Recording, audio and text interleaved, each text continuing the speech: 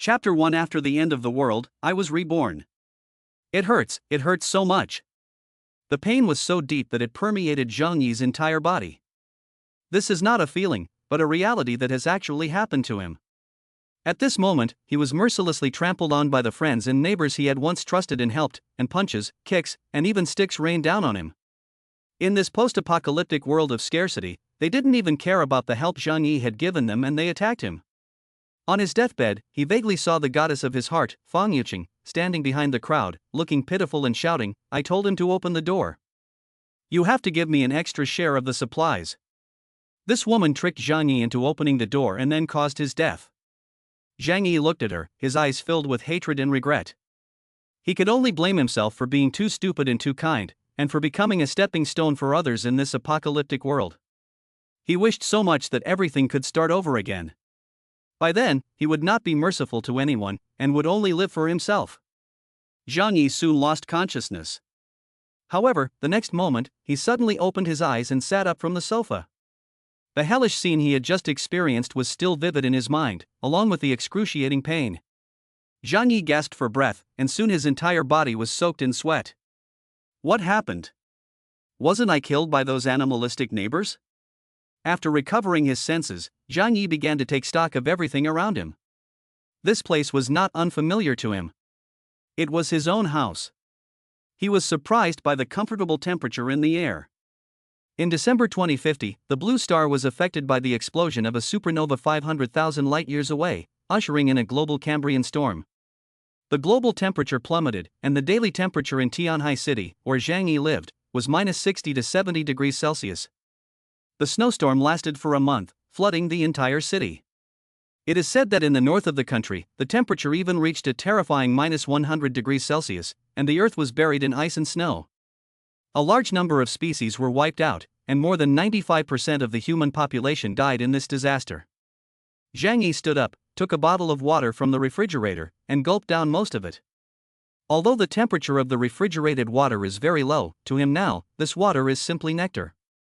In the end times, the only way for people to obtain water is to go outside and risk the extremely low temperatures of minus 60 to 70 degrees Celsius to dig snow and melt it into water. Such work can easily cause people to freeze to death. After drinking the water, Zhang Yi looked at his phone.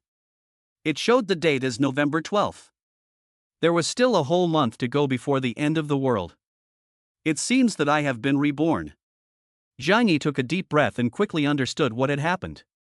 The experience of that month could not have been a dream, especially the pain of being dismembered, which was too real. Zhang Yi looked up, and after surviving the disaster, he was extremely grateful.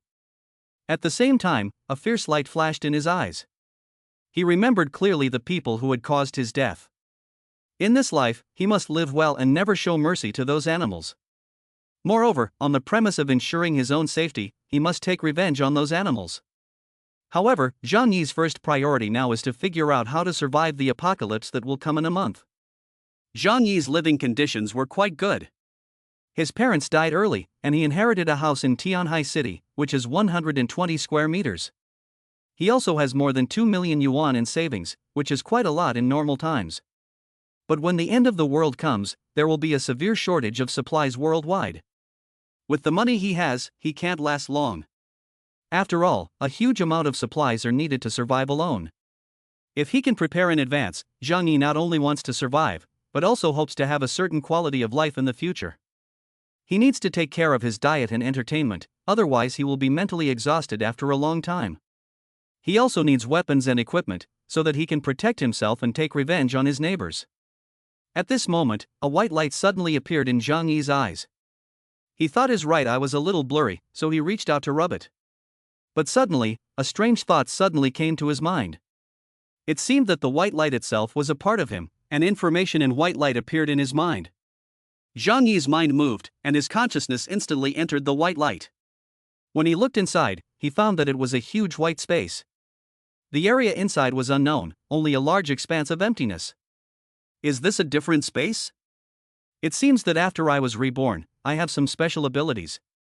Zhang Yi's heart suddenly felt a sense of joy.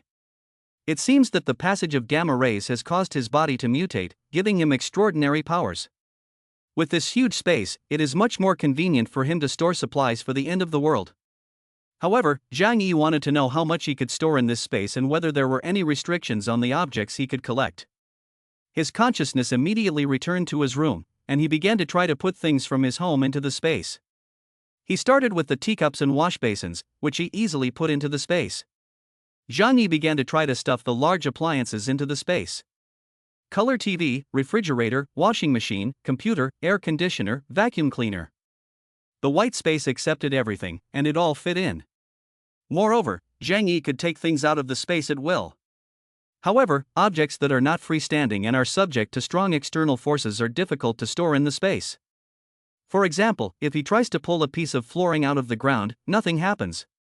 There seem to be many rules in the other space, and I need to slowly explore them. But just this huge space that can store objects can store a huge amount of resources. He licked his lips and had a bold plan in mind. Zhang Yi's job is to be a supervisor at the Walmart South China warehouse. As the world's largest supermarket chain, Walmart has everything you could possibly need.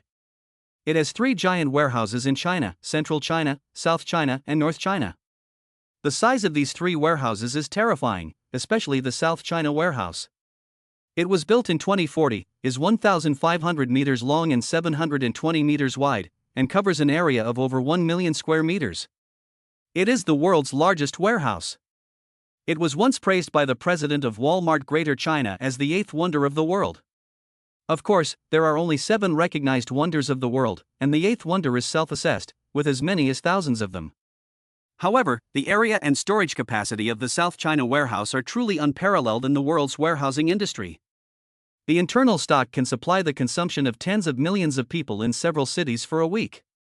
In other words, if Zhang Yi emptied the entire warehouse and moved it to his own space, then he wouldn't need to use up all the supplies in a lifetime, let alone 10 lifetimes. The most important thing is that Walmart's quality control is very strict. There are no low-quality, generic goods in the warehouse. Whether it is food, general merchandise, or luxury goods, they are all big brands with a good reputation. If Zhang Yi could empty a Walmart warehouse, he would not only not have to worry about supplies for the end of the world, but he could also live very comfortably. As the manager of the warehouse, Zhang Yi is extremely familiar with every shelf, monitoring equipment, and staff schedule in the warehouse. It would not be difficult for him to empty the warehouse. After making up his mind, Zhang Yi felt a lot more relaxed. Goo goo. At this moment, Zhang Yi's stomach made a protest. Zhang Yi touched his stomach and glanced at the rice with chicken and vegetables he had bought. Zhang Yi touched his chin and hesitated for a while, but finally shook his head and gave up on the takeaway. The end of the world is just a month away, and there are so many delicious things to eat now, or else there won't be any chance in the future. Why be so stingy with yourself? He had endured a month of cold and hunger, and now he desperately wanted to eat some hot and delicious food. What's the point of saving money? After the end of the world, money will be worthless, so it's better to spend it now and not waste it. Zhang Yi turned around and went to a fancy restaurant he had never been to before to have a good meal. Chapter 2: White Lotus Flower. Zhang Yi walked out of the house. The scene outside was peaceful, full of joy and comfort.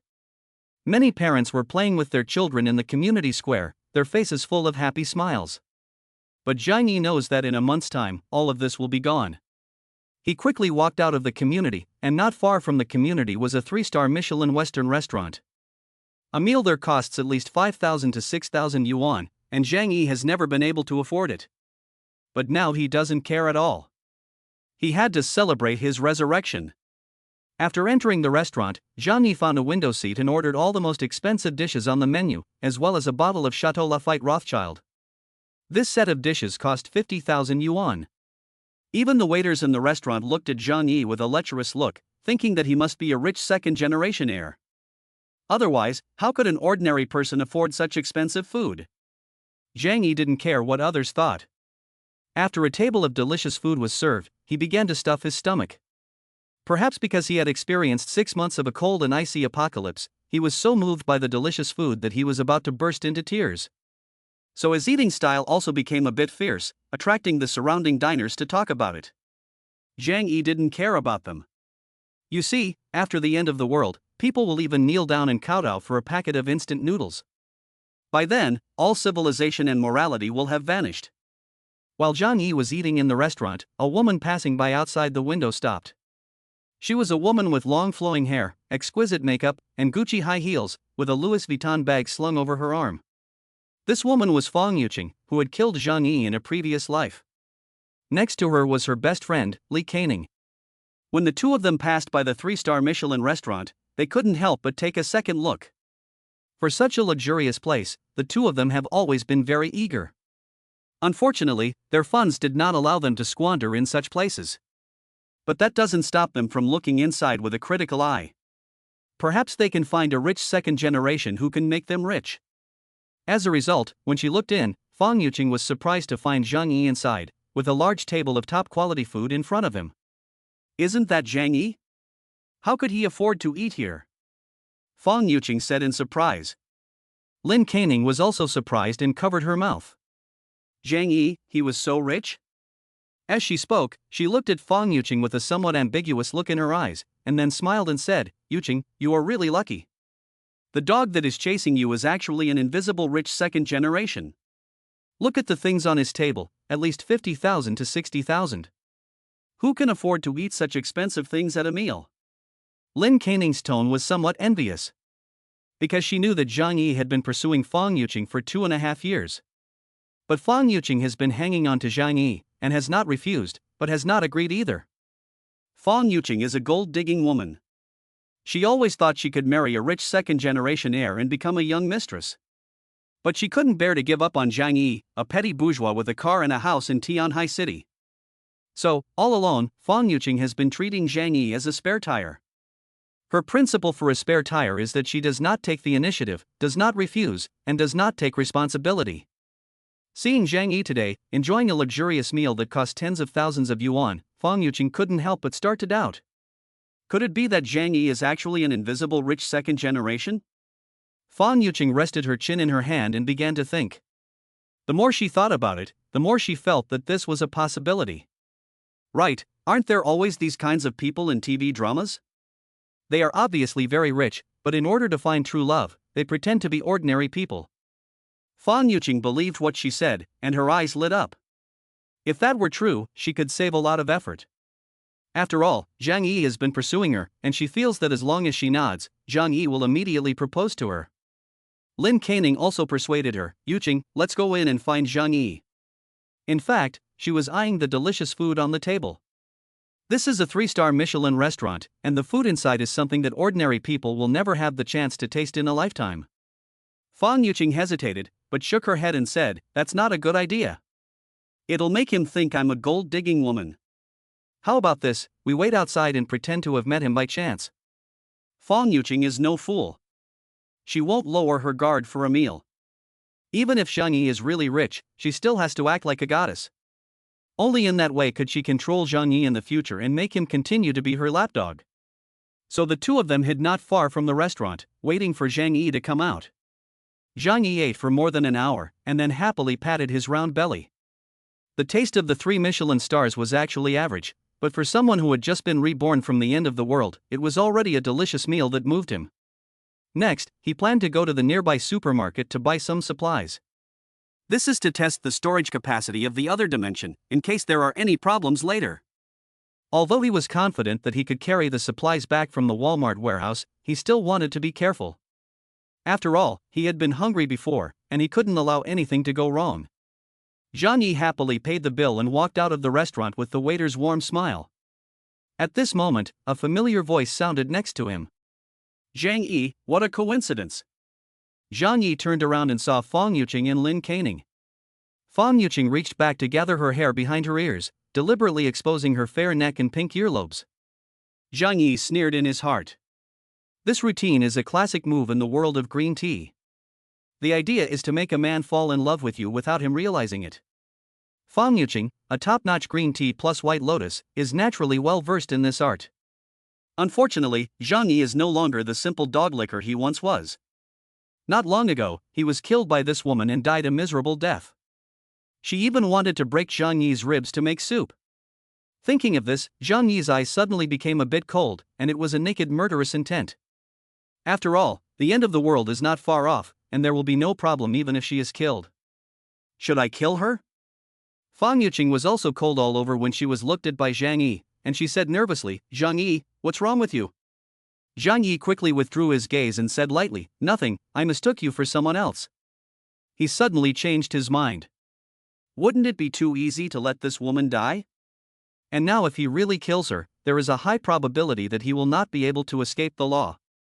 Zhang Yi didn't want to live in a detention center when the end of the world came. It would be better to let her experience the despair of the end times before killing her in a clever way. With careful planning, Zhang Yi had plenty of time to prepare. Plus, with the memories of his previous life, he had 100 ways to make her die in agony. So now, there is no need to clean up after her. The most important thing now is to build a safe refuge so that he can survive the end of the world safely and comfortably. Chapter 3, Shopping for Supplies. Zhang Yi's attitude towards Fang Yuqing was very cold. Fang Yuqing and Lin Keining also sensed that something was wrong. However, after mistakenly believing that Zhang Yi was an invisible rich second generation, the two of them not only did not get angry at Zhang Yi's attitude, but instead actively came over. What's wrong with a little temper in a rich person? That's called style. Hey, Zhang Yi, did you just eat at this restaurant? Lin Keining said nonchalantly. Zhang Yi frowned slightly. This woman is no better than Fang Yuqing. She was also responsible for poisoning him and causing his death. Zhang Yi replied coldly, then put his hands in his pockets and turned towards the supermarket. Fang Yuqing and Lin Keining quickly followed. Zhang Yi, where are you going? Fang Yuqing asked with a gentle smile. To the supermarket. Zhang Yi's voice was still cold and a little impatient. If it weren't for the fact that she wanted to give her a taste of the despair of the end times, Zhang Yi would have killed her on the spot. Fang Yuqing gave Lin Keining a wink and quickly said, "What a coincidence. We were planning to go shopping, too. It's just on the way." Zhang Yi had already realized by now. They must have seen her eating at a 3-star Michelin restaurant and mistaken her for an invisible rich kid. That's why they suddenly became so enthusiastic about him. He didn't bother to say anything to them and walked straight to the supermarket. But the more he did this, the more Fang Yuqing and Lin Keining thought he was a rich kid. Otherwise, why would he be so arrogant? The two followed Zhang Yi, and Fang Yuqing was even closer to him, sometimes deliberately reaching out to touch him. When Zhang Yi looked at her, she would turn her head away and blush as if she were very shy. Zhang Yi sneered in his heart. Green tea bitch, you can really act. If you were to act in a movie, you would definitely win an Oscar. Zhang Yi entered the supermarket and pushed a cart and walked inside. Fang Yuqing and Lin Keining hurriedly followed behind with their carts. Zhang Yi, are you having dinner with someone? Fang Yuqing asked with a smile. Zhang Yi walked towards the food section and said coldly, "Can't I eat by myself?" Fang Yuqing's eyes lit up and she quickly said, "Oh, I didn't mean that. It's just that everything in there is expensive, and I thought you were treating someone to dinner." Lin Keining couldn't help but ask, "Zhang Yi, your monthly salary is only 10,000 yuan, right? This meal will cost you half a year's salary. It seems that your family leaves you a lot of money." Fang Yuqing glared at Lin Keining. "Idiot, how can you ask such a question so casually? As a top-notch green tea, the most important rule is, talk about feelings with the rich and talk about money with the poor." Lin Keining realized that she had said something wrong and quickly tried to make amends. I was just joking. We're all good friends, so it doesn't really matter whether we have money or not." Zhang Yi didn't pay any attention to them at all. He went to the food section and looked at the shelves full of goods, as if he had entered a treasure trove. In his previous life, he had experienced the feeling of eating instant noodles for 2 days. So he has an insatiable desire for food. Zhang Yi walked directly to the shelves and put all the food on them into the cart. He bought a large amount of ham, instant noodles, self-heating hot pot and seasoning. This behavior left Fang Yuqing and Lin Keining dumbfounded. "Zhang Yi, why are you buying so much food? Are you going camping?" "Yes." Zhang Yi replied lightly. Lin Keining, however, was suspicious and whispered in Fang Yuqing's ear, "Would a rich kid go camping and eat all this?" Fang Yuqing was also a little confused, but when she thought of the 3-star Michelin meal, she didn't want to give up the idea that Zhang Yi was a rich second generation. She ran up to Zhang Yi and said politely, "Do you need any help?" With free labor on hand, Zhang Yi had no reason not to use it. And looking at Fang Yuqing's smile, which was as innocent as it could be, Zhang Yi also had a thought of revenge in his heart. He still had a month to prepare for the end of the world. It was not difficult to build a perfect shelter and ensure his own safety. As for daily necessities, he could still get them from the Walmart warehouse. In this way, he could ensure that he would be in an absolutely safe and comfortable state in the end times. Why not deliberately tell Fang Yuqing that he has stored up some supplies, and then let her come crying to beg him? As for Fang Yuqing leaking his information and attracting the siege of those bastards, this can also be solved. As long as his safe house is built strong enough, he doesn't need to worry about being besieged, but can effectively kill those bastards of neighbors. The thought of them being so angry and helpless made Zhang Yi's smile a little perverted. Well, this is indeed an option to consider. Zhang Yi planned to go to a security company to build a safe house like this. If it works, then he will use this plan. If that doesn't work, he'll move far away from the city and find a remote wilderness to build an underground shelter. This is a two-pronged approach. Zhang Yi's mouth curved into a smile. Then you guys help me push the cart. Fang Yuqing quickly nodded and agreed. Zhang Yi also asked Lin Caning to go and push a cart back. Although the two of them were full of doubts, they still did as they were told. Zhang Yi bought a lot of food that could be stored, including instant noodles, ham, and some bacon and canned food. He also used a cart to put fresh meat, fruits, vegetables, and some live fish. He wanted to test whether his otherworldly space had any special effect on storing fresh food. The 3 carts were full, and Zhang Yi gave the cart full of beef and lamb and canned goods to the 2 women to push. At least 400 to 500 pounds, they were sweating. Fang Yuqing complained, pouting, "Zhang Yi, how many people are going to eat all this stuff? Are you planning something and not telling me?" Zhang Yi sneered and said, "The sky has unpredictable changes. What if the world ends one day? I'll stock up on more things to live on." Zhang Yi was telling the truth, but no one would believe him. This was once confirmed by a doctor surnamed Li. Fang Yuqing took Zhang Yi's words as a joke and laughed out loud. "Oh, if you don't want to say it, just don't. Why make such a joke? But since you helped me so much today, you have to treat me to dinner later." Fang Yuqing's eyes were full of hints. She was hoping that Zhang Yi would take her to a 3-star Michelin restaurant. Zhang Yi's mouth curled up slightly. "Well, okay. But I've been busy lately and don't have much time. Maybe next month." Fang Yuqing said happily, "That's great, let's make a deal." Lin Caning hurried over and said, "Great, let's go together, hee hee." She was of course very happy to be able to eat a big meal just by pushing a cart. Seeing that Lin Caning was so blind, Fang Yuqing glared at her again. But Lin Caning pretended not to see. Zhang Yi went to pay for the goods, and this time the purchase was more than 10,000 yuan worth of supplies. He paid the bill without blinking an eye. You have to know that in the end times, the value of these supplies will increase by at least tens of thousands of times. It can even be said to be priceless. Because by then, no matter how much money you have, you may not be able to buy a mouthful of food.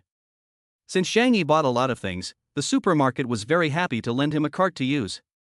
Zhang Yi unceremoniously ordered the 2 women to help him carry the goods home.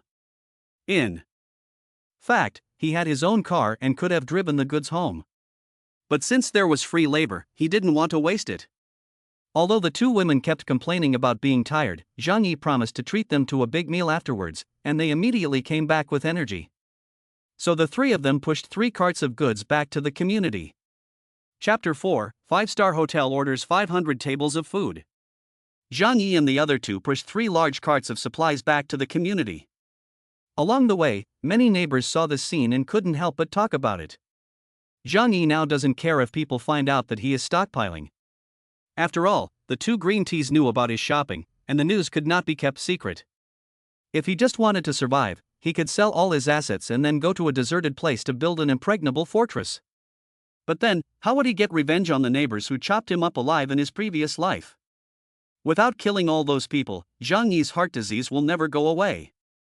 So one of his end-of-the-world plans is to stay in this neighborhood and take revenge on all those who owe him in another cruel way. Of course, the prerequisite for this plan is that the security company has the ability to build him an impregnable shelter.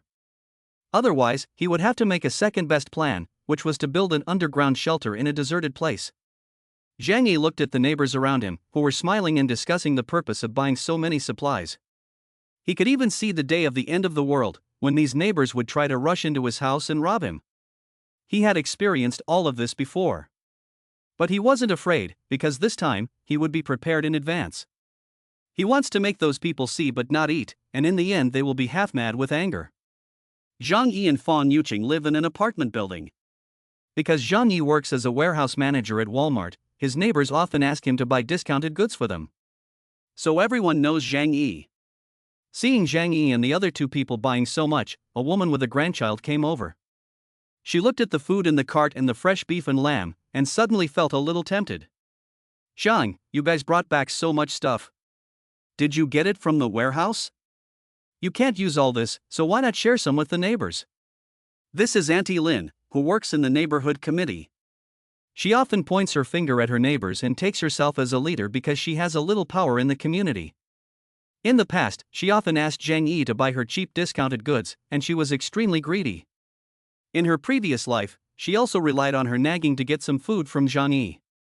But when all the neighbors rushed to Zhang Yi's house to loot, she not only did not stop them, but even acted more aggressively than the young people. Fang Yuqing and Lin Keining did not want to provoke this woman and quickly said, "These things were bought by Zhang Yi, and we are just returning them for him." Mrs. Lin immediately looked at Zhang Yi and said with a smile, "Little Zhang, it seems that these are from your warehouse. How about giving Mrs. Lin a little bit?" As she spoke, her grandson Xiaohu climbed onto a handcart and reached into his pocket to pull out a box of chocolates. Although he is small, his eyes are very vicious. That box of imported chocolates costs more than 200 yuan in the supermarket.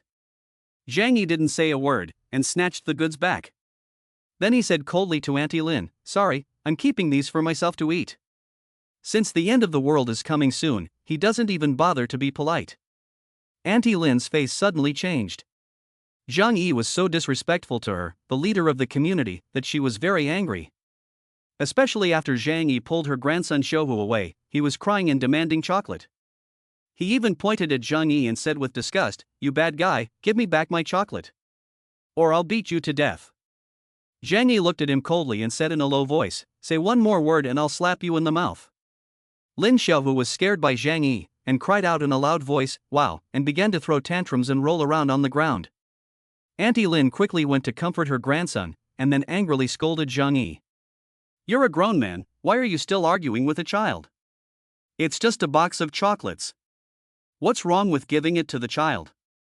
Why don't you just give him a box of chocolates? I'll buy it for you and give you the money later. When someone tries to take advantage of you, yes."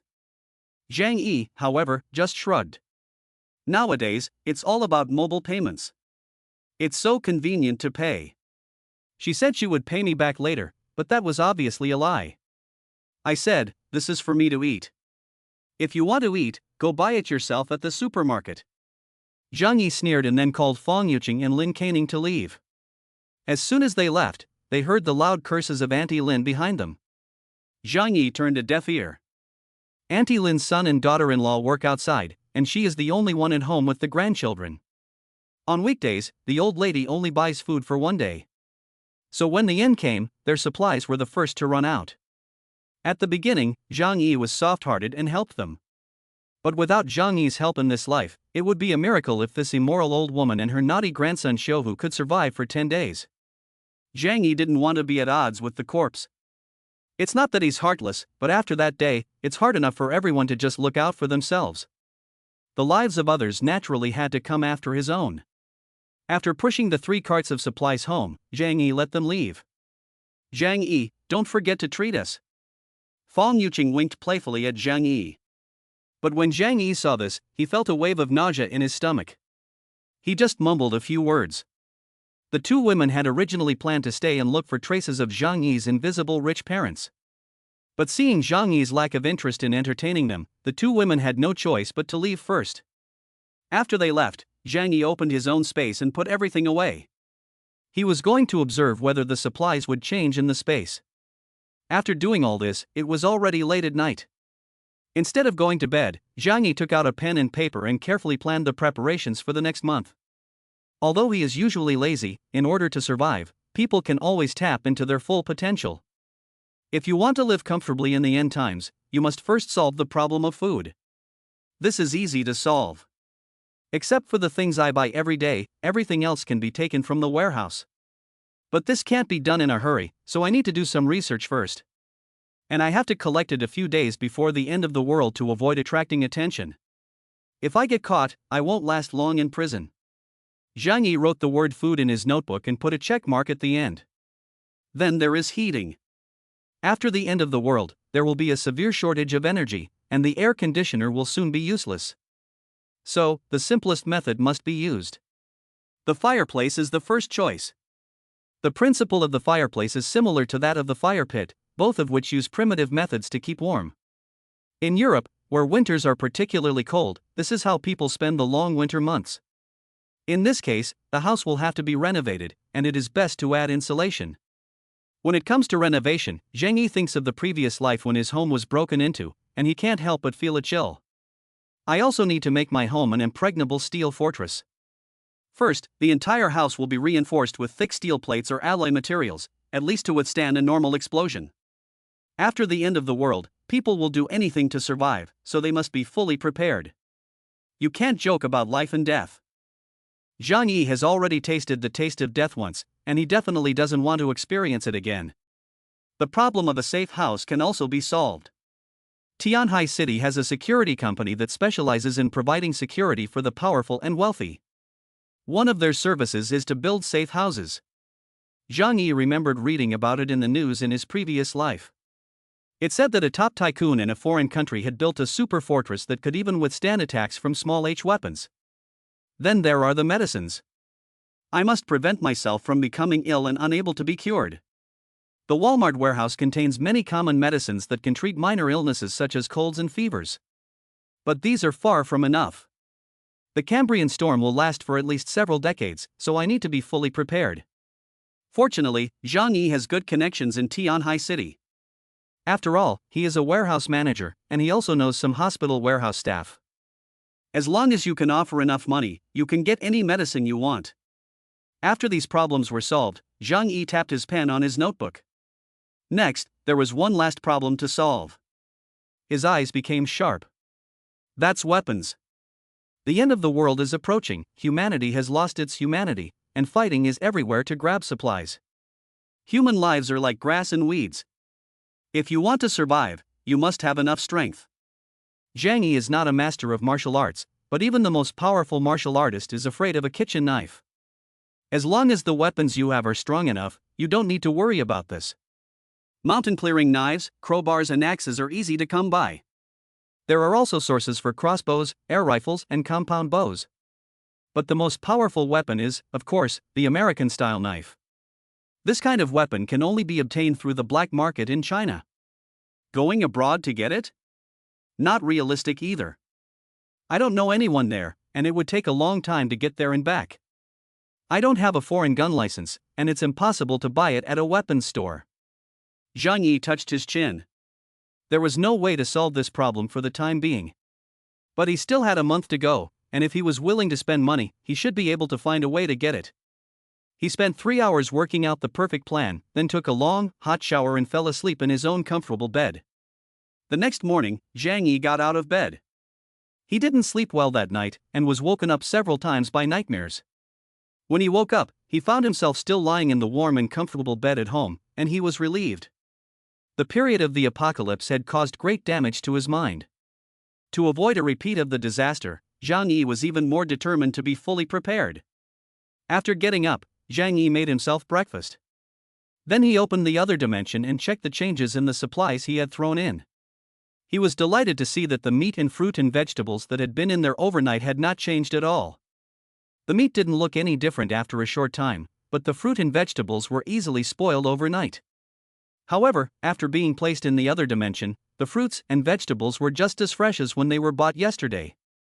My other space is independent of this world, so perhaps the rules of time change differently. Maybe the time flows more slowly, or even stands still. This is great news. In this way, I can put all kinds of things in it without any worries. However, when Zhang Yi checked the few fish he had put in, he found that they were all dead. They were still alive and hadn't deteriorated. Zhang Yi touched his chin and understood some of the rules for using the other space.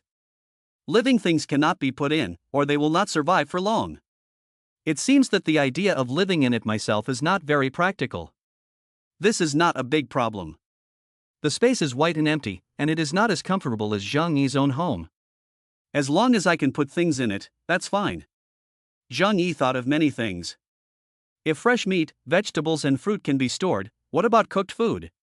Although Zhang Yi can cook, there is still a big difference between him and a professional chef. He would have to cook for himself in the future, and sooner or later he would get tired of it. So Zhang Yi immediately called Hongfu Tianxia, the largest 5-star hotel in Tianhai City. This hotel also provides takeout, and their food tastes great, which Zhang Yi loves. Hello, this is the Hongfu Tianxia Hotel. How can I help you? Zhang Yi immediately said, I'm inviting guests to my house for a 3-day, 3-night banquet. I need to reserve 500 tables of food. The person on the other end of the line was also taken aback. 500 tables of food, even if they could make it, it would take a long time. And they are a 5-star hotel, so the cheapest table of food and drink would cost 3,000 or 4,000. 500 tables would be over 1 million. The waiter did not dare to make a decision on his own and quickly said, Please wait a moment, I will go and ask our manager. After a while, another person picked up the phone. Hello sir, I am Chen Dingfang, the manager of the Hongfu Hotel. I don't know how to address you. Chapter 5, Borrowing Money. Zhang Yi replied, My name is Zhang Yi. Do you have any problems with my booking of 500 tables? The manager was shocked. This was the first time they had encountered such a situation since the hotel opened. But such a large order, if it came, they would definitely have to accept it. Mr. Zhang, 500 tables of banquets can be worth millions. If you need it, we will prepare it for you immediately, but you need to pay a deposit of 200,000 in advance. Zhang Yi replied, That's no problem. I'll send you the account number later and transfer the money to you. With money, everything is easy. The manager agreed and then added Zhang Yi as a friend and sent him the bank account number. Zhang Yi transferred 200,000 yuan without hesitation. The manager, after confirming with the finance department that the deposit had arrived, immediately began to give orders to the various departments. Hurry up! We have a big order. Tell the purchasing department to prepare the goods quickly. The kitchen should not take any other takeaway orders for the time being. We have to make 500 tables of banquets for the guests within 1 day. On the other side, after Zhang Yi hung up the phone, he couldn't help but sigh. Although the money will be useless in a month, it is still necessary to use money to buy things now. In his hands, he had a total of about 2 million yuan in inheritance from his parents and his own savings. Half of it is gone, and to be honest, it still hurts a little. But then he thought, this is a good thing. Many people have a lot of money in their hands, but it all turns into worthless paper. Not everyone has the opportunity to spend money. However, there are still many places where I need money, so I have to find a way to get it. Zhang Yi's eyes immediately fell on his own house. The house is located in the Tianhai City Central Ring, with an area of 120 square meters. The community was built 10 years ago. According to the current market price, it is worth more than 40,000 yuan per square meter. That means this house is worth at least 5 million yuan. I know, I'll take out a mortgage, and I'll have the money. Zhang Yi smiled. It was so comfortable to borrow money without having to pay it back. He immediately left home and drove to the bank to apply for a loan. On the way, he received a message from Fang Yuqing. Zhang Yi, it's so boring on the weekend. I really want someone to go out with me. Zhang Yi glanced at it and threw the phone aside. He went to the bank to apply for a loan. Since Zhang Yi had a large loan amount and complete documentation, he was able to get the house for the full price. So the loan was quickly approved, but the bank only gave him a loan of 4 million. Zhang Yi didn't bargain, since it was all free money, and he didn't have the time to argue with the bank. After signing the contract, the bank transferred the money to his account. Now that I had spent over 1 million yuan on the banquet, I still had about 5 million yuan in my hands. It should be enough to renovate the house. However, I still need to buy a large amount of medicine and weapons. This money may not be enough. Zhang Yi touched his chin and began to think about how to get more money.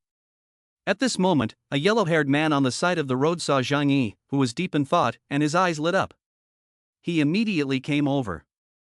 Hey, buddy, do you need money? Zhang Yi looked up at the yellow hair.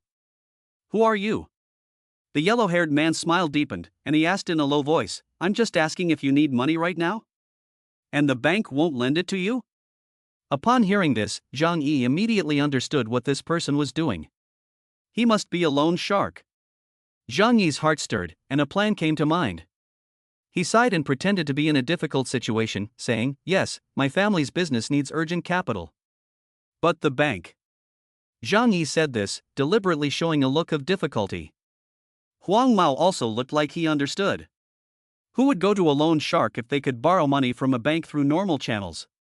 He said to Zhang Yi, "Yes, it's very strict to borrow money from the bank now. There are all kinds of rules and regulations, and the money comes down slowly. But if you need money urgently, I can help you out." Zhang Yi looked at Huang Mao cautiously. "You? Are you really up to it? I need several million." Huang Mao's eyes became more excited when he heard that it was a big deal. He took out a business card from his pocket and handed it to Zhang Yi. "Our company specializes in saving people from financial difficulties. If you need money, you've come to the right place." Zhang Yi glanced at the card, which read Duo Loan Financial Services Company. And Huang Mao's name was Business Manager Hu Minghua. Zhang Yi said excitedly, "Can you really lend me money? I need 5 million. As long as you can help me get through this difficult time, I promise to pay it back in 3 months at the most."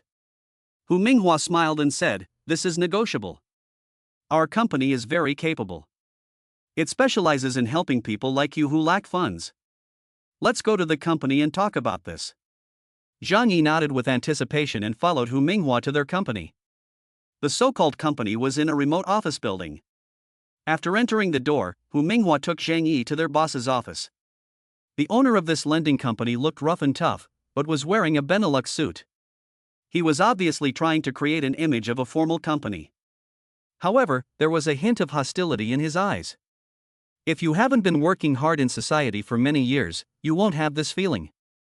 Hu Minghua introduced Zhang Yi's basic information to the boss in front of him. "Manager, this is a client who wants to borrow money from us. The boss's name is Chen Xiong." After seeing Zhang Yi, he smiled and asked Zhang Yi to sit down. "Mr. Zhang, how much do you want to borrow?" It is no wonder that the conversation is so simple and rude, as befits a company that engages in loan sharking. Such a company is itself informal, so there are not so many rules and regulations. And they have ways to make you pay back the money, so they don't worry about you defaulting on the loan. Zhang Yi said, "I want to borrow 5 million. Chen Xiong frowned. "Oh, that's not a small amount. But Mr. Zhang, I should warn you in advance that our interest rate is very high. You should be prepared for that." Hu Minghua said from the side, "Mr. Zhang's business needs a lot of capital to turn around. Once the business turns around, the money will be earned very quickly. Right?" The two of them sang in unison, and Zhang Yi took it all in. Zhang Yi pretended to be anxious and said, "Yes, I can pay you back soon. The interest rate can be higher. As long as you can lend me the money." Chapter 6, Building a Top-Notch Safe House. Chen Xiong's face lit up with a smile. "That's good. Our interest rate is 4%.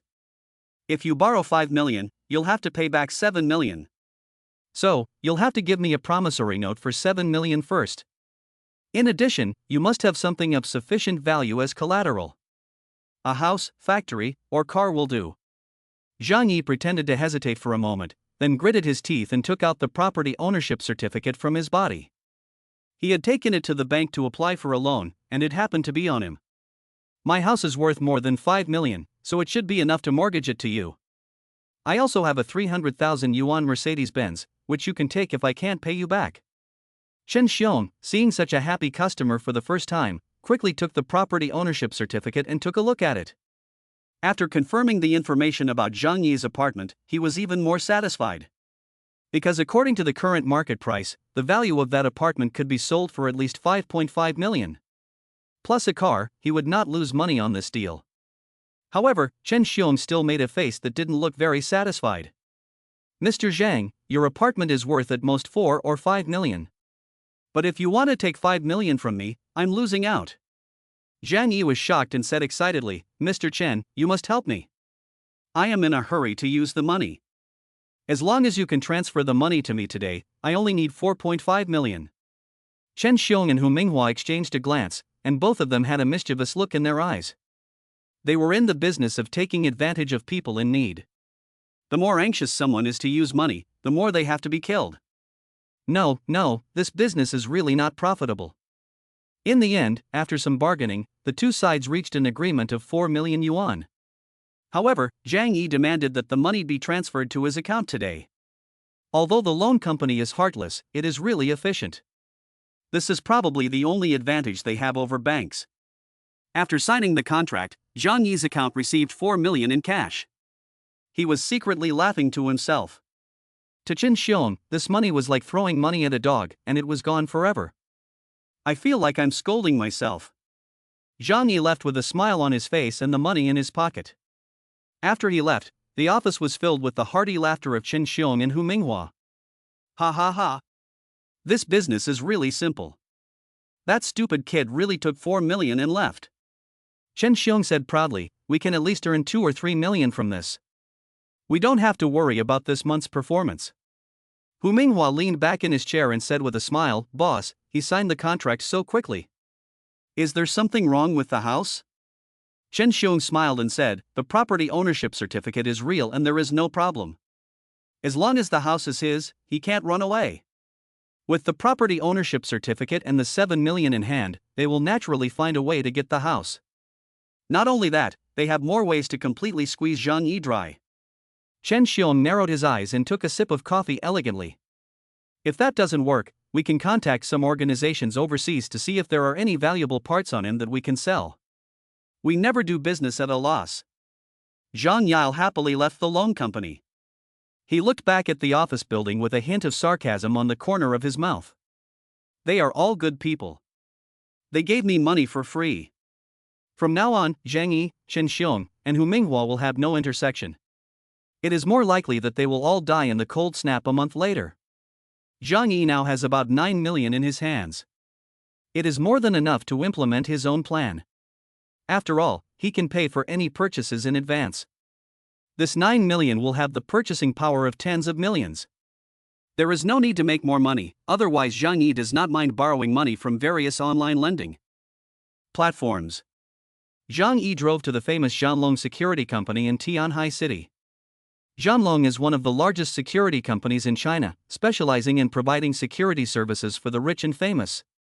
Sometimes, even some high-ranking officials will ask them for help when they travel. Zhang Yi found them because in his previous life he had heard that Zhanlong had built a top-notch security house worth $1 billion for the son of the richest man in Jiangnan province. It is said that the family, which started out in real estate, was still able to live a carefree life during the apocalypse. And the safe house built by Zhanlong Company for them was instrumental in this. Zhang Yi came to the Zhanlong Company and explained his purpose to the receptionist. Immediately, someone from the business department invited Zhang Yi to a lounge. The female receptionist brought Zhang Yi a freshly ground coffee. Soon after, a burly man with a crew cut walked in. He was wearing a black suit, which gave him the look of a suit thug. You can't help but worry that the clothes will burst.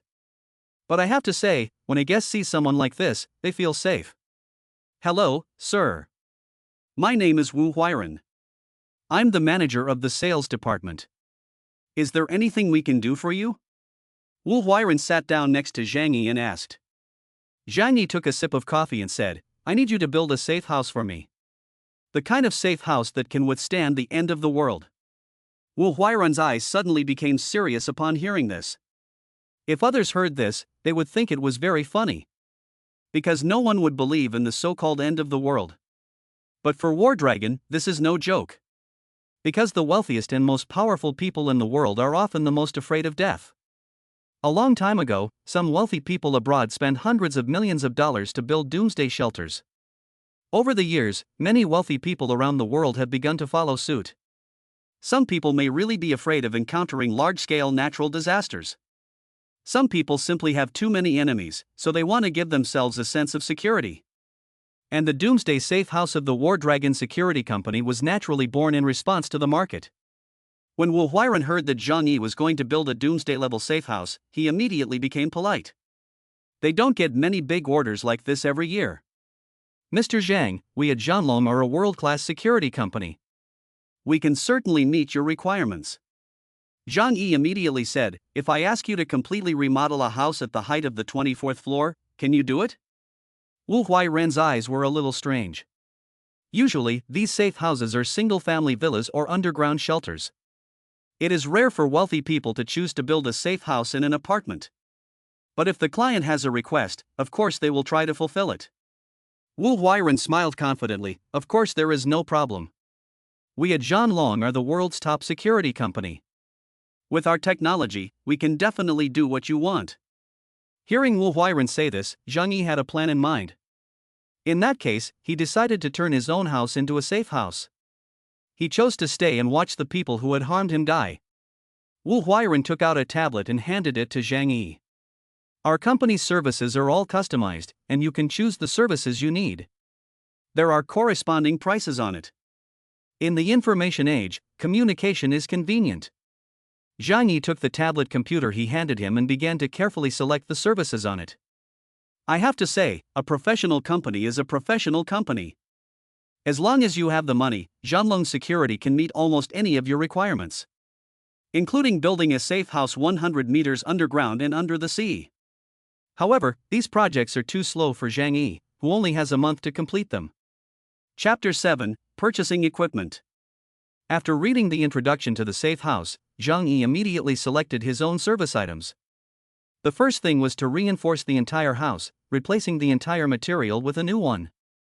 The walls, ceilings and floors will all be replaced with 200 mm thick alloy, which will replace the original walls. This is an aviation material that is only 1/3 the weight of steel, but 10 times stronger. Using this material to build a safe house can be embedded in the building where Zhang Yi lives, and there will be no problem with overloading the load-bearing capacity. The windows are made of the best bulletproof glass in the world. The ventilation system is also equipped with air filtration. No harmful gases can enter from the outside. Finally, there is a complete monitoring system that can monitor the inside and outside of the house in all directions. The doors are all replaced with heavy anti-theft doors made of the same material as bank vaults, which are difficult to blow open even with small bombs. In short, Zhang Yi's only requirement was to make his house an Iron King that absolutely no one could invade. After checking all these items, Zhang Yi handed the computer to Wu Huairen. After reading it, Wu Huairen couldn't help but stare in amazement. A house of only 120 square meters, but built like an iron barrel. With weapons added, it is a fortress. Wu Huairen muttered. Hearing this, Zhang Yi's eyes flashed. "Oh, do you have any research on fortresses?" Wu Huairen laughed. "I was a mercenary abroad, and I know all about military knowledge." A flash of inspiration crossed Zhang Yi's mind. He suddenly lowered his voice and said to Wu Huairen, "Do you have a way to get a gun?" This sentence made Wu Huairen's expression become serious. In China, firearms are not allowed to be privately owned. "Mr. Zhang, you should understand that, as a matter of principle, that kind of thing is not allowed to be privately owned." Wu Huairen also whispered. "Have you encountered some terrible enemy that makes you so scared?" Zhang Yiqipo got off his donkey. "Yes, I have offended some people in the underworld, and they are very ruthless and have guns. I was thinking, can I get some guns to protect myself? Otherwise, I can only hide in my house and take the beating, which is not a good idea." Wu Huairen laughed. "Mr. Zhang, I'm afraid I can't help you with this. We're a legitimate company." But from the look in Wu Huairen's eyes, Zhang Yi could tell that he wasn't unwilling to get his hands on a gun, but rather unwilling to get his hands dirty. Zhang Yi took a deep breath.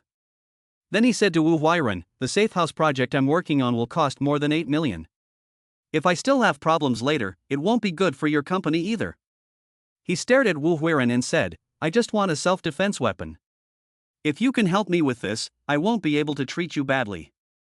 Wu Huairen did not say anything. He frowned and weighed the matter. He naturally had the connections. However, he was not sure about Zhang Yi's background and of course did not dare to introduce him easily.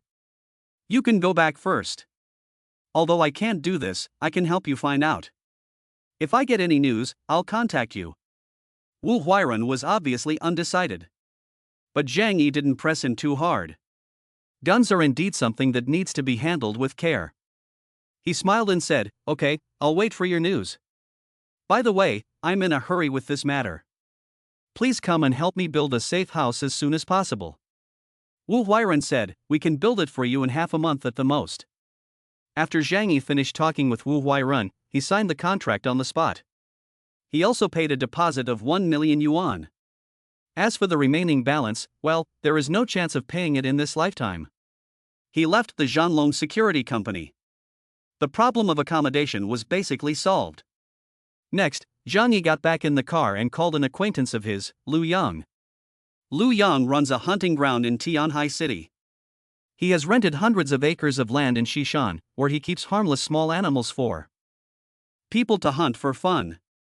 He has many legally obtained crossbows, compound bows, and air rifles in his possession.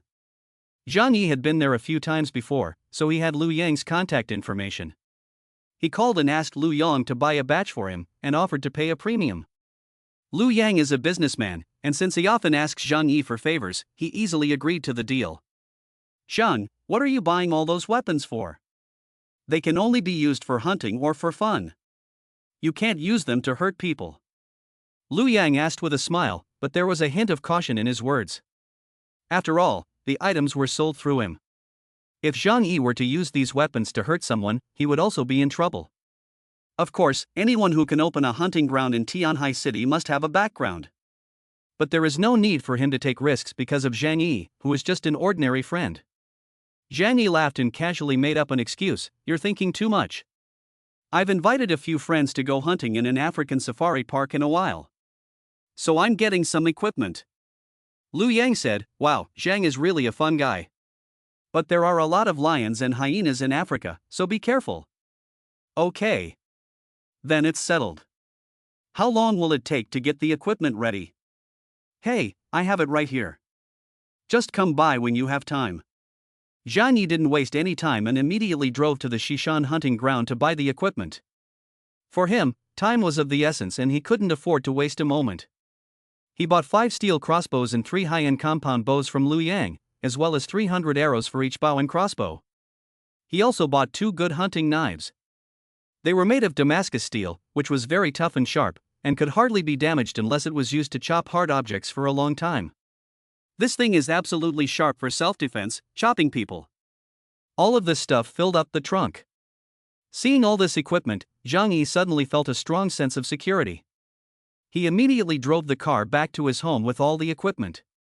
Since he had purchased everything through official channels and had even obtained a hunting license for his own enjoyment, he was not worried about being questioned by the police. When he got home, it was already dusk. Zhang Yi went out again and had a hearty hot pot dinner at Haidilao. Thinking that he would have to make his own hot pot in the future, he immediately paid for and ordered 10,000 hot pot seasonings from Haidilao. The waiters at Haidilao were shocked and thought that Zhang Yi was someone from a rival business who had come to cause trouble. Fortunately, the service at Haidilao was good, so they didn't turn their backs on Zhang Yi. Later, the manager of the restaurant came over, asked Zhang Yi a few questions, and then accepted the order. However, the condition was that the payment had to be made in cash to prevent Zhang Yi from being a hostile businessperson causing trouble.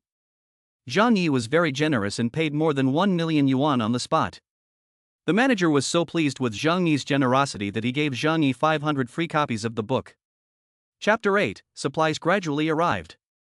Zhang Yi left his address and asked the Haidilao employees to send the hot pot base ingredients over.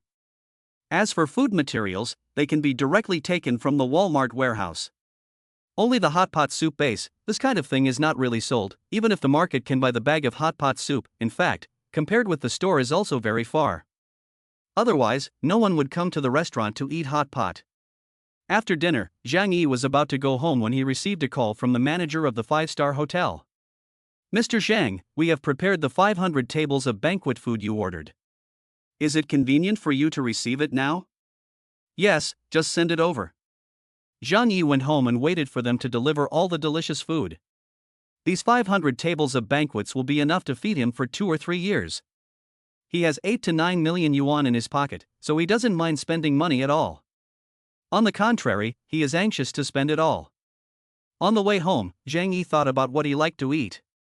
So he placed orders with the major restaurants in Tianhai, asking them to send him 100 tables each.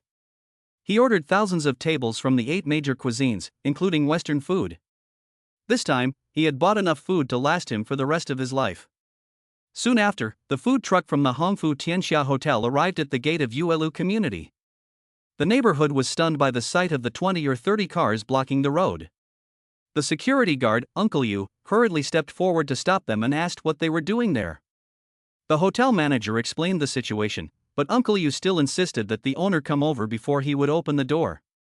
After all, the situation was too serious, and he couldn't easily let them in for the safety of the community, not knowing what was in the cars. The hotel manager had no choice but to call Zhang Yi. Zhang Yi went downstairs and arrived at the entrance of the community. At this time, the entrance to the community was surrounded by people, including neighbors from the apartment building and the onlookers Fang Yuqing and Lin Caning.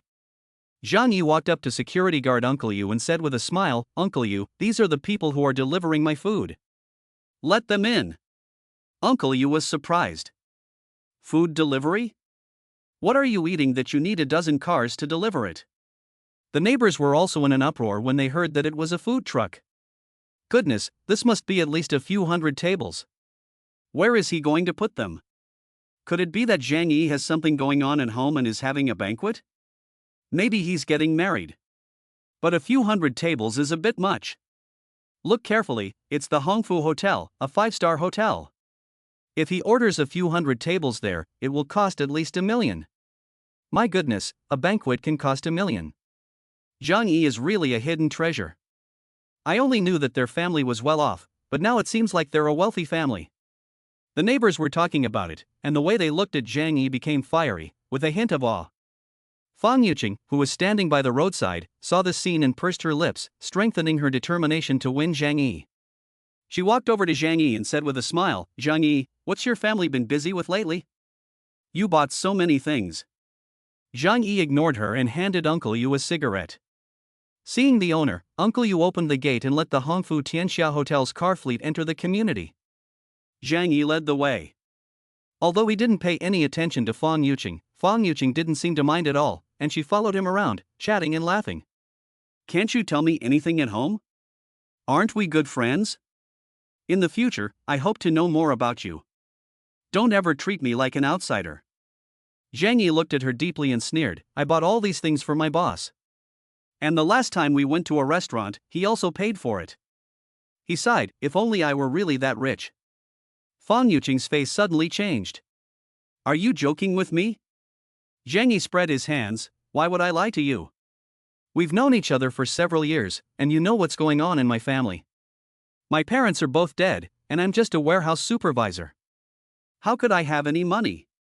His explanation made Fang Yuqing's face change from gloomy to bright. She did suspect that the rich second generation would at least have a big business in their family. Although Zhang Yi's parents had passed away several years ago, they had left some property, but they could not be considered rich.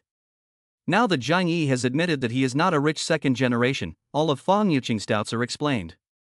She silently moved away from Zhang Yi a little, then gathered her hair and said with a polite smile, "Whether you are a rich kid or not, we are still best friends, aren't we? I'm not a gold-digging woman." She deliberately emphasized the word friend. Green tea never does anything extreme, because she still needs spare tires and lapdogs to serve her. Zhang Yi's mouth curled up, and he didn't say anything to her. On the other side, the employees of Hongfu Tianxia began to carry tables of food to the location designated by Zhang Yi. Zhang Yi usually has good relationships with people, so she borrowed a warehouse from the property management company. She asked them to put the food in the warehouse first.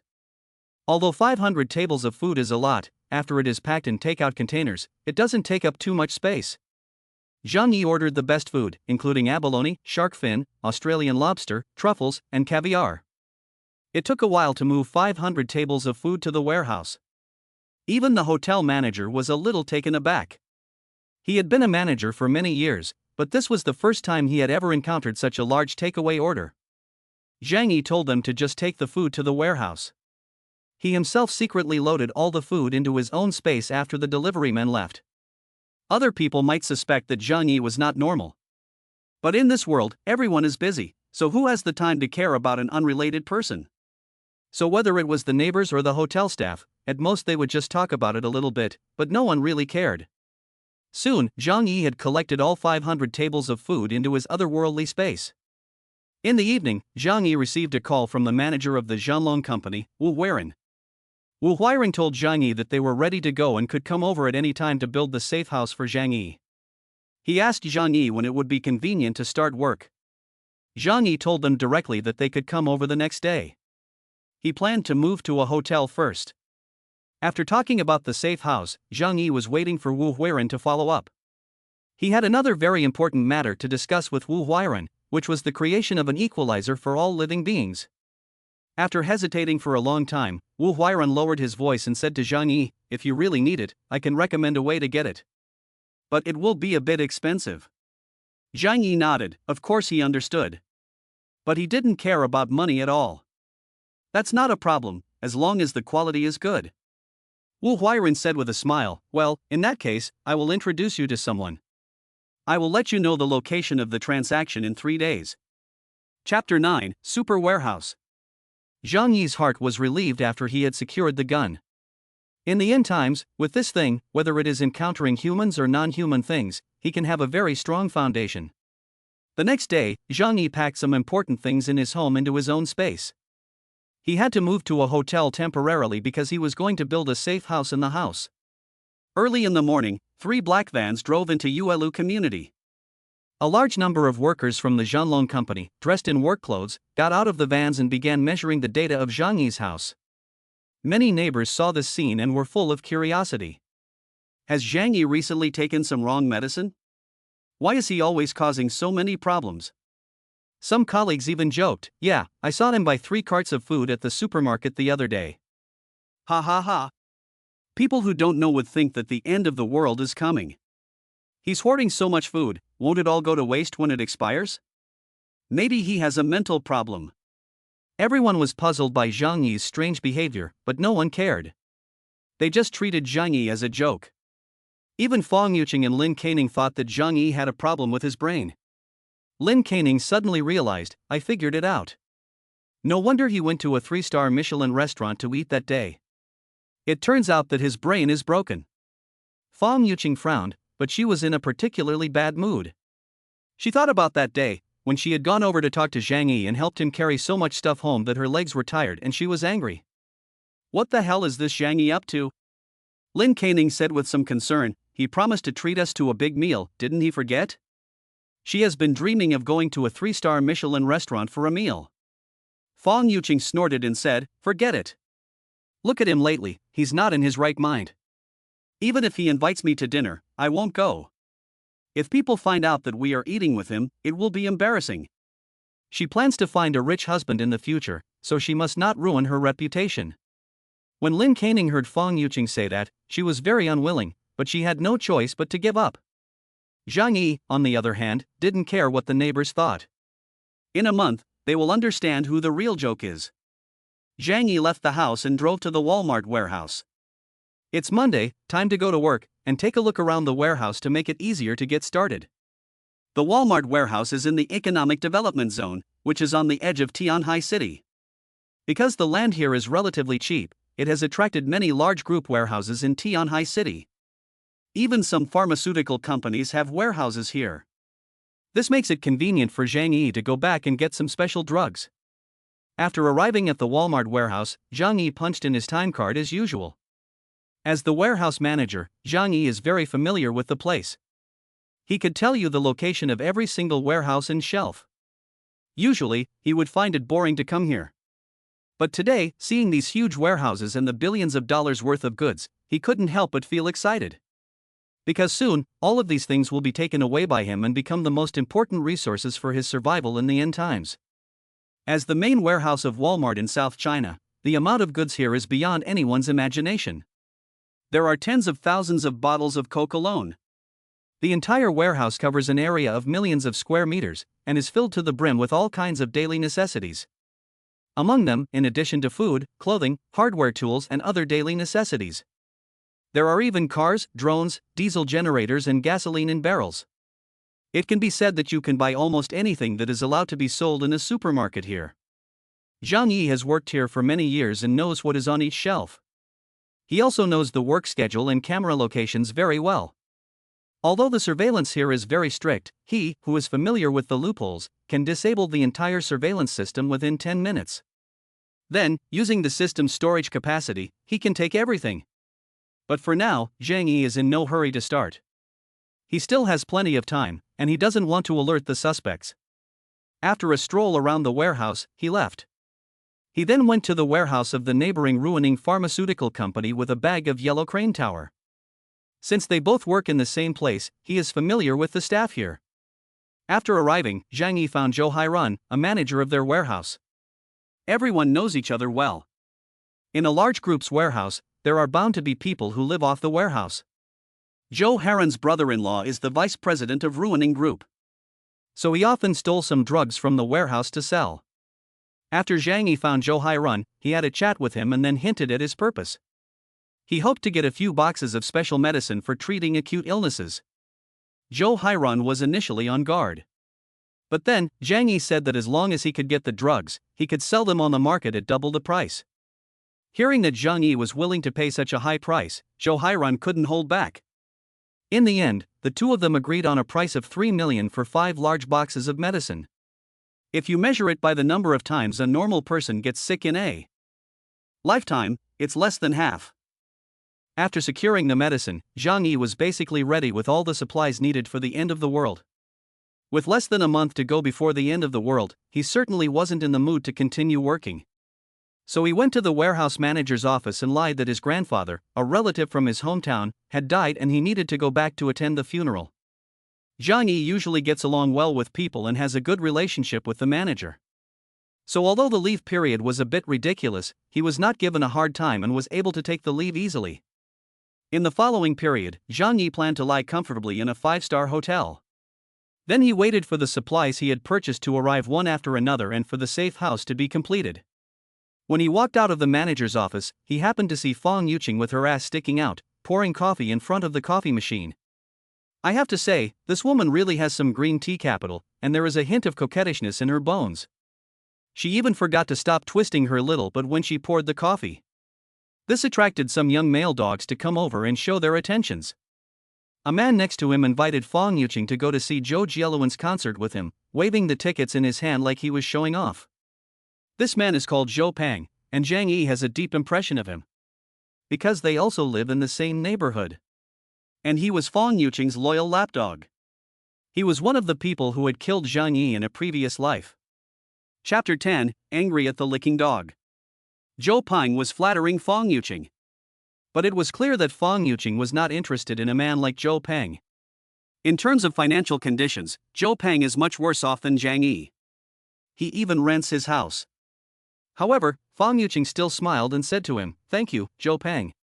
But I happened to have a date with a friend that night." What a coincidence! A look of disappointment flashed across Zhou Pang's face. He had spent a whole month's salary on these 2 concert tickets. He had hoped to take the opportunity to confess his love to Fong Yuqing at the concert. But he didn't expect to be disappointed. Zhang Yi saw this scene and a teasing smile appeared on the corner of his mouth. He knew that Zhou Pang, the lapdog, would not get anywhere in the end. But Zhou Pang, in his disappointment, saw Zhang Yi, who was smiling next to him, and suddenly lost his temper. In order to distract himself from the embarrassment, he immediately came over and said to Zhang Yi, "Zhang Yi, you are too unprincipled. A grown man, and you let a woman help you carry things. Are you ashamed?" Yuping came to work today and kept complaining about her sore back. "Next time, I hope you won't bother others if there's anything like this again." Zhang Yi glanced at Fong Yuqing. It turned out that this woman had spread the news. Fong Yuqing said hypocritically, "It's nothing, nothing.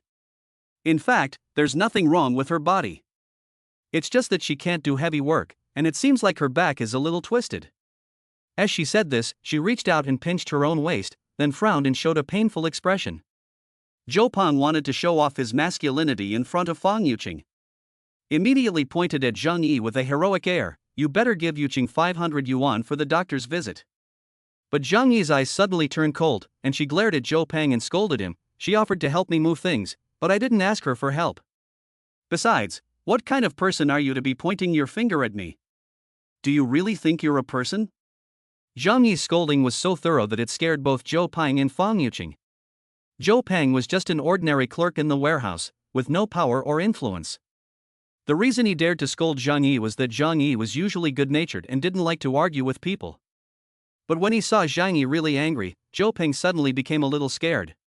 "Why are you yelling so loudly? I was just discussing it with you." Zhang Yi sneered and turned away. He didn't want to waste any more time arguing with Zhou Peng. Because Zhang Yi now looked at everyone as if they were dead. In a month, 99% of the people around him will die in the extreme cold of the apocalypse. Why should he waste his breath on dead people? After Zhang Yi left, Zhou Peng ran up to Fang Yuqing and whispered, "Yuqing, I told you that Zhang Yi is no good. You should stay away from him in the future." Fang Yuqing frowned and was also puzzled. Because in the past few days, Zhang Yi seemed to have completely changed. He didn't even come over to say hello when he saw her. He didn't even talk to her every night to say goodnight. There must be something weird. Fang Yuqing thought to herself. After work, Zhang Yi drove to a 5-star hotel in Tianhai City. It was the Hongfu Tianxia restaurant he had booked a meal at earlier. The manager of the Fortune World Hotel heard that Zhang Yi was coming and immediately had a room arranged for him with a smile. A room in a 5-star hotel costs more than 1,000 yuan a night. Zhang Yi didn't feel a bit sorry. He had millions in his pocket, and he would only feel wasteful if he couldn't spend it all. That night, Bai Lianhua Fang Yuqing took the unprecedented initiative to send a message to Zhang Yi. "Fang Yuqing, Zhang Yi, I passed by your house today and saw that someone was renovating it." Zhang Yi's mouth curled up. "Yes, that's right. Fang Yuqing, you've been acting really strange lately. You're hoarding things and renovating your house. Is something going to happen soon?" Zhang Yi couldn't help but raise his eyebrows. Although this white lotus is bad, she is not stupid at all. It seems that her attention has been drawn to his strange behavior lately. But Zhang Yi didn't care. The opinions of others meant nothing to him now. "It's nothing," he replied coldly, then threw the phone aside. On the other end of the line, Fang Yuqing looked at Zhang Yi, who was indifferent to her, and felt very uncomfortable. In the past 2 years, Zhang Yi has always been very good to her. He always asked after her health and found all sorts of excuses to chat with her every night. However, recently, he has been like a completely different person to her. Not only is his attitude cold, but he doesn't even take the initiative to talk to her. This made Fang Yuqing feel very uncomfortable. She may not be interested in Zhang Yi, but she absolutely does not allow Zhang Yi to lose interest in her. In Fang Yuqing's view, that signified that a fish in her pond had escaped. Although Zhang Yi is not a second-generation rich man, he is still a high-quality middle-class young entrepreneur. If she can't find a rich man to marry in the future, she can still give Zhang Yi the opportunity to take over. Fang Yuqing picked up her phone and sent another message. "I feel that we haven't been in touch much lately. It makes me feel a little lonely." But after waiting for a long time, she didn't receive a reply. Fang Yuqing bit her lip and couldn't help but feel a little irritated. This damn Zhang Yi, has he been possessed by evil spirits lately? I took the initiative to find him, and he actually dared not reply to my message. On the side, her roommate, Lin Caning, heard Fang Yuqing's complaints and walked over with a smile. Zhang Yi has been acting strange lately. Who knows why he bought so much food and drinks, and ordered so many banquets from the hotel? It really seems like there is going to be a shortage of supplies soon. Fang Yuqing frowned slightly when she heard this. She said to Lin Caning, "Caning, do you think something will really happen in a while? Did Zhang Yi start hoarding goods after he got the news?" Lin Caning was stunned by this, and then laughed with her hands on her stomach. "Yuqing, are you stupid? If something really were to happen, the authorities would definitely have news to inform us. We should just be at ease. If we really hoard supplies, others will laugh at us for being fools." After hearing this, Fang Yuqing also smiled self-deprecatingly. "You're right." Zhang Yi stayed in the suite of a 5-star hotel for several days. He didn't go anywhere. During these few days, on the one hand, he went on a shopping spree for banquets at various hotels. On the other hand, he began practicing the use of compound bows and crossbow arrows in his room. Fortunately, Zhang Yi had liked hunting in the past and had a good foundation. Now, within a range of 15 meters, his shooting accuracy is particularly high. Especially with a professional-grade compound bow in hand, this modern equipment can allow an ordinary person to shoot an arrow comparable to that of an ancient archer. not to mention dealing with humans. Even if he encounters wild boars, jackals, and large dogs, he can still cause considerable damage. Chapter 11. The safe house is complete. 3 days later, Zhang Yi successfully obtained 2 guns and 100 rounds of ammunition through the help of Wu Weiren. Although the price was a bit expensive, Zhang Yi didn't mind at all. With this heavy thing in his hand, he was more confident about his safety in the end times. He also completed the transaction with Zhou Hairun for the medicine needed in the end times, and directly obtained 5 boxes of imported high-end medicine. Another week had passed. Wu Huairen called Zhang Yi and told him that the safe house had been built according to his requirements. He asked him to come back to inspect it. Zhang Yi left the hotel where he had been staying for a while and drove back to Yuelu community. Wu Huairen personally accompanied Zhang Yi to inspect the house. When he returned home, Zhang Yi couldn't help but be impressed.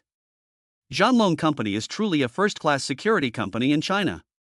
The speed and quality of their work in building the safe house was impeccable. The entire house had been reinforced with 200 mm thick alloy plates, as Zhang Yi had requested. From the outside, it looks exactly the same as before. Wu Huairen patiently explained everything to Zhang Yi. The ventilation system is military grade and can filter out any harmful gases to prevent anyone from attacking with poison gas from the outside. In addition, the whole house's heating system has been completely redone, using professional-grade materials from the Arctic Science Research Institute. In addition to the fireplace built according to your requirements, it can also block 99.5% of the temperature loss. At this point, Wu Huairen smiled mysteriously at Zhang Yi. In addition, to ensure your safety, we have installed a surveillance system throughout the entire building. There are a total of 300 cameras, allowing you to monitor every floor of the entire building. After hearing all this, Zhang Yi was so surprised that he didn't know what to say. He could only sigh and realize that having money is really good, because you can buy services that ordinary people can't even imagine. He went to the balcony and found that it had been transformed into a huge French window. Wu Huairen explained, the windows are made of bulletproof and shatterproof material, even stronger than 200 mm alloy plates. It also allows for natural lighting and the necessary external observation. Zhang Yi was very satisfied with the security house. Unless an army with heavy weapons comes, no one can break into his home. Even if the whole building collapsed, I don't think there would be any problems in his room. I am very satisfied with the safe house you have built. Zhang Yi said to Wu Huairen with a smile. Wu Huairen also had a smile on his face. He took out the documents and asked Zhang Yi to sign them. Then he said, if there are no problems, please pay the balance within 3 months. Zhang Yi nodded with a smile, of course. But he would never be able to pay the balance. He thought to himself that he had paid only a deposit of 1 million yuan and had gotten a safe house worth nearly 10 million yuan for free. Zhang Yi lay on the sofa, looking at his perfect safe house. But after thinking about it for a while, he realized that he had overlooked one very important thing. That is the source of life. Zhang Yi slapped his head and thought, how could I have forgotten such an important thing as water? After the Ice Age, although it is freezing outside, you can get water by chiseling through the ice. But at that time, it would be minus 60 to 70 degrees outside, and going outside would mean possible danger. Zhang Yi absolutely could not tolerate such a major loophole in his safe house. After thinking about it, he placed an order directly through the delivery platform and purchased 100 huge water storage barrels. This can store 500 cubic meters of water at once, which is enough for several years of use. In addition, he can get mineral water from the warehouse later, so the water problem is perfectly solved. The speed of the delivery boy was really impressive. A few hours later, the package was delivered to Zhang Yi's door. Zhang Yi went to the entrance of the residential area and asked the security guard, Uncle Yu, to let the delivery man in. Seeing that Zhang Yi had bought so many strange things, the neighbors were all talking about it. Is there something wrong with Zhang Yi? Yes, he buys all kinds of strange things every day. A few days ago, when they were renovating their home, I saw many people carrying at least 10 centimeters thick steel plates. Maybe his brain is broken, learning from movies about safe houses. I've seen some rich people in foreign videos who are bored and do that kind of thing. Isn't this completely worrying for nothing? Now that he's bought so many buckets, does he think that Tianhai City will run out of water in the future? Ha ha ha. Ah. Tianhai City is by the sea. Faced with the neighbors' mocking laughter, Zhang Yi was too lazy to argue with them. He just sneered to himself, and when the ice age comes, you'll realize how stupid you are. Zhang Yi had no interest in explaining to them, because these people would only see him as a fool and would not listen to his good advice. They might even accuse Zhang Yi of spreading rumors and disturbing the peace. Then they would arrest him. Uncle Yu, the doorman, was chatting with his neighbor, Mr. Tang. Uncle Yu came over enthusiastically and asked, "Zhang, what are you buying so many buckets for? If you need any help, just let me know and I'll lend you a hand." Zhang Yi looked at the enthusiastic Uncle Yu and couldn't help but feel a little moved. Uncle Yu is a retired soldier with no children. He has been a security guard in the community for more than 10 years and has always been conscientious and responsible. In a previous life, he donated his last grain of rice to help a mother and daughter who were about to starve to death, and he himself starved to death. He was one of the few shining examples of humanity that Zhang Yi had seen in the end times. So Zhang Yi said to Uncle Yu, "Uncle Yu, the temperature this year is a bit abnormal. I have some inside information that this winter will be very difficult. Just in case, you'd better stock up on food and drink. You never know when prices will rise." Uncle Yu and Zhang Yi get along well. He knew that Zhang Yi was a kind and enthusiastic young man. Plus, older people are always prone to worry, so when he heard Zhang Yi say this, he frowned. "Zhang, is this true? Is the information reliable?" Zhang Yi nodded. "Look, I've already prepared so much. You can stock up on instant noodles and mineral water. You can't go wrong with these things." Uncle Yu nodded. He lives alone, and his family likes to stock up on instant noodles and ham, which are convenient to cook. Since Zhang Yi had reminded him, he would take the time to buy more. It's just a peace of mind. Anyway, those things can be stored, so I'm not afraid of buying too much. However, when Mr. Tang heard this, he came over and said to Zhang Yi, "Zhang, you mustn't say things like this. Our society is stable and peaceful now, so how could there be a shortage of supplies? If you say things like this, you could be reported for spreading rumors. You could be invited to tea." Zhang Yi rolled his eyes and didn't pay much attention. He had already given him a reminder, and whether they believed it or not was their business. Chapter 12, Emptying a Warehouse Worth 10 billion. Zhang Yi asked the delivery boy to send 100 giant buckets to the warehouse. He then put them in the space and took them back home. After returning home, Zhang Yi began to open all the faucets in the house and began to fill the buckets with water. At this rate, it would take a week at most to fill all 100 buckets. The days passed one by one. Zhang Yi was busy every day. He spent every penny he had without any thought of saving. He went to the best restaurants every day for dinner.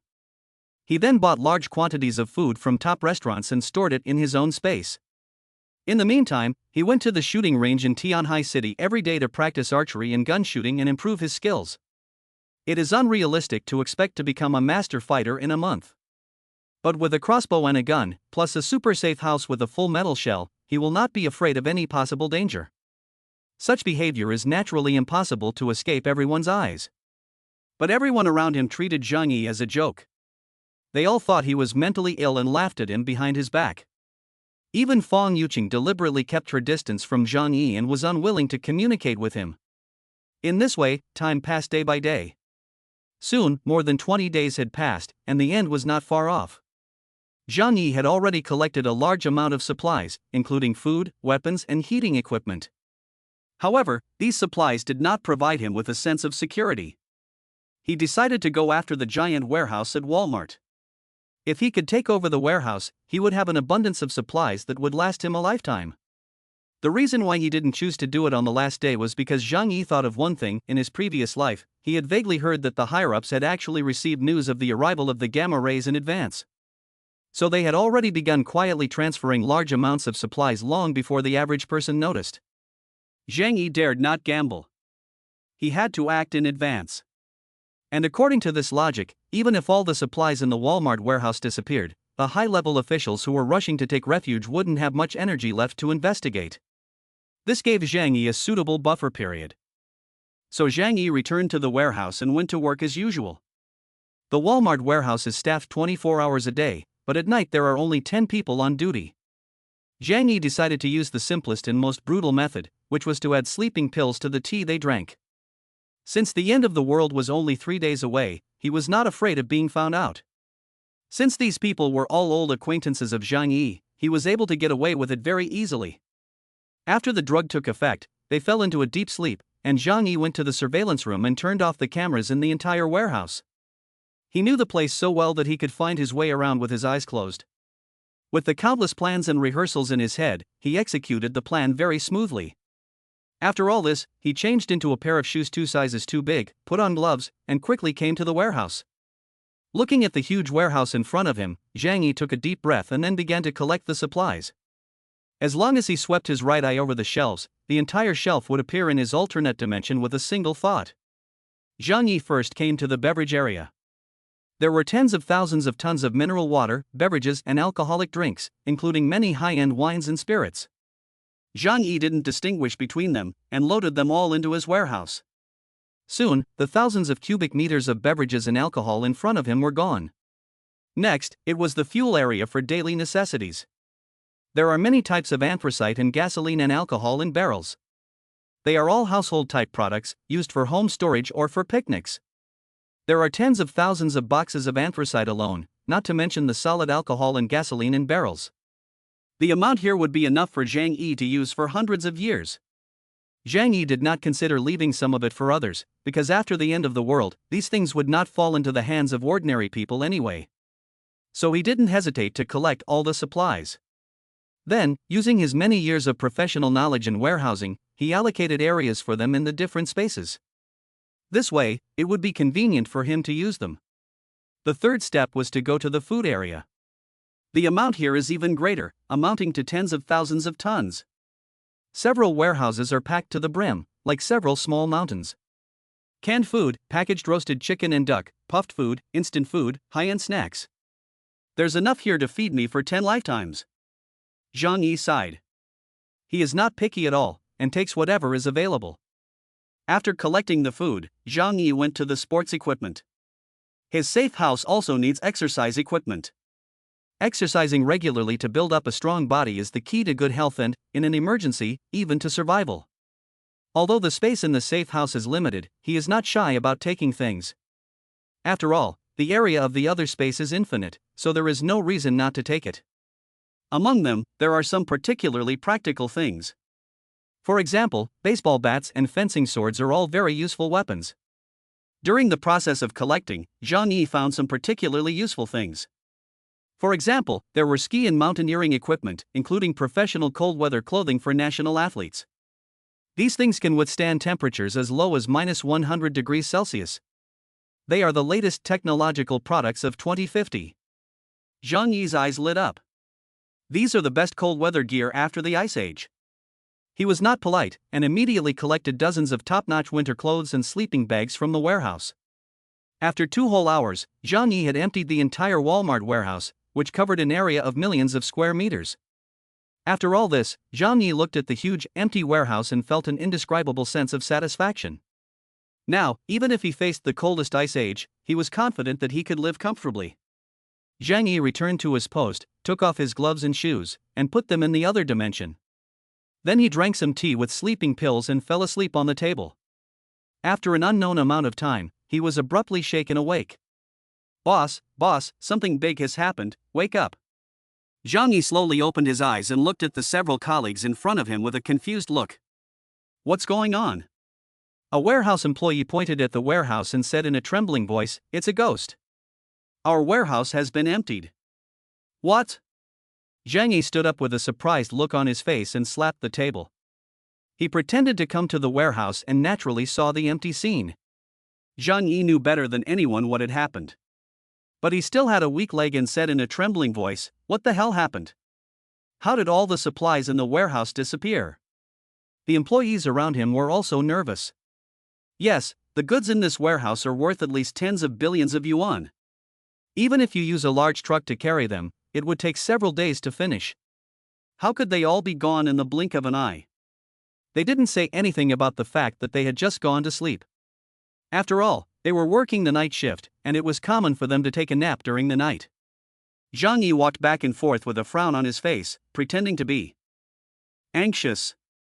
Then he said to everyone, "This is too strange. We can't solve it. Let's call the people upstairs." Although everyone was nervous, they weren't too scared. Because the matter had become so big, they didn't have much responsibility. The entire warehouse was worth tens of billions of dollars, and it had disappeared in just 2 hours. Obviously, they could not have done it. They were only earning a few thousand yuan a month, and there was no need for them to risk their lives for the company. So when Zhang Yi said this, everyone nodded in agreement. Let the people above worry about this mess. Zhang Yi immediately called the warehouse manager to inform him of the matter. After hearing the news, the manager was so shocked that he even thought Zhang Yi was joking with him. Chapter 13, The Ice Age is Coming. Zhang Yi emptied the entire warehouse of Walmart South China. Billions of dollars worth of goods had all entered his alternate dimension. He pretended to know nothing and reported to the senior management of Walmart as soon as possible. Soon, the news spread throughout the entire South China region of Walmart. Shocked, a large group of executives rushed to the scene and called the police to handle the matter. Tom Watson, the general manager of the South China warehouse, saw the empty warehouse and his face turned as white as snow. Oh, my God! How am I going to explain this to headquarters? In fact, Walmart's headquarters in the United States had already issued an order requiring them to transfer all goods back to the United States in the shortest possible time. It is said that this is the instruction of the senior management of the United States, and the ship they sent will arrive at Tianhai port soon. Everything is ruined. On the other side, Zhang Yi was not worried at all that his own business would be exposed. After all, it was too unbelievable that a whole warehouse full of goods worth billions of dollars had disappeared in just 2 hours. Even if the police investigate with all their might, they won't be able to find out anything in a short time. Moreover, Walmart is a foreign enterprise, not a state-owned enterprise. So the intensity of the investigation is naturally needless to say. However, he still pretended to be nervous and scared, cooperating with the police investigation. After a night of interrogation, Zhang Yi was released. The police were also very suspicious of the incident, because they investigated the video recordings inside and outside the warehouse. Although the internal video was turned off, it was impossible to steal millions of cubic meters of goods without leaving any traces. However, the video footage around the warehouse did not show any signs of vehicles passing by. In other words, the tens of billions of dollars worth of goods either disappeared into thin air or Walmart was playing a game of cat and mouse with itself. Logically, the latter is more reasonable. After all, unless there is a supernatural phenomenon, it is impossible to explain how millions of cubic meters of goods can disappear without a trace in just 2 hours. As for Zhang Yi and other ordinary employees, although they have aroused some suspicion. However, the logic problem of explaining the disappearance of the goods is not the main conflict, even if there is a problem with internal employees. Since Walmart is a foreign company, there is no official Chinese background involved. The case was too big, and the police's actions were naturally not as fast. Even for fear of causing an international impact, the investigation was kicked around like a football. It would be difficult to find out the truth, let alone in 3 days, but even 3 months would be difficult. Zhang Yi was ordered not to leave Tianjin for a short period of time. He must cooperate with the police and Walmart's internal investigation at any time. Zhang Yi cooperated very well and was then released. After Zhang Yi returned home, he glanced outside through the blinds of the French windows. Today is December 10th, 2 days before the Ice Age. In the time to come, he only needs to stay at home, not going anywhere, and he can lie down and win the rest of his life. Thinking about the billions of dollars worth of goods in the alternate space that included almost everything he needed in life, Zhang Yi felt very secure. He went back to his bedroom and lay down. After a night of busy work and cooperating with the interrogation, he was a bit tired. Zhang Yi slept until the evening, and when he turned on the TV, he saw that the news was reporting on the theft at Walmart's South China warehouse. Due to the large amount of goods lost in this theft and the bizarre circumstances, it was reported by all major news stations across the country. A warehouse that big was emptied in a matter of hours. It must have been someone on the inside. It must have been an insider, probably a high-ranking Walmart employee, who did it to get insurance money. That's millions of cubic meters of goods, and even if you use a big truck, it's impossible to finish pulling it all in one night. Zhang Yi smiled slightly. No one would know the answer to this question until the end of the world. For the next 2 days, Zhang Yi stayed at home and didn't go anywhere. He knew that there was not much time left in this world. For safety reasons, he would not leave his room without permission. During this time, the police and Walmart headquarters investigators called him again and questioned him. Although they also suspected that Zhang Yi's behavior that night was a bit strange. However, due to the short time of the investigation and the lack of conclusive evidence, they could not arrest Zhang Yi despite their suspicions. During this time, some acquaintances sent messages to Zhang Yi asking about the inside story, but Zhang Yi fooled them all. Finally, December 12th came. Gamma rays passed through Blue Star at 2 a.m. It was only a brief moment, but the impact on the planet was devastating. Zhang Yi sealed the room a few hours in advance, and the fireplace was already lit. Because soon, with the depletion of energy, things like air conditioning and heating will completely fail. All heating methods will have to be done by the most primitive means. At 2 o'clock, he was sitting on the sofa in front of the huge French windows, staring out the window with a beer in his hand. Suddenly, a white light appeared at the end of the sky. It was the middle of the night, but the earth seemed to be lit up like dusk. But the light only lasted for 2 seconds, then it went out. Most people were already asleep at this point, so they didn't notice the sudden change. But Zhang Yi, who knew what this meant, was already cold all over. He gulped down the beer, and the refreshing Budweiser gave him a sense of calm. Zhang Yi thought, and threw a few more good pieces of wood into the fireplace. He reached for the TV and watched the program while waiting for the world to change. Just a few minutes later, the sky outside began to sprinkle with snow. At first, the snowflakes were only the size of a fingernail, but in less than 2 minutes, they had turned into a blizzard. The wind outside the window began to howl, and the snow outside the house seemed to become terrifying in an instant. Suddenly, a blizzard appeared over the entire city. This is the power of nature. When it changes, it doesn't say anything to you. Zhang Yi's heart began to feel a little nervous. Although the safe house he built was perfect, he had experienced the Ice Age once before, so he was inevitably a little worried. He wondered if the 8 million yuan worth of security measures would be able to withstand the upcoming cold snap. However, as the flames in the fireplace burned fiercely, the temperature inside the room became incredibly warm. It was even a little hot. Zhang Yi glanced at the indoor temperature, which had already reached 32.6 degrees Celsius. Looking out again, the city was completely covered in snow. Zhang Yi's heart felt a lot more at ease. He reduced the amount of charcoal. After all, it was not comfortable to have the room too hot. Zhang Yi did not rush to sleep. He wanted to continue observing the changes that would follow. As for rest, there will be plenty of time later, since he doesn't have to go to work. In less than half an hour, a thick layer of snow had already accumulated on the balcony outside. Zhang Yi opened his phone to check the news and found that the news about the sudden drop in temperature had spread all over the internet. The netizens were complaining that the cold winter had come too early this year and that they had not had time to prepare winter clothes. This damn weather, how can it be below freezing? Tomorrow, the roads will probably be frozen, so how can I go to work? Some people are also very happy. With so much snow, I don't have to go to work tomorrow. Some southern friends in particular were so excited that they posted photos of themselves with the snow. They said they had never seen snow like that in the south. Zhang Yi shook his head. This is just the beginning. The heavy snow will continue for at least 3 months, and the temperature will continue to drop. By then, they won't be in the mood to enjoy the snow. Chapter 14, Extreme Low Temperatures. I smile at the outside world. The Ice Age has begun. In the southern city of Tianjin, it snowed heavily, and people on the internet were discussing it. Some people were complaining, while others were happy. But none of them knew that the heavy snow and the big drop in temperature were not temporary, but would continue and expand. Eventually, it will bring a disaster that no one can withstand. But at this moment, Zhang Yi was lying on the sofa at home, comfortably enjoying the temperature of 20 degrees in the safe house, and sipping on a cold Budweiser. At this moment, Zhang Yi's phone suddenly rang. He took it out and saw that it was a chat group on his phone. There were his former classmates, his hobby group, and the owners of the community. Oh my god, it suddenly started snowing so heavily. The weather forecast didn't say anything about it. I woke up in the middle of the night and quickly turned on the air conditioner. Stop talking about it. The heating effect of our broken air conditioner is not good. It's been half a day and it's getting colder and colder.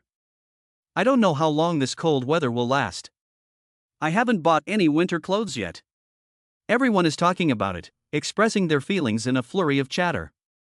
However, Zhang Yi could feel that most people did not take the sudden drop in temperature as a big deal, but rather were pleasantly surprised. Zhang Yi knew very well that it was only temporary. He yawned and decided not to watch anymore. Back in his warm bed, Zhang Yi covered himself with a thin velvet quilt and closed his eyes comfortably. His bed was very comfortable, and it was a high-end product that he had moved from a Walmart warehouse. The mattress, in particular, is said to be the same model as that of a certain female celebrity, and is worth 3 million yuan. It was snowing heavily outside, and the cold wind was howling. Inside the house, the fireplace was burning fiercely, and the temperature was pleasant. In such a comfortable environment, Zhang Yi quickly fell asleep. Early the next morning, Zhang Yi was awakened by the ringing of his cell phone. When he opened his eyes, he saw that it was Fang Yuqing, the White Lotus, calling him. Zhang Yi was naturally not in a good mood after being woken from his dream. He picked up the phone and asked in a grumpy tone, "Why are you calling me so early in the morning?" Fang Yuqing was taken aback by Zhang Yi's cold tone. "But soon," she said, "Zhang Yi, it's so cold outside today. Did you know in advance that it would cool down when you stocked up on supplies?" Fang Yuqing's voice was a little shaky, as if she was trying to withstand something. Zhang Yi's lips curled into a mocking arc at the sound. "Sure enough, this White Lotus has something to say," he said lazily. "I also heard it casually from a friend, but I didn't expect the temperature to drop so much." He lifted the quilt, and the temperature in the room was so high that he was sweating. Zhang Yi put on his slippers and walked out. When he came to the French windows, the familiar scene in front of him made his eyes narrow. The heavy snow outside had already covered the entire city, and he could no longer see the streets or the shrubs along the road. He could only vaguely see the outlines of the city's buildings, and the first floors of many houses were flooded. The snow continued to fall, and the fluffy snowflakes kept falling to the ground without any sign of stopping. On the other end of the phone, Fang Yuqing was still saying, "No wonder you have so many things in storage, Zhang Yi, you really are something. You didn't even tell me about this in advance. I got so cold." Zhang Yi frowned. He couldn't believe she had the nerve to complain to him. He hung up the phone and threw the phone aside. Then he went to the bathroom and took a nice hot bath. Then he took out a top-quality A5 Wagyu from the freezer and had steak and pasta for breakfast. While eating breakfast, he turned on the TV. It had just cooled down, and there had been no power outages, so the TV was still working. But even if the power goes out, Zhang Yi has prepared all kinds of backup power sources, as well as dozens of generators and a huge amount of gasoline. He has enough energy to last at least 300 years. After turning on the TV, Zhang Yi first tuned to the morning news channel. Although as a reborn person, he knows what is going on outside. But at times like this, it's also a way to pass the time by watching what's going on outside. On the news channel, the two anchors were wearing thick down jackets. You should know that in places like TV stations, central air conditioning is not stingy and is also a place where electricity is prioritized. But the anchors all need to wear down jackets, which means that the temperature has reached a point where even the central air conditioning can't fully resist it. The female anchor looked into the camera and said in a steady voice, "Last night, a strong cold front hit all parts of the world, causing drastic changes in global temperatures. The general temperature drop reached 70 to 100 degrees Celsius. The meteorological department is investigating the reason for this cold air. In the next few days, I hope everyone will keep warm and not get frostbite. If it is not necessary, try not to go out. The authorities will properly solve this problem, so I hope everyone will not panic. Do not spread rumors or believe them, and do not engage in looting. The snowstorm will soon pass." Zhang Yi snorted at the words of the female newscaster. After the Ice Age, the only way to survive is to rely on yourself. If you stay at home and do nothing, you will definitely be the first to die. The temperature in Tianhai City has already dropped to minus 65 degrees Celsius, as shown in the upper right corner of the TV screen. You should know that yesterday, during the day, the highest temperature in Tianhai City was 15 degrees Celsius, which means that it suddenly dropped 80 degrees Celsius. Zhang Yi shrugged. This degree of cooling is exactly the same as in his previous life. But now he was wearing pajamas, drinking red wine and eating steak with pasta, and he didn't feel the cold at all. After all, the safe house cost 8 million to build, and he had specially emphasized the insulation function, so the temperature inside the house hardly ever changes. At this time, Zhang Yi's phone rang again. He was interested to see what his neighbors, who had previously made fun of him, were talking about. The first message he saw was from Fang Yuqing. Zhang Yi, why did you hang up on me so suddenly? It's snowing heavily outside, I can't go out. Didn't you buy a lot of food? Can you lend me some first, I'll pay you back when the snowstorm is over? Zhang Yi raised his eyebrows and a sneer appeared at the corner of his mouth. The White Lotus has a brain and knows that with such heavy snowfall, food will become very expensive. She didn't want to brave the sub-zero temperatures of -60 to 70 degrees Celsius, so she asked Zhang Yi for food. But Zhang Yi knew that this ice age disaster would last a very long time and would not pass quickly. Moreover, he would never have given Fang Yuqing a bite to eat in the first place. In his previous life, he was also fooled by this White Lotus, and gave her a lot of food from his own family. In the end, she even caused Zhang Yi to die, and then dug out Zhang Yi's ribs to make soup. Such a woman, Zhang Yi now only wants to tease her, and then watch her die miserably. Thinking of this, he gave Fang Yuqing a teasing smile and sent her a message. You should have said so earlier. I've almost run out of food at home. Look, I just fried a steak this morning. After Zhang Yi finished speaking, he took a selfie of himself, the steak on the table, and the red wine. He deliberately included a picture of himself in his pajamas and sent it to Fang Yuqing. Chapter 15, The White Lotus Begs for Supplies. At this time, Fang Yuqing was curled up in her rented room, with 2 quilts wrapped tightly around her body. Although the air conditioner was set to 40 degrees Celsius, the temperature inside the room was not even close to 0 degrees Celsius. She was shivering with cold, and felt that the air was filled with cold wind pouring into the quilt.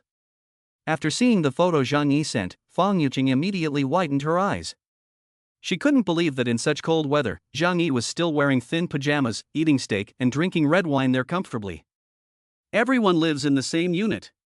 Why does it feel like I'm living in 2 different worlds? Especially after seeing the delicious steak on the table and the bottle of high-end red wine, Fang Yuqing's saliva was about to drip. As a top-notch White Lotus flower and a woman of the world, she has studied these high-end goods. According to her knowledge, the steak Zhang Yi was eating was definitely authentic top-grade Wagyu beef. Especially the French red wine he had on hand was definitely a top-notch wine, costing at least 20,000 to 30,000 yuan a bottle. She was freezing to death, while Zhang Yi was living such a comfortable life, which made Fang Yuqing feel jealous to death. She immediately sent a message to Zhang Yi. It's so nice, I want to eat steak and drink red wine too. She felt that her hint was very obvious. According to Zhang Yi's previous personality, he would definitely have sent her steak and red wine at this time. But after reading this, Zhang Yi laughed very happily. Does he still think of himself as the dog he used to be? He replied to the message slowly. If you want to eat, just go to the supermarket and buy it. After seeing this message, Fang Yuqing's face suddenly froze. Isn't this nonsense? It's -60 to 70 degrees outside, and any skin exposed now is at risk of frostbite. How could he make such an outrageous request to such a delicate girl? Fang Yuqing gritted her teeth and said angrily, Zhang Yi, you really aren't a man. You don't even know how to take advantage of such a good opportunity to show off, huh? At this time, Fang Yuqing still had some backbone. Although she really wanted to eat steak and drink high-end red wine. But in her eyes, Zhang Yi was just a fish in her fish pond. Moreover, she thought that the snowstorm would not last for more than a few days. Therefore, she still tried to maintain her image as a proud goddess and did not take the initiative to ask Zhang Yi to feed her. Zhang Yi did not continue to ignore Fang Yuqing, but instead went to look at other chat groups, intending to watch the show. When he saw the group of residents in their community, he happened to see Auntie Lin from the neighborhood committee appealing to everyone not to panic and to stay at home. Don't worry, it's just a sudden drop in temperature. It will pass in 2 or 3 days at most. Don't go looting supplies. Trust our officials. Our neighborhood committee will also help everyone find a way to get through this snowstorm. Please obey orders and follow instructions, and don't cause trouble for the authorities. Some residents raised objections. It's snowing so heavily, I don't know when it will stop. It's already difficult for us to go out, so can't we stock up on supplies at home? That's right, or else go out and buy some food. I'm afraid the prices will go crazy again in the next few days. Auntie Lin immediately raised her voice. What are you doing? Aren't you just making things more difficult for us? Panic buying will only make prices go up, and then everyone will have to pay more for food. If anyone dares to hoard supplies and I find out about it, don't blame me for reporting him to the authorities for disturbing the peace. Zhang Yi saw that Auntie Lin was acting like a leader in the group, directing everyone. Today is the first day of the Ice Age. Due to the extremely cold weather outside, the supplies in the supermarket have not actually been looted. If you go out in the snow at this time, there is a risk of frostbite, but there is definitely a chance to stock up on supplies. However, due to the intimidation of this Auntie Lin, many people were caught in a state of complacency and did not go out to buy food. The result was predictable. At this moment, Auntie Lin suddenly turned her attention to Zhang Yi. She tagged Zhang Yi in the owners group. Zhang, you've been hoarding a lot of stuff at home. Now that there's a serious snowstorm, you can't be a bad example. Stay at home for a few days. If I find you going out to buy things again, don't blame me for being unforgiving. Zhang Yi's face turned ugly. This old witch, last time because she asked me for something and I didn't give it to her. So she has been holding a grudge against me. This time, she has found an opportunity to take revenge. But unfortunately, the neighborhood committee lady is now nothing to Zhang Yi. He replied with a cold smile, Auntie Lin, no one knows how long this snowstorm will last. If it lasts a long time and we run out of food, can you take responsibility for that? Zhang Yi's question was a voice of many people. Everyone was dissatisfied with what Auntie Lin had said, but they were afraid to contradict her because of her position as a member of the neighborhood committee. With Zhang Yi taking the lead, someone immediately stood up and asked. Yes, if you don't let us stock up on supplies, who will be responsible for us running out of food and drink? Can you afford to take responsibility for this? When Auntie Lin saw that everyone was standing up to refute her, she was a little flustered. At the same time, she hated Zhang Yi even more. How dare she openly contradict her in the owners group? Don't worry, our neighborhood committee can tell you that we will be responsible for making sure that there is no shortage of supplies. The snowstorm will pass quickly. And you, Zhang Yi, don't incite people at a time like this. You're acting against the law. Crouching at home, Auntie Lin gritted her teeth and said viciously, this Zhang Yi really has no idea of his own limitations. I'll think of a way to find him and detain him for a few days. Zhang Yi laughed.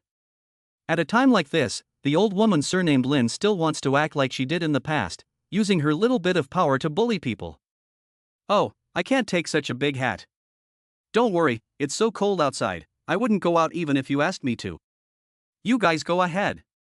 He had already stocked up on supplies, so there was no need to go out and fight with others for vegetable leaves in the supermarket. But those who believed in Auntie Lin's nonsense would be in for a rude awakening. Zhang Yi felt a little sad in his heart. The end was near, and he wondered how many people would die of starvation and cold.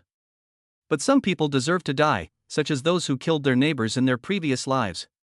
Whether they live or die, Zhang Yi has made up his mind to keep on living. What does it matter to him whether other people live or die? Chapter 16, Auntie Lin takes revenge, and Zhang Yi responds directly. Zhang Yi sat on the sofa and yawned listlessly. While others were enduring cold and hunger, he was living in a paradise. His home has the perfect insulation system and an endless supply of fuel, which is enough to keep his safe house at a comfortable and constant temperature all year round. He didn't need to do anything else, he just needed to make sure that he was happy every day. There was nothing good on TV at the moment. All live broadcasts have been shut down due to the extreme cold. After all, his favorite female anchors can't possibly stand the extreme cold of -60 to 70 degrees Celsius, or even over 100 degrees Celsius, to wear a tank top and dance. If there were, Zhang Yi could only give a thumbs up and praise her as a tough cookie. He opened his own space, and there were many game consoles and AAA games in the electronic equipment area. There were hundreds of brand new unopened PS5s, Switches, and Xboxes. As for game cartridges, there are tens of thousands of them. Zhang Yi took out a new PS5, installed it on the huge 100-inch Sony TV at home, and started playing games. He was playing the latest AAA action game of the year, Bayonetta 3. He also has games such as Elden Ring, The Witcher 3 and Sekiro, Shadows Die Twice. If you want to kill time, they are all very good choices. If you find the game time too short, there are even games like Civilization and City Skylines that require a lot of time to play. In the future, he won't have to worry about work or social life. This kind of life is even better than the life he had before the apocalypse. Since he was at home alone, Zhang Yi was only wearing his pajamas, eating snacks, and playing games, having a great time. After a while, his phone rang. Zhang Yi took it out and saw that it was the annoying neighborhood committee member, Auntie Lin, who had tagged him in the group chat. Zhang Yi, the roads outside are now blocked by snow. You wait and bring the tools, come out and help with the snow. The tone of her voice was like an order. Zhang Yi also saw that she was calling on everyone in the group to go out and help with the snow, but there were very few people who responded. Unexpectedly, she had directly found her head. Zhang Yi glanced at the heavy snow outside the house. The entire first floor was almost completely covered. The snow was 3 meters deep, and it was almost impossible to remove it by hand. And Zhang Yi also knew that the snow would continue to fall for at least another 3 months. If you go out now to clear the snow, it won't be cleared as quickly as it falls. Zhang Yi immediately refused. It would be freezing outside in such cold weather. Even if they were to clear the snow, they would have to wait until the snow stopped. Zhang Yi was supported by others. Yes, it's minus 70 degrees outside, and you'll probably get frostbite if you go out for a while. We're not in the Northeast, and there's no decent winter clothing here. How can we go out? Auntie Lin was immediately upset. What kind of attitude is this? I'm not the one who needs to shovel the snow, it's for everyone. You are all young and strong, and when disaster strikes, you don't offer to help the people, but instead think about how to escape. She pointed the finger at Zhang Yi, who had led the opposition. Zhang Yi, I order you in the name of the neighborhood committee to go out and clear the snow. This is a time of crisis. We must unite and follow the organization's orders. Whoever dares to oppose me is opposing the leadership of the neighborhood committee. After the snowstorm is over, they will be punished by the organization. Auntie Lin once again used her position as a member of the neighborhood committee. The owners were suddenly afraid to speak out. Now that the snowstorm has just arrived, all kinds of social order still exist, and no one dares to go against it. Although these neighborhood committee members may not seem to have much power, they are closely related to everyone in their daily lives because of the little power they have, so no one dares to provoke them. Everyone is silent, and no one wants to be the first to speak up. However, many people hoped that Zhang Yi would stand up and scold Auntie Lin, making him the one to speak for everyone. Zhang Yi of course knew what these ostriches were thinking, and he sneered at them with contempt. But it was impossible for him to swallow his anger. So he decided to confront Auntie Lin directly. He looked through the chat history and saw that the people Auntie Lin had tagged were all the young people in the community who were usually easy to talk to. She ignored all the troublesome pricks and people with power and influence. So Zhang Yi directly mocked, Auntie Lin is right. Since it's for everyone, the people from your neighborhood committee should take the lead in clearing the snow. And speaking of young and strong, there are so many people in our community, why did you only call a few of us? Do you think we are easy to bully? You didn't even mention those socialites and rich kids. What, you can't even say a word when you meet them? When the other owners saw Zhang Yi say this, they nodded in satisfaction. Zhang Yi is really my internet mouthpiece. Yes, all the people you found are honest people. Why didn't you find Chen Zhanghao and Su Hao? Everyone knows who Zhang Yi is talking about. They all live in the same neighborhood, and everyone knows who the big shots are. For example, Chen Zhanghao, who lives in 601 on the 6th floor, is a well-known social big brother who does earthwork projects and has hundreds of people under his command. Another example is Su Hao, who lives in 802 on the 8th floor. His father is a famous real estate developer in Tianhai City, and his family also has people working in the government. Auntie Lin never mentioned them at all. Zhang Yi directly exposed the essence of Auntie Lin's bullying, which made Auntie Lin lose face. The reason she didn't mention those difficult people was because she didn't have the guts, and they wouldn't pay any attention to her anyway. People like them are always bullying the weak and fearing the strong. If Zhang Yi had been like this before, Auntie Lin wouldn't have let him go out to clear the snow. She felt that she had lost face, and in a fit of anger, she sent several long voice messages in a row to the group. Snow removal is a public service, for the sake of everyone. Some people are so petty about such a small thing, and they have no sense of dedication at all. Such people are the black sheep of our owners group. If you don't want to do it, don't do it. There are plenty of people who will. Everyone is more aware than you are. Also, I'm not treating some people differently. I just don't see the need to mention them individually. I hope you can see the error of your ways. If you post these slanderous comments again, I will call the police. Auntie Lin's explanation actually made things worse. Especially at the end, she even said she was going to call the police, which made Zhang Yihong burst out laughing. When the other residents heard what Auntie Lin had said, the timid ones were already a little scared and went out with their tools to clear the snow. But Zhang Yi was not afraid of her at all. Not to mention her unreasonable behavior, the police would never support it. Besides, she doesn't think that all the social machinery is functioning normally, does she? Chapter 17, The Bullyish Mrs. Lin. Zhang Yi took Lin's words as complete nonsense. But he was bored anyway, and he wanted to tease the old woman on purpose. Oh, Auntie Lin is so swollen. If you're so capable, go tell Qin Zhanghao and Su Hao to come downstairs and shovel the snow. He named names in the group chat, without any regard for anyone's face. Qin Zhanghao, nicknamed Brother Hao, is a notorious social scoundrel. He was the leader of the group that broke into their home. Su Hao, the arrogant and domineering second generation, was the first to raise his axe against Zhang Yi. In short, apart from a few good people, the rest of the neighbors all participated in the attack or robbery of Zhang Yi. He could even guess that after his death in a previous life, each of them had taken a share of the spoils. So Zhang Yi didn't give any of them face, and just tore off their fig leaf, disgusting them. Auntie Lin looked at her phone and her face suddenly changed. Zhang Yi named everyone by name, which made her feel trapped. No matter what she said, if she backed down at this point, she would definitely become a laughingstock. And no one would listen to her orders in the future. There was nothing she could do but tag Qin Zhanghao and Su Hao in the group chat. Family members, the community is my home, and it takes everyone to clear the snow. I hope that family members who have time can bring their tools and go out together to clear the snow.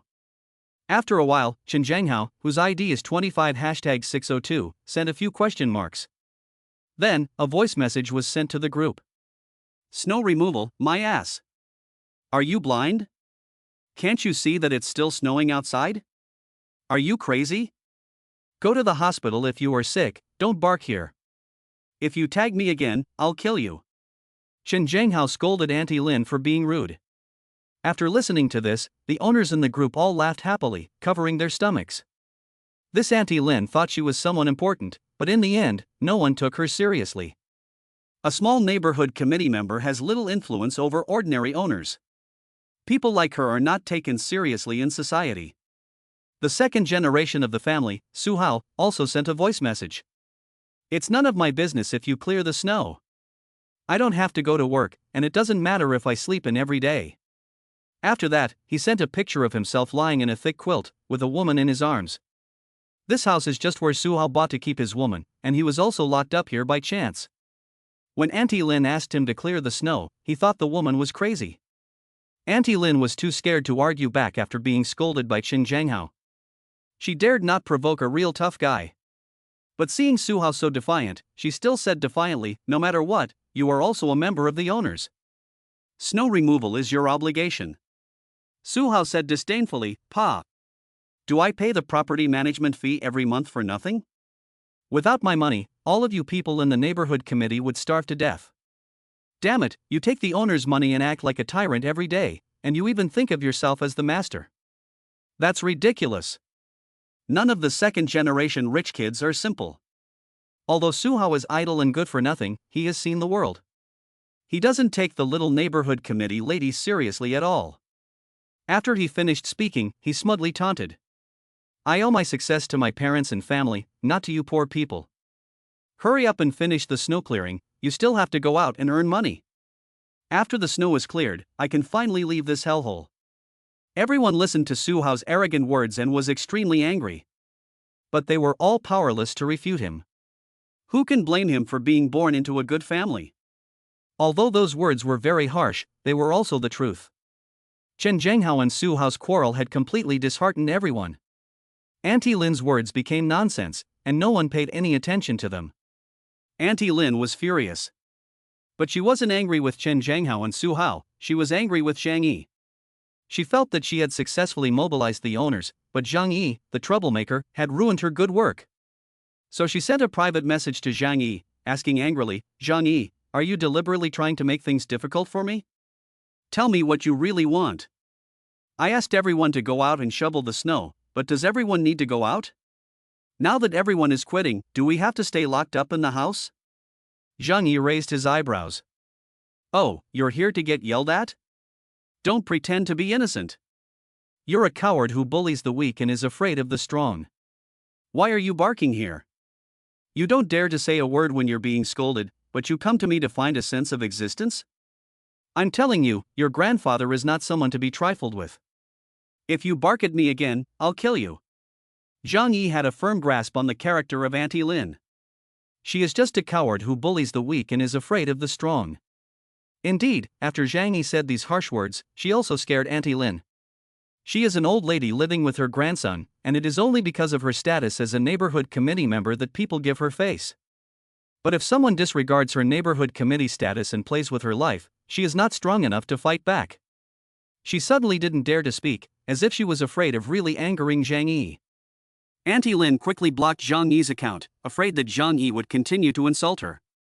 Her body was shaking, not sure if it was because she was cold or because she was scared of Zhang Yi. This son of a bitch. He's a real jerk, a real psycho.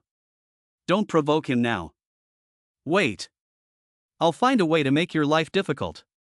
Lin Dama thought about the future, and she would use her position as a neighborhood committee member to make things difficult for Zhang Yi. For example, when distributing daily necessities, she would deliberately delay Zhang Yi. Or she would not tell Zhang Yi about any good community activities. She imagined Zhang Yi's face of regret at that time, and even thought that Zhang Yi would come to beg her to let him go, and she would coldly shut the door and say, "Aren't you arrogant? You're arrogant." As she thought about it, Auntie Lin laughed happily.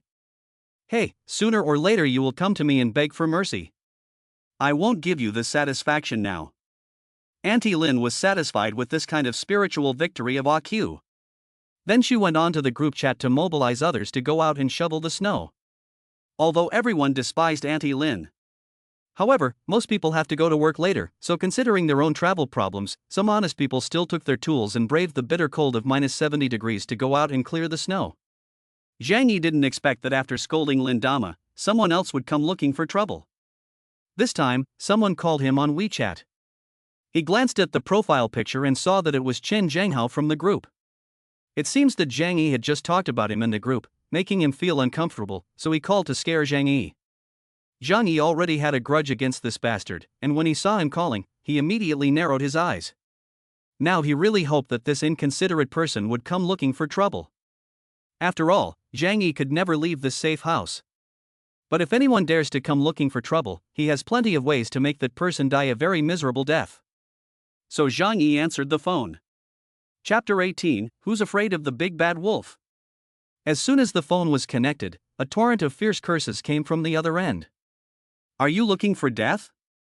Who told you to talk about me in the group? You dare to provoke me, Chen Zhanghao? You little bastard, you don't want to live anymore. I have 100 ways to make you unable to stay in this city. Do you believe it? Chen Zhanghao is also a well-known bully in Tianhai City. He has hundreds of people under his command and is said to have been involved in several murder cases. Therefore, all the owners in the same community avoid him, and no one dares to provoke him. In order to establish his authority, Chen Zhanghao's style of doing things is that whoever dares to offend him even a little bit, he will make that person pay a huge price. This is what is known as the face of a social person. Therefore, even though Zhang Yi only mentioned him in the group of owners, Chen Zhanghao still took it as a kind of provocation. On the other end of the phone, he shouted angrily, "You really want to die? You're quite capable of making a scene, aren't you? You're using me as an example." Zhang Yi, of course, would not indulge him. He sneered and scolded, "What kind of a thing are you? Don't pretend to be a tough guy here. You're a social scum, a useless waste of space." Zhang Yi shouted angrily, feeling exceptionally happy in his heart. He had been holding a lot of anger against the murderer who had led the way into his home and killed him in his previous life. On the other end of the phone, Chen Zhanghao didn't expect Zhang Yi to dare to talk back. He was furious and shouted even more harshly. Zhang Yi said directly, "You are a useless waste, just playing with your mouth here, right? Who are you trying to scare? Go eat shit." After he finished, Zhang Yi hung up the phone and then blocked him. After he finished scolding him, he hung up and blocked him. Zhang Yi felt a strange sense of satisfaction when he thought of Chen Zhanghao's furious expression. He walked over to the TV and reached out to turn on the surveillance camera. When the Zhanlong security company built the safe house for him, they installed cameras throughout the entire floor. It can be said that the entire building is now under his surveillance. Zhang Yi looked at the 6th floor where Chen Zhanghao was, and sure enough, soon their door was violently pushed open. Chen Zhanghao was wearing a down jacket and carrying a baseball bat. As soon as he stepped outside, he immediately shivered from the cold. It was minus 70 degrees outside, but he was wearing a down jacket over his pajamas just to make an impression. He also deliberately left the zipper open to reveal his chest tattoo. The freezing temperature taught him a lesson. Seeing that there was no one around, Chen Zhanghao quickly rubbed his hands and hurriedly got into the elevator. Zhang Yi sat on the sofa and slowly picked up a crossbow from under the coffee table. This crossbow is used for hunting. Even a 300 kilograms wild boar can be shot with a 20 centimeters arrow and the arrow will go straight into the meat. He hummed a tune while installing the arrow. After this period of practice, he has become very skilled at using the crossbow. Within 15 meters, he can't say he's 100% accurate, but he can hit a watermelon-sized head. The elevator kept going up, and Zhang Yi arrived at the door with a crossbow and a loaded arrow. His huge security door has a 2-meter-high shooting hole. Zhang Yi stepped on a chair and opened the door over the shooting hole. It can only be opened from the inside. Then he aimed the crossbow at the corridor outside. For safety, Zhang Yi's pistol is also in his pocket. Even if Chen Zhanghao is an Iron Man, he will be unlucky today. Soon after, the sound of an elevator came from inside, and Chen Zhanghao came out of the elevator, cursing. Through the comments of the owners group, he easily knew Zhang Yi's residence.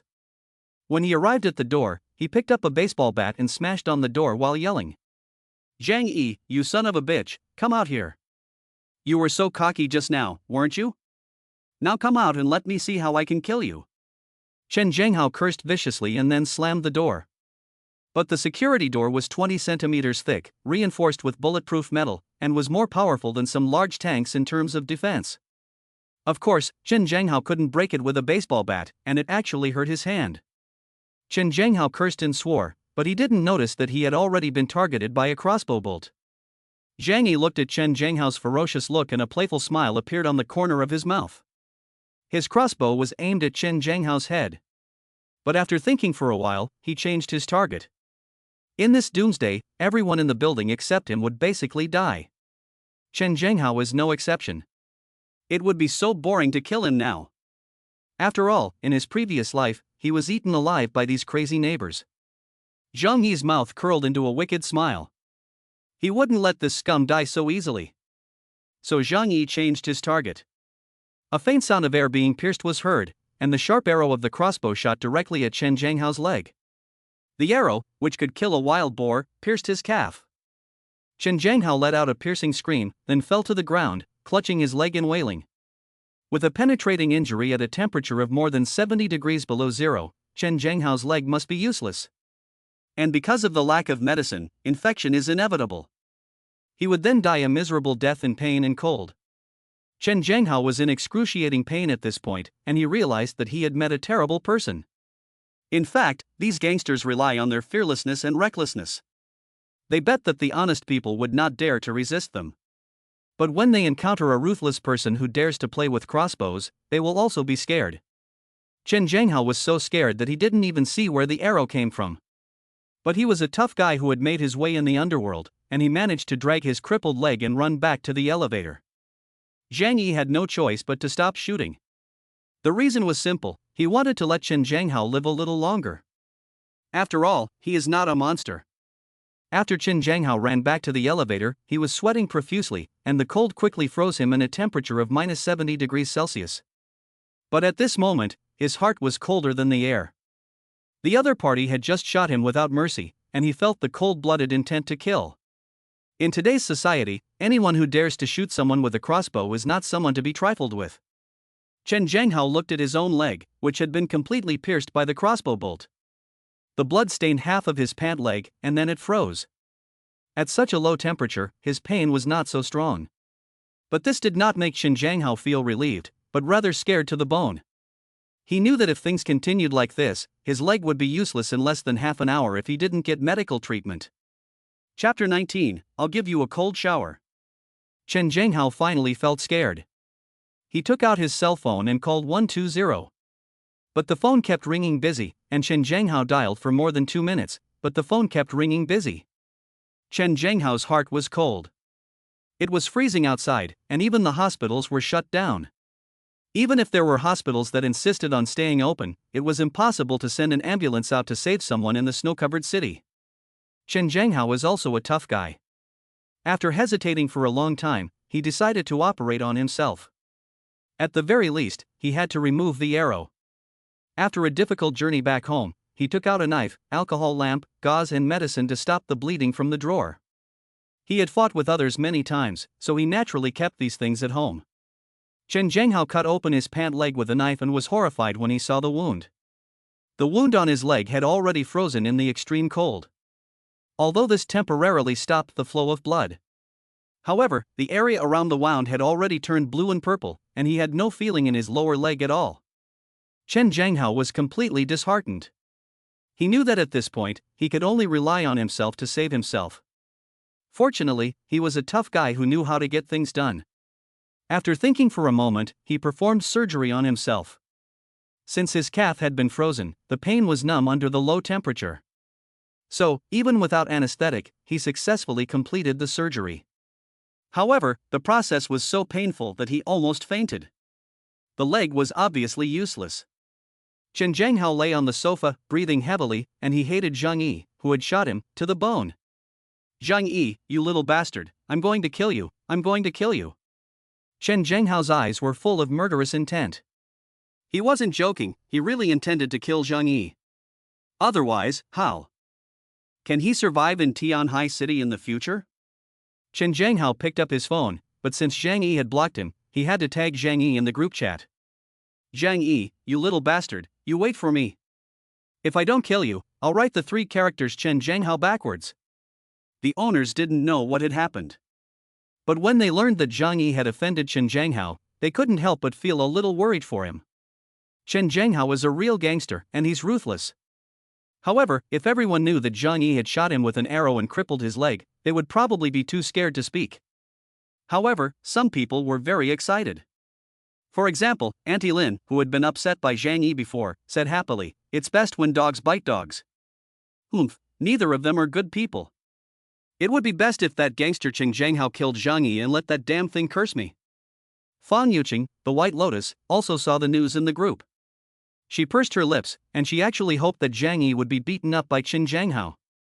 Who let Zhang Yi be so cold to her, and didn't even know that she, the goddess, wanted to eat, and he didn't even know to come to her door? However, no one in the group dared to say anything, for fear that this matter would implicate them. Zhang Yi saw this message and laughed out loud. As long as he doesn't leave the safe house, he doesn't care about 100 Chen Zhanghao. Zhang Yi sent a voice message to his phone. "What are you? You just bark like a dog. If you dare to provoke me again, I'll break the other leg too." The owners in the group were all in an uproar when they heard this message. They didn't expect Zhang Yi to dare to go against Chen Zhanghao. And it seems that he even injured Chen Zhanghao's leg. Chen Zhanghao was holding the phone so tightly that he almost broke it. "You son of a bitch, Zhang Yi, you just wait, I'll get you."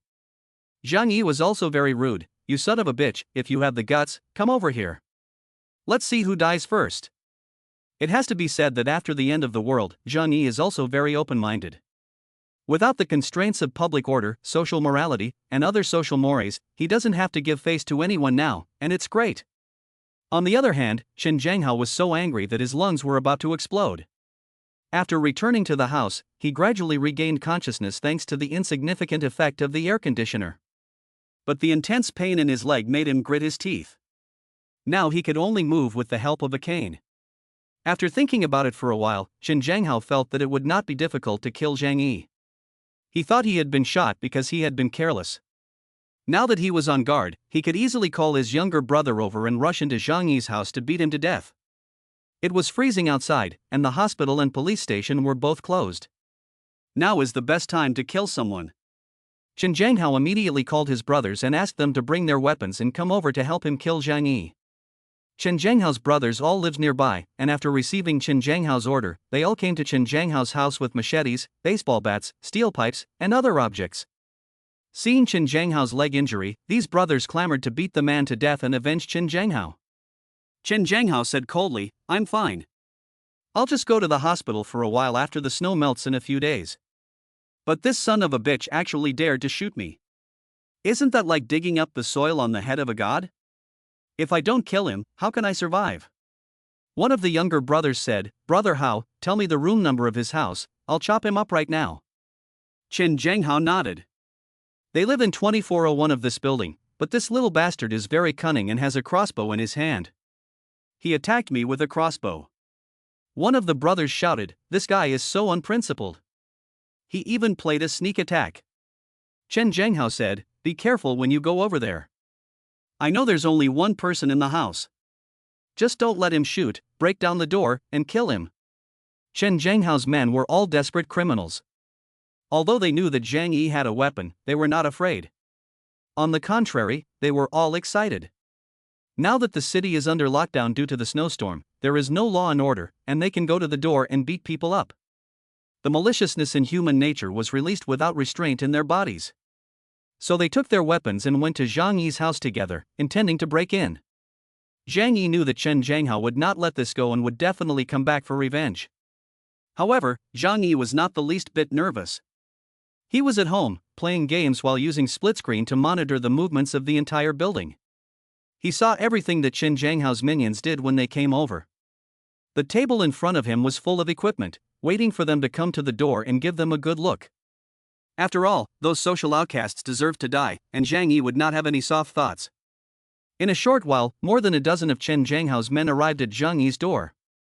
They knew that Zhang Yi had a crossbow in his hand, so they were a little careful when they came over. Several of the small karamis held wooden boards in front of them as shields. When they arrived at Zhang Yi's door, they only started to fight when they realized that everything was fine. "Open the door. You son of a bitch, you dare to shoot our brother, Hao? Today we're going to kill you. This will be your death anniversary next year. Open the door." While they were yelling at him, they started pounding on the door with hammers and iron bars they had brought with them. They wanted to break in, teach Zhang Yi a lesson, and then hand him over to Qin Zhanghao. Zhang Yi was playing a game and was not in a hurry. He was stuck at the boss of the first level, and had died 7 or 8 times without getting past it. Hearing the yelling and the sound of the hammering on the door, Zhang Yi angrily shouted, "Can't you use a little more force? Haven't you eaten yet?" Hearing Zhang Yi's arrogance, the little karamis became even more angry and their attacks became even more severe. However, the security door, made of 20 centimeters thick alloy, was difficult to open even with a small explosion. Not to mention that they were using the primitive method of smashing to break the door. After pounding on the door for a long time, only a few small white spots appeared on the metal door, and a little paint was chipped off. Not even a dent was made. The little karamis were dumbfounded.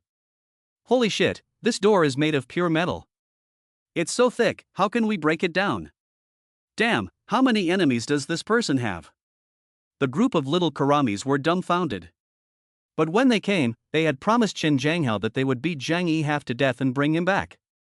Now that they can't break the door, they can't go back and report, so they keep smashing and yelling outside the door. Zhang Yi's game character died again. Listening to the screams of the little karamis outside, he was finally getting a little annoyed. He went to the kitchen, connected a hose to the faucet, and climbed up to the shooting hole. Outside, the little kalami didn't notice that someone was above them, barking at the top of their lungs. Zhang Yi snorted in derision, then turned on the tap and aimed it at them. The torrential water poured down on them like a rainstorm in the narrow corridor. Chapter 20, Starting a Life of Lying Down. Can you imagine what it feels like to be doused with cold water in sub-zero temperatures? Zhang Yi took a large hose and poured it over the little karamis outside the door. There was a temperature difference of about 100 degrees between inside and outside. So the water was still steaming when it came out, but it quickly froze when it hit the people. It was freezing cold, and they were all wearing down jackets and sweaters. The cold water soaked them all over, and they immediately felt as if they had been put in an ice cellar. "Damn, it's so cold, I'm freezing. Ah, stop pouring, stop pouring." At this point, they would rather be beaten up than endure the freezing torture. One by one, their lips turned purple, and some even passed out from the extreme cold. Instinctively, they quickly ran away from Zhang Yi's door. but just a dozen seconds was enough to soak them to the skin. They didn't even have time to escape by elevator, and their clothes were already frozen stiff. Zhang Yi watched them all run away before turning off the tap. He had planned to teach them a lesson with his crossbow.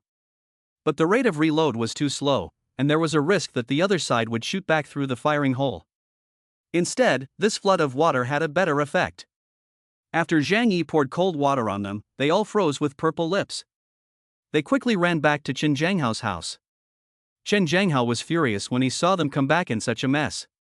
"Where is that little bastard? Did you bring him back?" The little brothers hurriedly looked for blankets and sheets to keep warm. Their clothes were soaked through and they were all frozen. More than 10 people were scrambling for clothes and quilts in the room. However, because there were too many people and not enough things to go around, a few of the younger brothers had no choice but to take off their clothes and huddle together to keep warm. The scene was a bit weird. Chen Zhanghao was so angry that he slammed his fists on the table and shouted, "Who can explain to me what is going on here?" After regaining some body heat, the brothers explained the whole situation to Chen Zhanghao.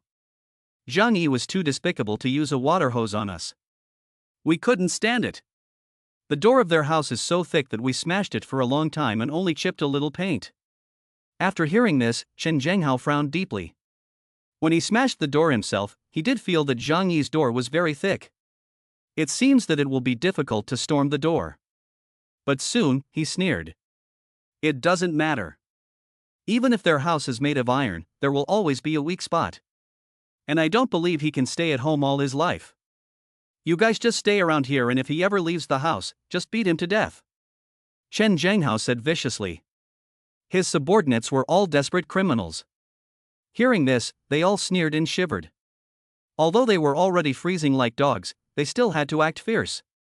However, they never imagined that Zhang Yi had no intention of leaving home at all.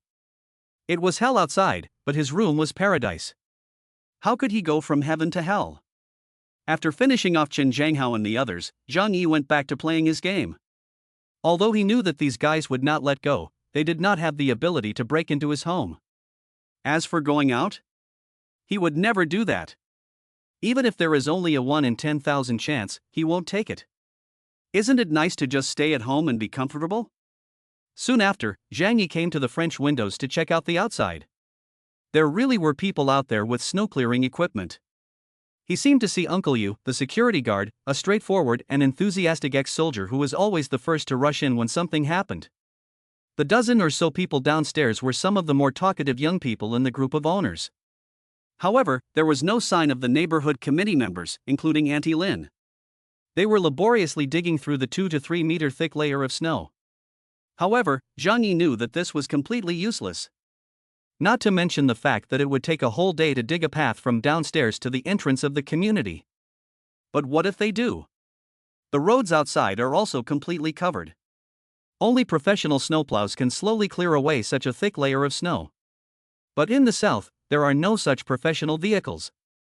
Going out has become an impossible thing. What's more, they can't possibly last long in temperatures of minus 70 degrees Celsius. Their cold weather equipment is not up to the task, and their physical fitness is not adapted to the low temperatures. After half an hour outdoors, there is a risk of frostbite. Zhang Yi shook his head. These honest people are really pitiful. But it's their own choice, and Zhang Yi doesn't bother to say anything. After all, now, everything has nothing to do with him. He just wants to live well. It was afternoon. Zhang Yi felt a little hungry, so he took out a big meal from the other dimension. The meal was simple, just a plate of Australian lobster, a Wellington steak, 2 Huangshan biscuits and a bottle of cola. There is plenty of such food in his space. Now that he stays at home every day, Zhang Yi's schedule has become more flexible. In short, he sleeps when he is tired and eats when he is hungry. He doesn't need to distinguish between day and night. The snow outside the window is still falling. Zhang Yi took a moment to look down at the apartment building. The snowplow drivers had gone home. The clearing they had worked so hard to create was soon covered in snow again. Perhaps they realized that they could not fight nature on their own. Zhang Yi lay on the sofa in his autumn clothes. The temperature in the room was 27 degrees Celsius, which was comfortable and pleasant. He turned on the TV and watched the program. Many TV stations across the country have stopped broadcasting, and only some provincial channels and CCTV are still broadcasting. They are all promoting official work and encouraging slogans. At this moment, our eyes are on Shengjing. The authorities are directing us in our final assault on the snowstorm. According to reports, the United States has been affected by the snowstorm, with 200 million people affected and tens of millions dead. The snowstorm in China is developing within a controllable range, and everything is developing in a positive direction. I hope everyone will not panic and will trust in the power of the government. Zhang Yi shook his head. The scale and ferocity of this snowstorm is beyond human imagination. Although the authorities are working hard to solve the problem, human power is really too weak in the face of nature. Chapter 21 White Lotus with Green Tea. And among the owners, you can still see Auntie Lin chattering away. Everyone has seen the news, right? Our country has the power to deal with this snowstorm. Don't worry, everything will be fine. If anyone needs supplies, please help out if you can. After all, the snowstorm will soon be over, and there is no need to hoard supplies. However, few people replied to her. Obviously, after 2 days, the snowstorm had not shown any signs of ending, and many people were beginning to worry. Fang Yuqing sent a message to Zhang Yi again. Zhang Yi, are you okay? Zhang Yi raised his eyebrows. Fang Yuqing probably thought that he had been taken care of by Qin Zhanghao. However, he didn't think that Fang Yuqing was being kind. I'm fine. Oh, that's good. Fang Yuqing was actually a little disappointed. But soon, she said, we're out of food. I remember you bought a lot of things. Can you give me some? I'll treat you to dinner later. Zhang Yi's mouth curled into a sneer. Sure enough, this woman must have a purpose for seeking him out. He remembered that the last time he went to the supermarket to buy groceries, Fang Yuqing and Lin Canning also bought some. Although they didn't buy as much as him, it wasn't enough to last for 2 days. Oh, you're talking about something that happened a long time ago. I didn't keep those things at home, and there aren't many things in my house anyway. Fang Yuqing still refused to give up. Can you at least give me some instant noodles? You're in charge of the warehouse, so you must have a lot of food at home. Zhang Yi is a bachelor. I really don't have any instant noodles. Look, this is all I can eat. He took a picture of the Australian beef and steak on the table and sent it to Fang Yuqing. Fang Yuqing, who was over there, saw the photo and her eyebrows went up in anger. Damn Zhang Yi, what do you mean? Are you trying to annoy me? On the side, her best friend, Lin Canning, poked her head out of the covers.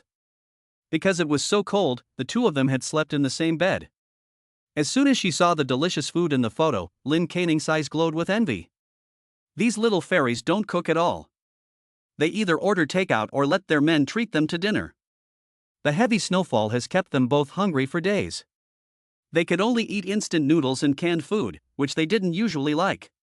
Seeing Zhang Yi eating Australian lobster and steak, the two women were angry and envious.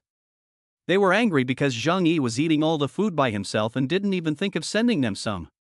Lin Canning immediately said sourly, wow, this Zhang Yi is really too much. There are all these delicious foods at home, but you never thought of bringing them over. He used to say that he liked you. Humph, I think he was completely insincere. Fang Yuqing was also very unhappy. This was not the first time Zhang Yi had sent her photos. She also knew that Zhang Yi was deliberately provoking her. However, she thought that Zhang Yi still liked her, but was using this method to get her to compromise. Humph, stupid. You want me to be your girlfriend just because you want to eat a little bit? Zhang Yi, you are so naive. Fang Yuqing said with disdain in her mouth. As a proud girl, she of course had to maintain her high and mighty image. But looking at the photos Zhang Yi sent her, she couldn't hide the longing in her eyes. Lin Canning naturally understood her.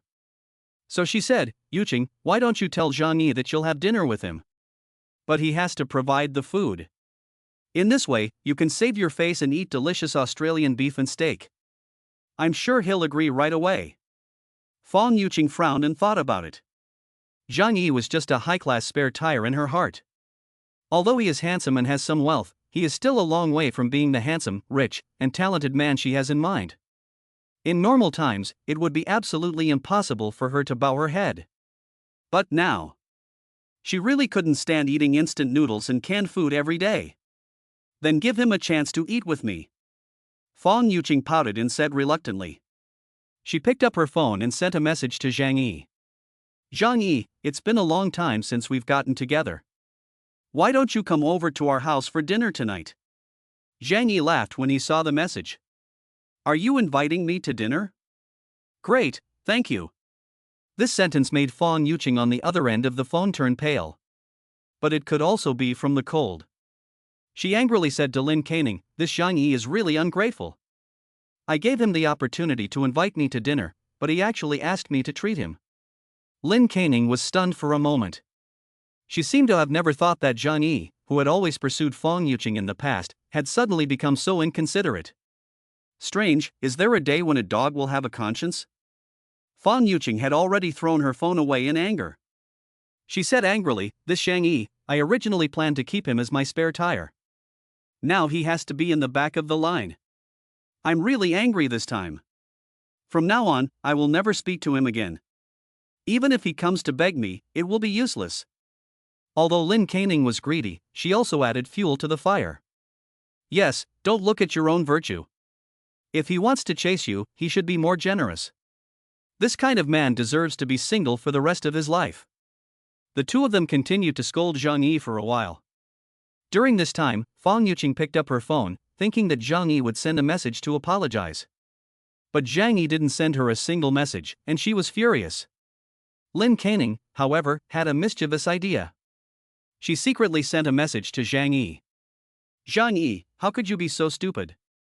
Now Yuqing is unhappy. Do you know how serious the problem is? After receiving the message, Zhang Yi looked at it habitually. Now, for him, reading the messages in various chat groups had become a way to have fun. What could be more exciting than humanity in the face of the apocalypse? After seeing that the message was from Lin Caning, Zhang Yi glanced at it and then laughed. One plays the villain, the other the hero. You two are really good at acting. Zhang Yi had long since seen through this combination of green tea and white lotus. Usually, Lin Caning would help Fong Yuqing to play along. Because Fong Yuqing needs to maintain the image of a pure goddess. So she would ask for gifts and hint that the men should spend money on Fong Yuqing. Chapter 22, It's still better to be a spare tire. Zhang Yi pretended to be confused and said, What's wrong? I didn't do anything bad. Lin Caning said, Are you stupid? It's snowing heavily in the city, and we've almost run out of food at home. If you send some delicious food over at this time, isn't it the perfect way to show Yuqing your loyalty? If I were you, I would send over all the good stuff from home, like steaks and lobsters. When Yuqing is moved, your chances will be greater, right? Zhang Yi looked at the message sent by Lin Caning and could already imagine the greedy look on the face of that woman. He sneered. What is the difference between this behavior and begging for food? But the funny thing is, if you're going to beg, you might as well act like you're being given a handout. It's as if Zhang Yi is giving them food, but they are giving Zhang Yi a chance. This kind of behavior really makes Zhang Yi want to slap them hard. Cheap. Zhang Yi decided to tease the two green tea bitches. He said, But we don't have much food at home. It's just enough for me to eat. Lin Caning frowned and immediately criticized him, You're so stupid. The snowstorm will last for a few days. If you can go without eating for 2 meals, you'll be able to trick Yuqing into marrying you, and you'll make a fortune. If you can't even spare a little food, I don't think you're really in love with our Yuqing. Zhang Yi laughed even harder. The two women played the roles of the red and white faces, and they understood the CPU very well. Unfortunately, Zhang Yi had been reborn and had long since seen through their shameless faces. Facing Lin Caning's CPU, he only replied with a faint "oh," and then threw his phone aside and ignored her. Lin Caning saw this word "oh" and was instantly furious. Oh? What do you mean by "oh"? I've been talking to you for a long time, and this is your attitude? Hurry up and bring me my food. I want to eat steak and Australian lobster too. Lin Caning is a glutton. She hasn't had anything good to eat in the past 2 days, and seeing Zhang Yi eating a big meal made her drool. She originally wanted to use Fong Yuqing's name to trick Zhang Yi into sending her all the delicious food. But things turned out completely the opposite of what she expected. That "oh" almost made her break her guard. Does that mean he's no longer interested in Fong Yuqing? No, that's absolutely impossible. Lin Canning recalled Zhang Yi's attentiveness to Fang Yuqing over the past few years and immediately shook her head. He must have just had a brain fart. Lin Canning was angry, so she went to find Fang Yuqing and told her a story with a few embellishments. Of course, she told Fang Yuqing that she was only looking for Zhang Yi to help her get supplies. Fang Yuqing said coldly, "Who is Zhang Yi? Do I know him? Don't mention him in front of me again." Now Zhang Yi wants to be her lapdog again. He must apologize for what happened these few days, and then spend a huge price to ask for her forgiveness. Lin Canning poked Fang Yuqing. This Zhang Yi is not smart. Don't you have other lapdogs? There are many colleagues who work in the warehouse in their community.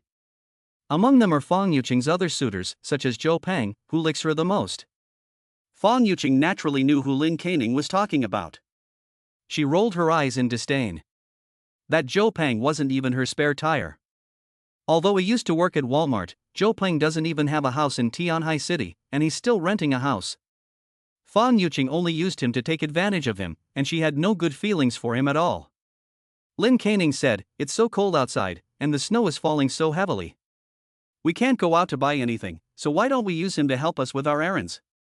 Fang Yuqing's eyes wandered for a moment, and she thought that Lin Canning was indeed right. So she sent a message to Zhou Peng. To her surprise, within 5 minutes, Zhou Peng came running over, carrying a backpack full of food. After all, they work in a Walmart warehouse, and they often take home discounted goods. So there was naturally some stock at home. At Fang Yuqing's request, Zhou Peng was like a chicken with blood in its veins, and he specially picked out the best things to send her. And Zhou Peng also patted his chest and promised, "Yiqing, if you want me to do something, just say the word. You know, I'll do anything for you." Fang Yuqing rarely smiled at Zhou Peng. "Thank you, Zhou Peng. You're so nice." She sent Zhou Peng away with a few sweet words. Then she went back into the house and immediately changed her expression. "You're not even good looking, and you still have the nerve to think about me? In your next life." The atmosphere in the entire building had already begun to change. The temperature was extremely low, and even with the air conditioner on, the temperature inside the house was below zero. This is something that people from the south of Tianhai City are not used to. And they are not used to stocking up on supplies. The 2-day ice storm has emptied the refrigerators of every household. Although Auntie Lin was still saying that everything would be fine and the snowstorm would soon pass. But everyone had their own concerns. But Zhang Yi saw all this and was very happy. He was extremely well prepared for the end of the world, and he was actually living a more comfortable life than before the end of the world. He was like an outsider, quietly watching the drama outside. After Chen Zhenghao and his younger brother were lectured by Zhang Yi, they temporarily stopped coming to trouble Zhang Yi. They also knew that Zhang Yi's home was not easy to break into. And Chen Zhenghao's leg was basically useless. If he couldn't go to the hospital, he would become a lifelong invalid in a few days. As for the other little Karamis, after getting soaked in water, they all fell ill with a cold and fever. Without a way to keep warm, they dragged their sick bodies around, and probably would not die from food shortages, but would die from high fever first. Zhang Yi spent his time at home playing games and chatting with friends online. When he has time, he also goes to the gym to exercise. After all, there are many fitness equipment in the house, all of which are international brands. Or he would read the various professional books he downloaded from the internet. For example, the Barefoot Doctor's Handbook and the Militia Training Manual. It's better to be prepared than to be in trouble. Having mastered this professional knowledge, it's best not to use it in the future, but in case of an emergency, it might save your life. It was snowing outside, and the sky was covered in clouds, making it difficult to tell day from night. On the morning of the 3rd day, Zhang Yi got out of bed, hugged a delicious cheap roast duck, and looked at the clock. It's almost time. The show is about to begin. Zhang Yi said lightly. At this moment, the mobile chat group was completely blown up. Chapter 23, Water and Power Outages. 3 days after the end of the world, the show finally began. Zhang Yi knew what would happen on this day, so he didn't sleep all night, waiting to see this show. What happened was actually very simple. The entire Yuelu community suddenly lost power. And soon after, due to the chain reaction of the power outage, the water company was unable to supply water normally. The water supply system was out of order, and water was cut off in every household. Zhang Yi had expected this. After all, at the beginning of the apocalypse, no one could have predicted how long the extreme cold would last. The authorities were still trying to cope with the snowstorm. But as the days passed, they realized that it was simply not possible to solve the problem. The freezing temperatures caused the major hydroelectric power plants to shut down one after another, and the thermal power plants were unable to continue generating electricity because the staff could not work. When the cities across the country have exhausted their power reserves, power outages are inevitable. At this point, only a few nuclear power plants were still operating. But the electricity generated is naturally all used by the government. Water and electricity outages plunged the lives of ordinary people into darkness. Zhang Yi had already turned on 2 silent generators in advance to start generating electricity for the room. After doing all this, Zhang Yi turned on his phone and saw that many of the chat groups had messages with the number 99 plus in them. Do you have electricity at home? We don't have electricity at home. And the tap water has stopped too. What's going on? We also have no water or electricity. It's so cold, the air conditioner doesn't work at all, and there's no way to use a heater. How can we live like this? Why doesn't the government do something about this? If this continues, people will probably freeze to death. Zhang Yi shook his head in silence. At this time, the government had no time to care about everyone. If you want to survive, you have to rely on yourself. He also knew that the end of the world would only truly begin today. Without electricity and food from the modern world, humanity would also fall victim to mass death. Zhang Yi thought about this and looked at his home with a lingering fear. When he saw his warm and safe house, which was as safe as a copper hoop and iron bucket, and the endless supplies in the other world, a sense of security and warmth welled up in his heart. The group of community owners was also full of nervous complaints at this time.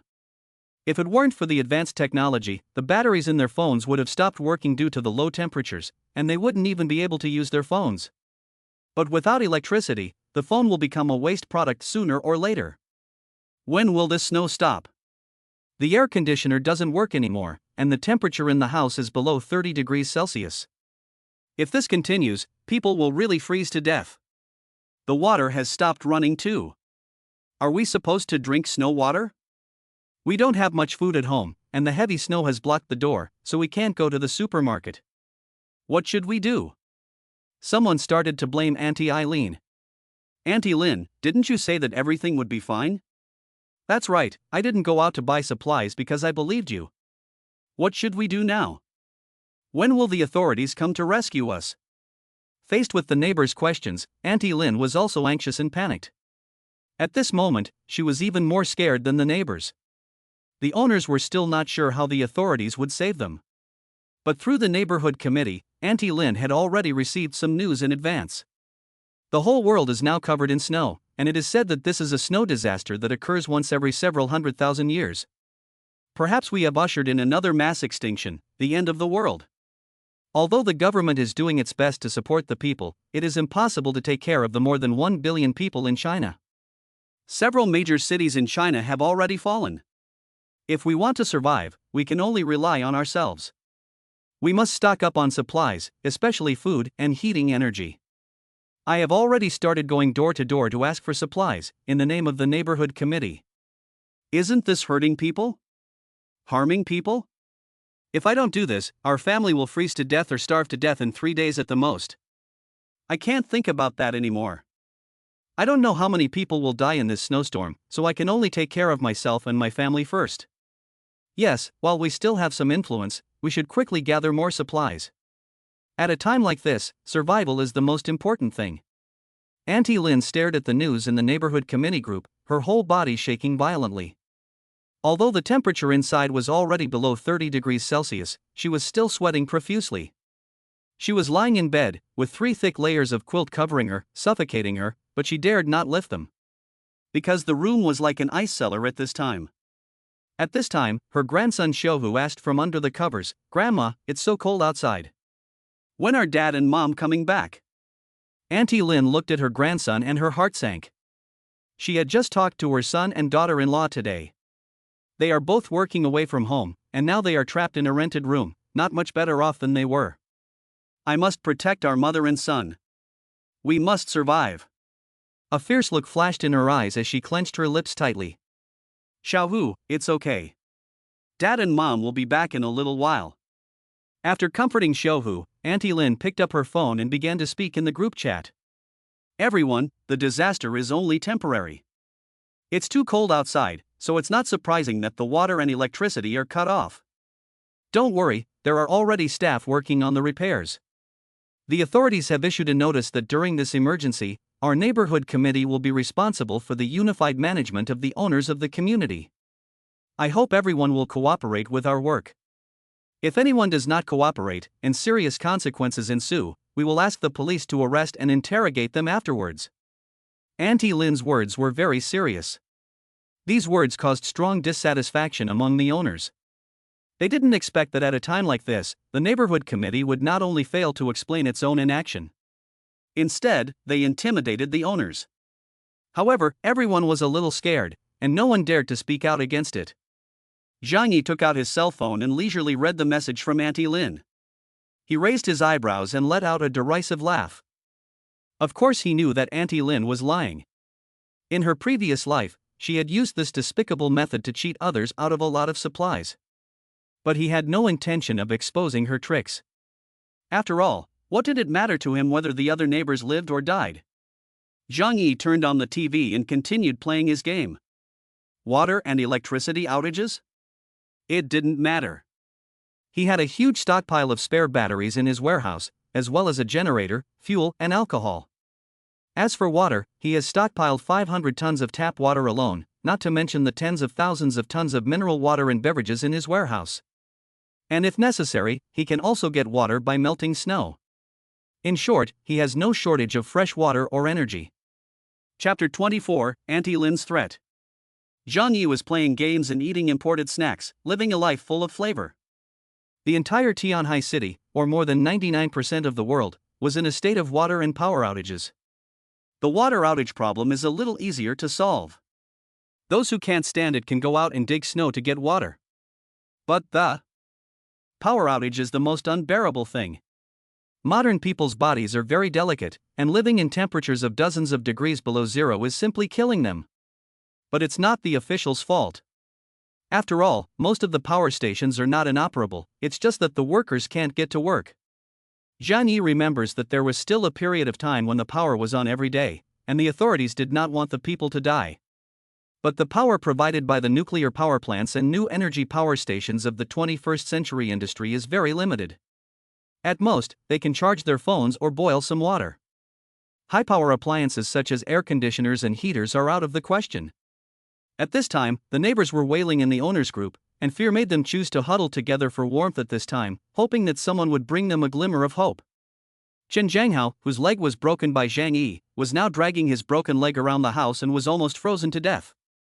He was already injured, and living in extremely low temperatures caused him double the harm. His little calamari were even worse off. Although Zhang Yi only doused them with a hose at the time. But in this temperature, there was no way to keep warm. The temperature inside the house slowly approached that outside, reaching -50 to 60 degrees Celsius. Several people started to have high fevers, with the lowest temperature reaching 39 degrees and several others reaching 40 degrees and above. Since they didn't have any medicine, there was no ibuprofen at home. And in this weather, it was impossible for them to go out to buy medicine. Therefore, they could only choose to endure it. This is why Zhang Yi did not shoot them at that time. It was much more satisfying to let them freeze to death in despair than to kill them outright. Zhang Yi sat on the carpet, playing the game with all his concentration. It was freezing outside, with the howling north wind blowing snowflakes. The room was 27 degrees Celsius, brightly lit, and there was no shortage of food, drink, or entertainment. If you have to say what's wrong with it, it's probably the lack of a woman to keep Zhang Yi company. But Zhang Yi is not an idiot with a brain full of sperm. Having already suffered from women in his previous life, he now definitely puts his own safety and quality of life first. Unless it is absolutely safe, he will not let anyone into his safe house. In the end times, human hearts are absolutely unpredictable. He had once witnessed a woman smashing her husband to death with her own hands for a packet of instant noodles. At this moment, Zhang Yi's phone lit up again.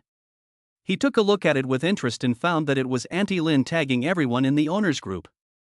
Due to the current blizzard, it has had a huge impact on everyone's lives. According to official notices, the snow will continue for a relatively short period of time. In order to help everyone get through this difficult time, everyone can live with dignity in difficult times. Therefore, starting now, the neighborhood committee will collect the supplies that each household has on hand and distribute them uniformly. This is an official order, so please cooperate. Otherwise, if anyone is selfish and does not obey the organization's arrangements, they will be punished by the organization afterwards. Don't think you're so capable that you can go against our organization. Remember, you all have your own weak points. Zhang Yi sneered. It's the same routine as in my previous life. As a member of the neighborhood committee, although Auntie Lin didn't have much power, she still had more information channels than ordinary people. She must have known that the end of the world was coming and that the authorities in Tianhai City had already been brought to a standstill. That's why she wanted to use deception and intimidation to get everyone to give her the supplies they had in their hands. But Auntie Lin's methods are really not very clever. After all, she is just an old woman with a middle school education. In fact, a smart person would immediately see that there is something wrong with what she said. Even if the government were to implement unified control, it would be impossible for such an order to be issued. However, there are more than 50 households living in this building, and there will always be some timid people who will listen to Auntie Lin out of fear. Zhang Yi had no intention of getting involved in this matter, but he just wanted to see what would happen.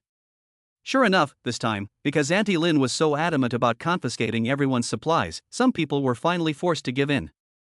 Wang Min, who lives on the 15th floor, is also Zhang Yi's colleague. As a diligent housewife, she often brings things home from the warehouse. This is something that the neighbors know. If Auntie Lin is going to collect supplies from everyone, their family is definitely not going to be spared. Wang Min said, "It's impossible to go out in the snow, and there's not enough food for everyone. How can you collect it and distribute it?"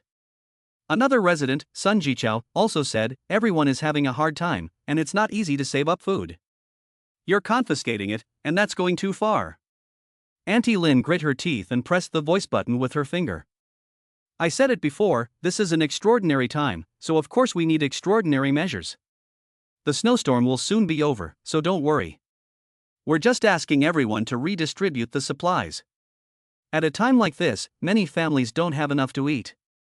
Are you that selfish? Don't think about your neighbors. Some people have stockpiled supplies, so naturally some people lack supplies. So those who lack supplies naturally stand up to support Auntie Lin. That's right, we're all neighbors. Why not help each other out in times like these? It's just some food and drink. It's not like we can't afford it on a normal day, it's just that the situation is a bit special these days. This is an organizational decision. If you don't follow it, the consequences may not be something anyone can bear." In the WeChat group, the two groups of people began to argue. Zhang Yi didn't say a word, and Bai Lianhua, Fang Yuqing and Lin Caning didn't say anything either. Because they actually still have a lot of supplies at home. But they were too stubborn to give them up. Zhang Yi's desire to watch the show was soon broken. Although he didn't say anything, Auntie Lin took the initiative to send him a private message. "Little Zhang, you work in the warehouse, so you must have a lot of food and drink at home, right? I remember that last time you bought 3 large carts of stuff. Now that we are in trouble, it is time for you to show your spirit. Don't worry, we'll definitely pay you back once the snowstorm is over. Everyone will remember your kindness." Auntie Lin first created a stir in the WeChat group, causing some timid people to panic. Then she started to break through one by one. As long as she can trick one family, she can get some supplies, which will allow her and her grandson to live a few more days. Zhang Yi, the warehouse manager at Walmart, was also targeted by Auntie Lin. Chapter 25, Scolding the Old Woman. Zhang Yi sneered. In his previous life, he had misjudged the severity of the snowstorm. Thinking that he could sell the neighbors a big favor, he took out some of the supplies he had hoarded. But what happened? Instead of being grateful, the neighbors thought he had a lot of supplies. The end result was that he was killed by breaking into the house and was used as food. It can be said that the old woman surnamed Lin was also responsible for his death in his previous life. He raised the corner of his mouth and sent a voice message lazily. "That's great, we're running out of food at home too. Auntie Lin, when you collect the supplies, please give me some too." Auntie Lin was so angry that she started yelling at him right there in the house. "Bah! Who are you trying to fool? You must have hoarded a lot of things at home. Humph, after working in the warehouse for so many years, I don't believe you're clean. She was so sure because Zhang Yi often helped the neighbors buy discounted goods from the Walmart warehouse. For example, some products with damaged packaging and food that is about to expire are sold at very low prices. As an internal employee, they have the right to purchase first. Sometimes the warehouse would give them out as employee benefits. Auntie Lin's face turned ashen, and she gritted her teeth, but she still refused to give up. She was sure that Zhang Yi was a big fish, and as long as she could get Zhang Yi to open his mouth, she and her daughter could get a lot of supplies, at least enough to live for another week. Auntie Lin took a deep breath and said in a tone that was gentle but firm, "Zhang, don't joke with me. Everyone knows that you are the manager of the Walmart warehouse. How could your family lack food and drink? This is an order from the organization, you must obey. You have contributed to everyone and the organization will remember your good deeds. Be obedient and bring all the things in your home to your aunt and set an example." Zhang Yi picked up a toothpick to clean his teeth. He had eaten a roasted leg of lamb for lunch and had some food stuck in his teeth. He said in a lazy tone, "I really didn't lie to you, I'm out of everything at home. Nowadays, even the landlord's family doesn't have any surplus food. Auntie Lin, please send me some instant noodles." As a member of the neighborhood committee, you should take the lead and show some spirit, Zhang Yi said sarcastically. Seeing that Zhang Yi was not going to be convinced, Auntie Lin knew that she had to try a different approach.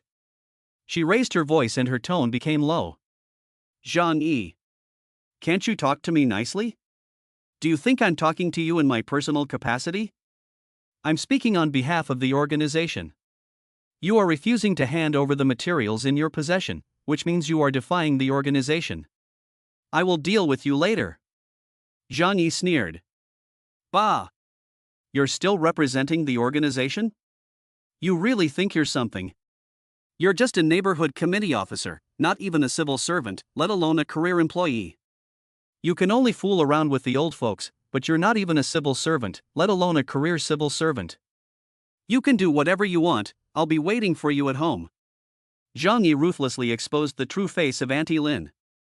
The staff of the neighborhood committee are only social workers, they don't have any official status, and they are not civil servants. And Auntie Lin is just a lowly errand runner in the neighborhood committee, not even a small leader. Of course, even if she were a big official, Zhang Yi wouldn't give a damn at this point. After scolding Auntie Lin, Zhang Yi hung up decisively and then blocked her number. Because this kind of shrewish old woman likes to curse the most, he doesn't have the time to argue with her. His actions made Auntie Lin's lungs explode.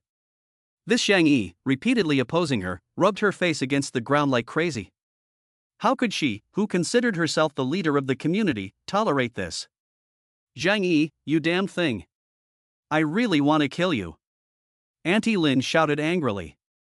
But she could only scold him a little. In fact, she could hardly protect herself now, and she couldn't really do anything to Zhang Yi. She wanted to kick Zhang Yi out of the chat group for owners. But after thinking about it, it didn't seem like it would do Zhang Yi any harm. She also wanted to call on everyone in the group to collectively condemn Zhang Yi. But then everyone would know that Zhang Yi refused to pay for the supplies. If everyone followed suit, she would be unable to deceive them. In any case, she couldn't do anything to Zhang Yi at this point. The more Auntie Lin thought about it, the more angry and upset she became. But she had no choice but to swallow her anger. Now, the most important thing for her was to deceive others. She must take advantage of the fact that they are still not fully awake and try to get as much as she can. Over the next 2 days, Auntie Lin coaxed and threatened her way into getting some supplies from several households. But not everyone is a fool. In the end times, everyone's first priority is to think about how to survive for themselves and their families. Some people chose to ignore Auntie Lin. Some of them, who were more impulsive, simply told Lin to go away after scolding her for coming to ask for supplies. And for people like Qin Zhanghao and Su Hao, who are not easy to deal with, she didn't even have the courage to go to their door. Zhang Yi saw all of this clearly through the surveillance camera. But he should have fun and eat, so there is no need to meddle in other people's business. It has been 5 days since the snowstorm. Normal families only have enough food for 3 to 5 days. On their side, since some people work in the big warehouse, they have a little more supplies at home. However, due to the severe low temperatures, heating requires fuel and food, so supplies are consumed faster. In the past few days, a sense of hostility has gradually begun to appear in the chat group. At first, the owners, who were waiting for the official organization to rescue them, also changed their mentality due to the lack of energy for heating and food. Especially those who were cheated by Auntie Lin, who took away their supplies, could no longer resist asking Auntie Lin in the group how the supplies would be distributed after they were taken away. At 25 #1 unit 1502 Lin Chuansha, Lin, you said that the goods would be distributed after they were taken away? We've run out of food, and it's been 2 days. Can you bring us some? Yes, you said that the goods would be distributed uniformly so that everyone could eat. The owners all clamored, including those who had not taken anything out before, hoping to take advantage of the situation to get a share. But Auntie Lin seemed to have disappeared, not answering anything. Of course, she could see the news, but at this time, she had no intention of handing out supplies at all. She and Zhang Yizhen were the only ones in the building who knew what was going on. Outside, chaos had already broken out. People needed supplies to survive, otherwise they would die. She hugged her grandson and curled up in a 5-layer quilt, gritting her teeth and saying, "How could I give back the supplies I worked so hard to get?" Chapter 26, Blackmail. Seeing that Auntie Lin didn't respond to their calls, the neighbors finally realized that they had been tricked by Auntie Lin. For a while, the chat group was filled with kind greetings to Auntie Lin. But from the moment she decided to deceive her neighbors, she had already lost her face, so of course she didn't care what the neighbors said about her. However, someone has set their sights on the goods she has swindled. For example, Chen Zhanghao, a socialite. Although the end of the world has been 5 days away, no one knows what the real situation is outside. So it hasn't developed to the point where people are fighting over supplies.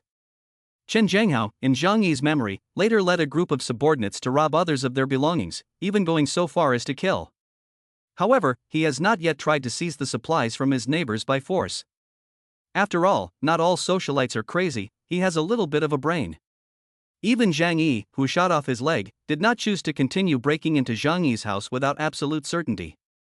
Now, they have also consumed a lot of supplies in their home. These people don't have the habit of hoarding supplies at home. There is a lot of beer in the refrigerator, but that stuff has long been frozen. Not only can't it satisfy hunger, but if you want to drink it, you can only smash it and eat the ice cubes. But what Auntie Lin did made him light up. Auntie Lin had said that she would collect supplies and distribute them. Although he had sneered at what she had said, it was now clear that she had obtained some of the neighbors' supplies by trickery. Then he had a legitimate reason to take it back. Even if things got out of hand after the ice and snow thawed, Auntie Lin wouldn't dare do anything because she was in the wrong. So Chen Zhanghao picked up his phone and called Auntie Lin. At this time, Auntie Lin was at home, happily eating biscuits with her grandson, Xiaohu. She had to wait until the short daily call time to boil water to make instant noodles. At this time, the phone rang urgently. "Grandma, the phone." Xiaohu pointed to the phone and said, "Grandma, the phone." A cold snort escaped from Auntie Lin's nose, and her eyes were full of disdain. She thought it must be the neighbors who had been cheated out of their supplies. She felt no remorse for those fools, and thought they were all fools. But when she picked up the phone and saw the name of the caller, she looked scared. "Chen Zhanghao? What does he want with me?"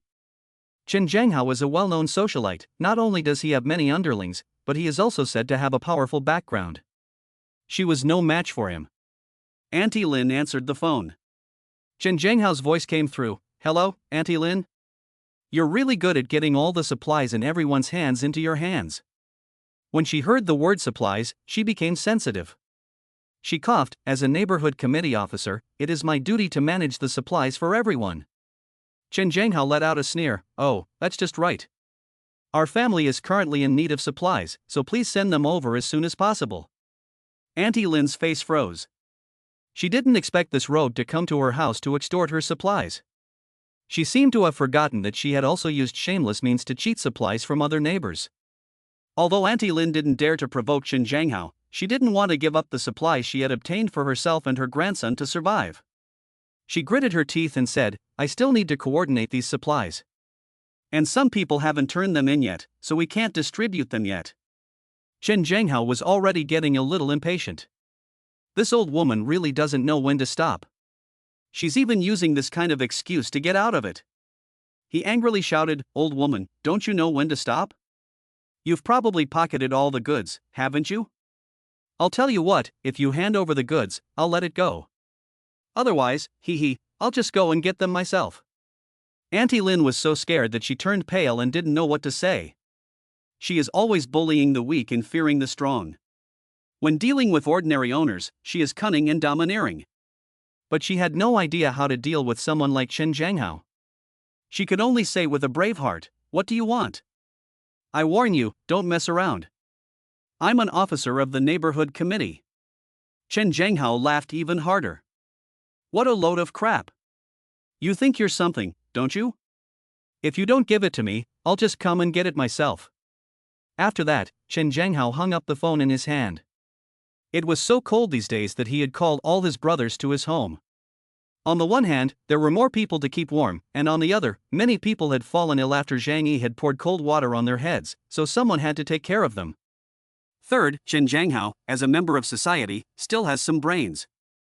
He has realized that the situation is developing in a somewhat wrong direction, so he has concentrated his own manpower. If the time comes, having people on hand will give him absolute power of speech.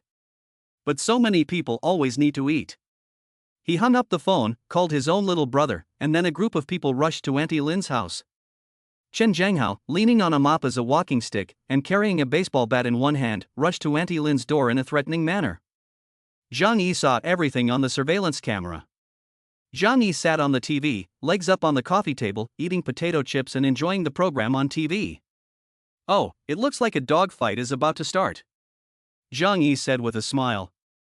It was only the 5th day of the end of the world, and there was already such a good show, and both sides were people he really hated. Zhang Yi was in a very good mood. Suddenly, he thought of the silly neighbors who had been cheated by Auntie Lin. According to his memories from his previous life and his knowledge of these neighbors, even after this incident, there will be more people who will be fooled. There is no way to stop it. People are always prone to fluke, and because of thousands of years of Confucianism, Chinese people will instinctively choose to obey Auntie Lin, who represents the neighborhood committee. In this way, they were fleeced by Auntie Lin, layer by layer. Zhang Yi touched his chin and thought, "If I post what happened here to the group, I wonder what would happen." Zhang Yi smiled wickedly at the corner of his mouth. It would definitely be quite exciting. So he pressed the record button. After Chen Jianghao led the group to Auntie Lin's house, he began to shout at the top of his voice, demanding that Auntie Lin open the door.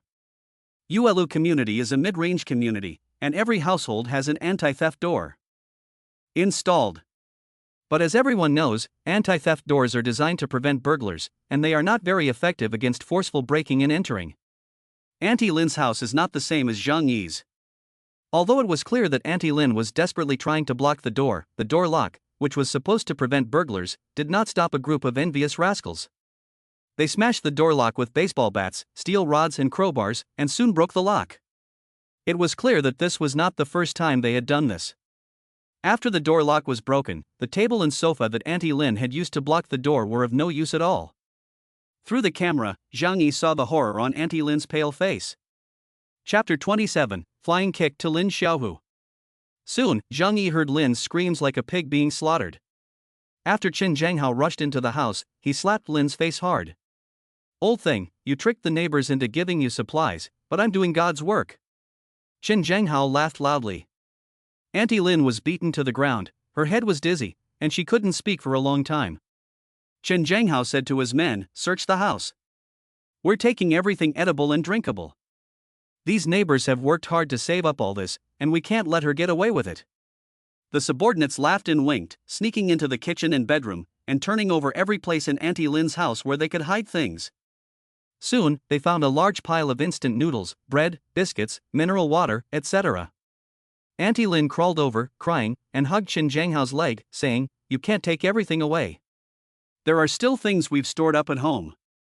If you take them all away, how will my grandson and I survive?" Chen Jianghao stared at her coldly and sneered, "None of my business. Get out of here." After that, he kicked her with his good leg, right in the face. "Ah!" Mrs. Lin let out a pig-like scream and fell backwards. At this time, a shout suddenly came from the bedroom, "You bunch of sons of bitches, get the hell out of here." It turned out to be Lin's grandson, Xiaohu, who had found the chocolate biscuits he had hidden and was furious. He took a fruit knife from the drawer and stabbed it into the buttocks of a little caramel. At such a low temperature, any injury is very fatal. The little Karami let out a cry of pain. He turned his head and saw that the one who stabbed him was a child, and he was even more angry and his eyes were on fire. Fuck, if this gets out, how will he ever get anywhere in life? Fuck you. Little Karami was furious, and he kicked the little tiger in the stomach with all his might. A grown man's full force kick is something a 6-year-old can't possibly withstand. He let out a scream, and flew straight up into the air, then slammed into the wall and fell to the ground like a piece of trash. There is a saying that hitting someone is like hanging a painting, and this scene is very similar to that saying. Chen Zhenghao and the others who saw the scene laughed happily. Ha ha ha. Fifth brother, when did you practice such good legwork? He kicked the little brat into the air. The fifth child, Zayakaram, pulled out the knife from his hip and said proudly, "Isn't it cool? You should have filmed that scene." Auntie Lin had an injury herself and wanted to pretend to be dead by lying on the ground. But when she saw her beloved grandson being kicked so hard, she cried out in despair, "Xiaohu, my grandson!" and rushed towards Xiaohu.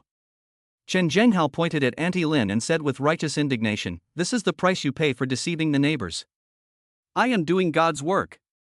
After that, a group of people laughed and left Auntie Lin's house with their spoils. This cruel scene made Zhang Yi raise his eyebrows. Seeing the despicable Lin family being beaten, Zhang Yi was naturally very happy, and he didn't feel any sympathy for them at all. However, this scene also represents the beginning of a rift in the rules of civilization that had previously existed in the entire building. From now on, there will be more and more brutal things. After all, a crack in the ice will quickly spread. Unfortunately, it has nothing to do with me. I can only lie around at home while they fight to the death for a little bit of material goods. It's so boring. Zhang Yi lay on the imported sofa, smiling and exclaiming. He then posted the video he had taken to the group chat for the owners of their building. In the group, the deceived owners were still scolding Auntie Lin. Until they saw the video Zhang Yi had posted. In the video, they saw that Auntie Lin's house had been broken into by Chen Zhenghao and his men, and that she and her grandson had been beaten up, and the goods they had been tricked into buying had been stolen. The owners were suddenly happy. Ah, big liar, you deserve it. Brother Hao is so awesome. You should use extreme measures to deal with people like this. This is the price of a liar. Hee hee, they stole the chicken but lost the rice. It's really funny. Although the owners who had been cheated knew that Chen Zhenghao would never give back the goods he had taken. But seeing Auntie Lin being beaten up, they were secretly happy. For a while, some people even thought that Chen Zhenghao was a hero and praised him. Brother Hao is so brave. He is a true social leader with a sense of justice. If it weren't for Brother Hao, we really wouldn't have been able to do anything about this shameless scum. Be careful, Brother Hao. This old hag is shameless. Be careful she doesn't call the police on you. Some people even worried about Chen Zhenghao and offered him advice. Chen Zhenghao has gained both fame and fortune this time. Not only did he not cause a collective boycott from the owners, he also obtained a large amount of supplies. Zhang Yi looked at the owners chatting, but he rolled his eyes and shook his head in derision. These owners are completely unaware of one problem. Chen Zhenghao can break into Auntie Lin's house and rob her today, so one day, he can break into their homes as well. And as people gradually lose hope in everything outside, this kind of thing will happen quickly. However, seeing that the owners can still chat happily in the group, it also proves one thing. That is, everyone actually still has some supplies in their hands. The situation in most families is not as bad as everyone says. Many people in Yuelu community work in the warehouse area and have the habit of stockpiling supplies at home. Even if they don't work in the warehouse area, they will buy discounted goods through various channels and keep them at home. A box of instant noodles that is about to expire can last a family of 3 for 4 or 5 days if they are frugal. Therefore, even if it is very difficult for everyone to eat and wear warm clothes now. But if you save a little, you can still survive for a while. In his previous life, Zhang Yi managed to survive for a whole month before his neighbors, who had gone crazy from hunger, stormed his door and ate him alive. Everyone knows the principle of not revealing wealth. The reason why they are crying about being poor is that they are afraid that others will ask them for supplies. Of course. They are barely surviving, and if you ask them about quality of life, they have basically nothing to do with it. Zhang Yi no longer read the messages in the chat group. He took an arrow target from the other dimension and placed it on the wall. Then he picked up his crossbow and compound bow and began practicing his shooting skills. Even though his safe house is as strong as a steel fortress, survival in the end times requires no slack. Only by practicing survival skills every day can one survive to the end. Moreover, shooting is also a good form of entertainment for Zhang Yi. As for marksmanship, he doesn't need to practice. He has a membership card for the Shooting Association and knows how to use firearms. Although he is not a master marksman, the mere sight of a gun is a huge deterrent. There are only 100 bullets, and unlike arrows, they cannot be recycled, so it's better to save them. Chapter 28, 2,000 yuan for a pack of instant noodles. Auntie Lin was robbed of her household goods by Qin Zhanghao, and she and her grandson Xiaohu were also beaten up. The old woman was still able to move around, though she was barely able to breathe. But her grandson, Xiaohu, was kicked hard in the stomach by Qin Zhanghao's subordinate, Xiao Karami. A 6-year-old child can't withstand such a kick, and his internal organs are in trouble. In desperation, she could only ask for help in the owner's group, hoping that someone could help save her grandson. However, because of her previous deception, everyone was disgusted by her and no one was willing to help her. I know I did something wrong before. But my grandson is innocent. He is still a child. Please save him. Auntie Lin burst into tears in the group, her voice full of despair. None of the owners sympathized with her. Instead, some people mocked her. Who knows if this is true or not? Yes, and besides, we are not doctors, so we don't have the ability to help you. If you hadn't lied to everyone about the supplies, would Brother Hao have beaten your grandson? You brought this on yourself. Auntie Lin broke down and cried, "It's all my fault. If you can save my grandson, I'll bow to you." At this moment, a woman named Zhou Kor sent a message. Let me take a look at the child. But I can't guarantee that I can cure him. When Zhang Yi saw Zhou Kor's message, the image of a tall, proud, and elegant woman with a long ponytail immediately came to mind. Zhou Kor is a doctor at Tianhai City's First People's Hospital. In her previous life, she used her medical knowledge to save many people. She was one of the few good people in the neighborhood. She was a bit aloof and didn't like to speak in the owner's group. This time, she only spoke up when she saw that Xiaohu was in danger. At this time, Auntie Lin also remembered that there was such a doctor in the community, and quickly sent the child over with many thanks. After half an hour, Lin's anxious voice rang out in the group again. Does anyone have any hemostatic drugs, anti-shock drugs, or antibiotics?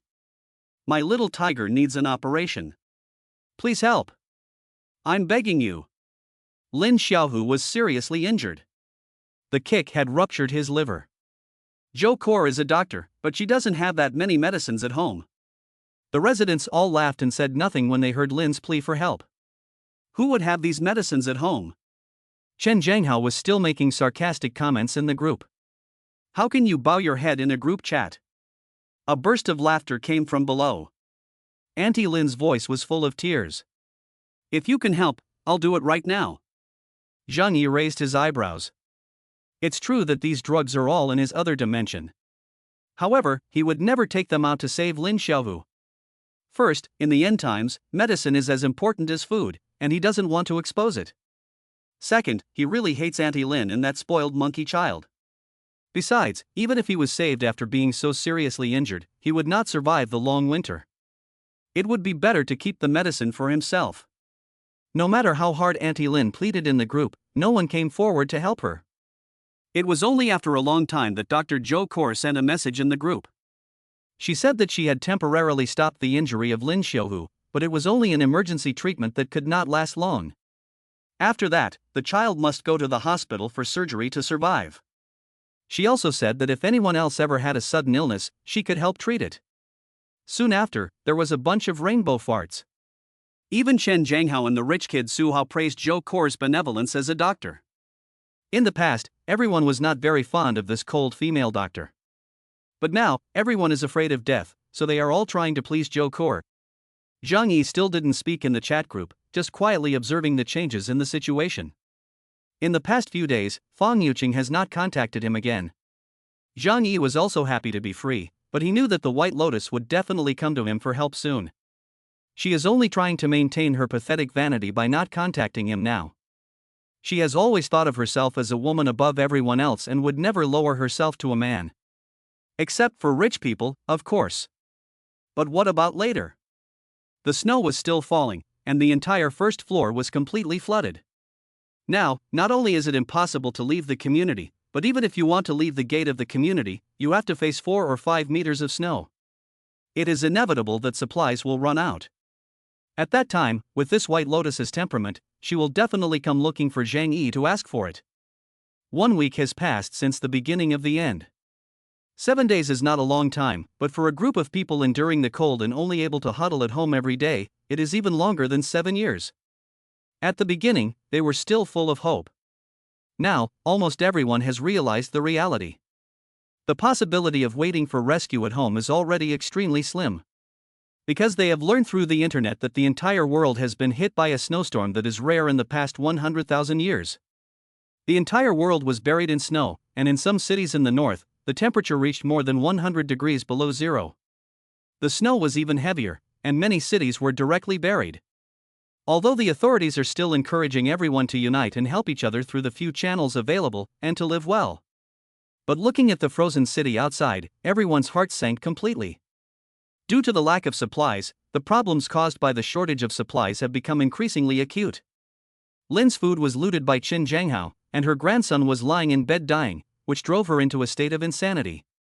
She was screaming in the group all day, saying that she was the leader of the neighborhood committee and demanding that everyone give her all their supplies. But now, everyone has learned to be smart, and no one pays any attention to her. In the group of property owners, Xia Lime, a mother living on the 12th floor, suddenly sent a message. Does anyone have any food left? My child and I haven't eaten for 2 days. I'll pay a high price. This message caused a subtle change in the group. In the past, everyone thought that the disaster would soon be over and the city would be unblocked. So, although there were food transactions, the prices were only a few times higher than usual. But now, more and more people have run out of supplies at home. At this time, food is life, and the hope of survival. Soon after, someone suddenly said, I still have a few packs of instant noodles at home. I can sell them to you if you want. But I want 1,000 yuan for each pack. 1,000 yuan for a packet of instant noodles. This was unthinkable in the past. They probably didn't think that this transaction would have such a huge impact on the entire building.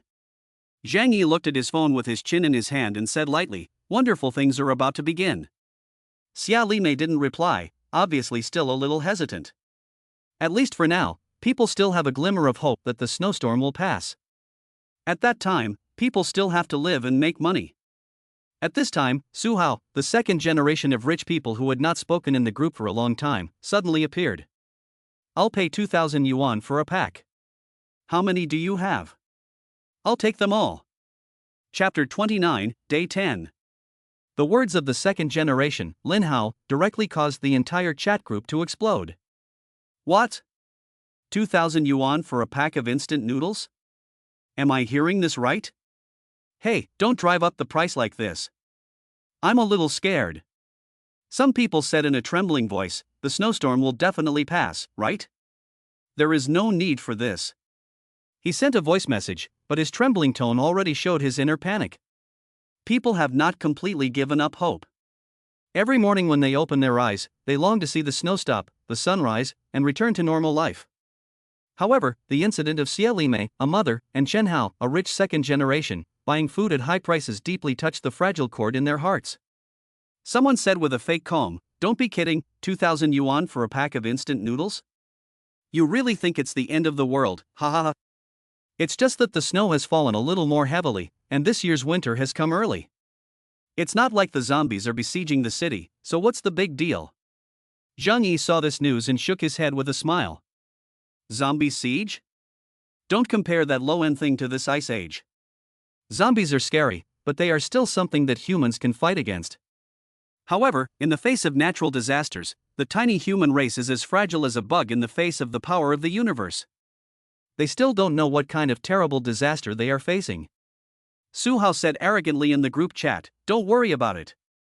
I'm rich anyway, so why not buy some peace of mind? If you're willing to sell, just message me privately. If not, forget it. Su Hao pretended to be indifferent. But Zhang Yi had already seen through his indifference. In fact, he had already begun to be afraid. Otherwise, he would not have offered 2,000 yuan for a packet of instant noodles. It's not hard to think about this. Although Su Hao is very rich, with a net worth of several hundred million. But in the face of the apocalypse, he can't even order takeout, let alone enjoy the life of a rich man. Rich people may not be kind, but they are definitely not stupid. Su Hao, who realized the severity of the crisis, began to buy supplies from his neighbors at high prices. Xia Limei, a mother, said excitedly, "How can you do this? We have no food to eat at home, and buying food is a matter of life and death." Su Hao said very single-handedly, "I'm not competing with you, I'm just asking for a higher price. It's up to everyone to decide who they want to sell to. What do you care?" Xia Limei saw that Su Hao didn't care about her, so she cried out in the group chat, "Please help us, my daughter is only 9 months old. If I don't eat, I won't have any milk for her. We'll both starve to death." The owners in the group remained silent in response to Xia Limei's words. At this time, the selfish side of human nature was fully revealed. Su Hao was asking for 2,000 yuan for a pack of instant noodles. You Xia Limei are only offering half the price. You have to know that the average salary in Tianhai City is only 5,000 yuan. Who would be willing to sell their hard-earned goods to you at a low price? Many people have already approached Su Hao privately to chat and then start talking about the deal. Xia Limei seemed to realize what was happening, and continued to cry in the group, asking everyone to help her. But still, no one spoke up, not even one person to comfort her. After all, if you open your mouth, Xia Limei might think you are weak and then bite you hard. This helpless mother was crying out in desperation. She was already having trouble taking care of her 8-month-old child, let alone a baby who had no independent ability. Zhang Yi's mind flashed back to a memory of Xia Limei from a previous life. He didn't have a deep impression of Xia Limei because this woman had always presented herself as a weak mother. She relied on this to gain sympathy in exchange for supplies to survive. However, there was one strange thing. In Zhang Yi's memory, she and her daughter lived on well into the future. Thinking of this, Zhang Yi's eyes flashed with a glint of brilliance. This woman is definitely not as simple as she seems. Everything pink is cut open and is black.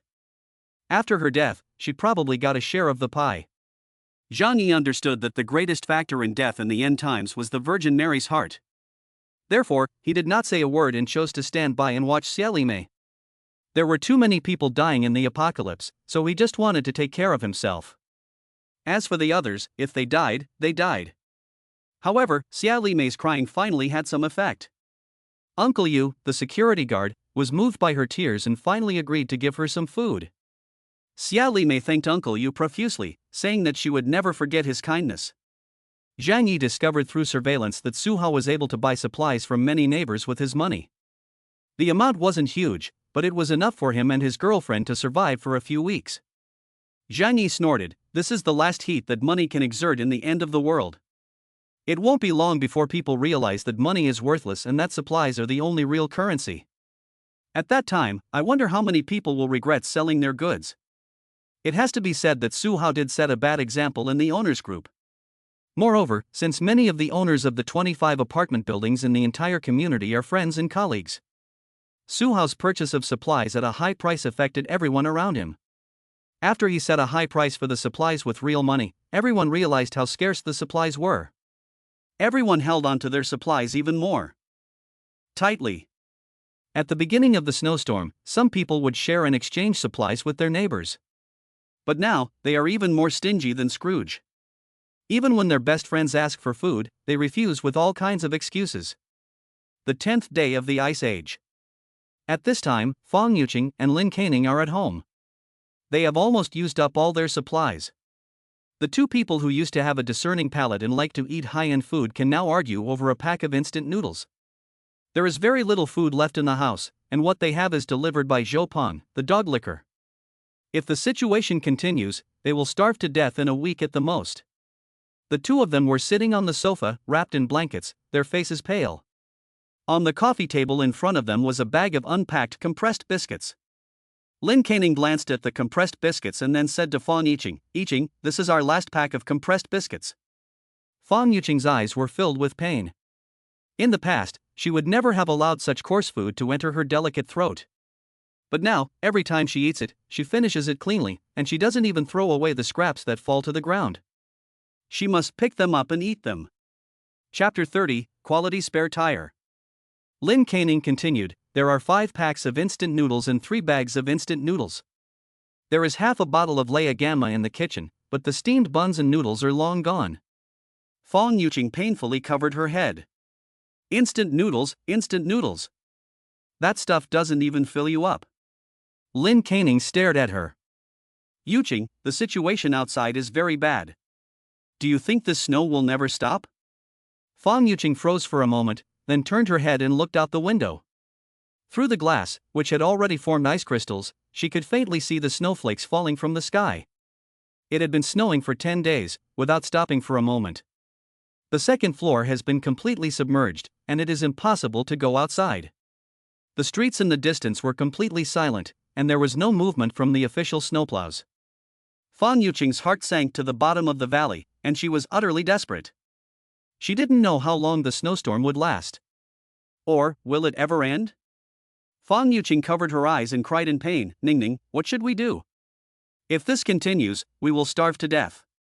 Lin Canning gritted her teeth and asked, does Zhou Peng still have any food? Fong Yuqing shook her head, I've asked him several times, and even pretended to be friends with him. But he's really been drained of everything I have, not a drop left. The last time he sent me 2 packs of instant noodles, that was his last ration. He is now as thin as a zombie, and there is definitely no food left. Lin Canning clenched her fists in frustration, so, is there anyone else we can try? Look, we are both so beautiful.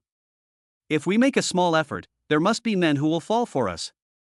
Fong Yuqing looked at her and said with some dissatisfaction, are you stupid? Everyone is treating supplies like their lives.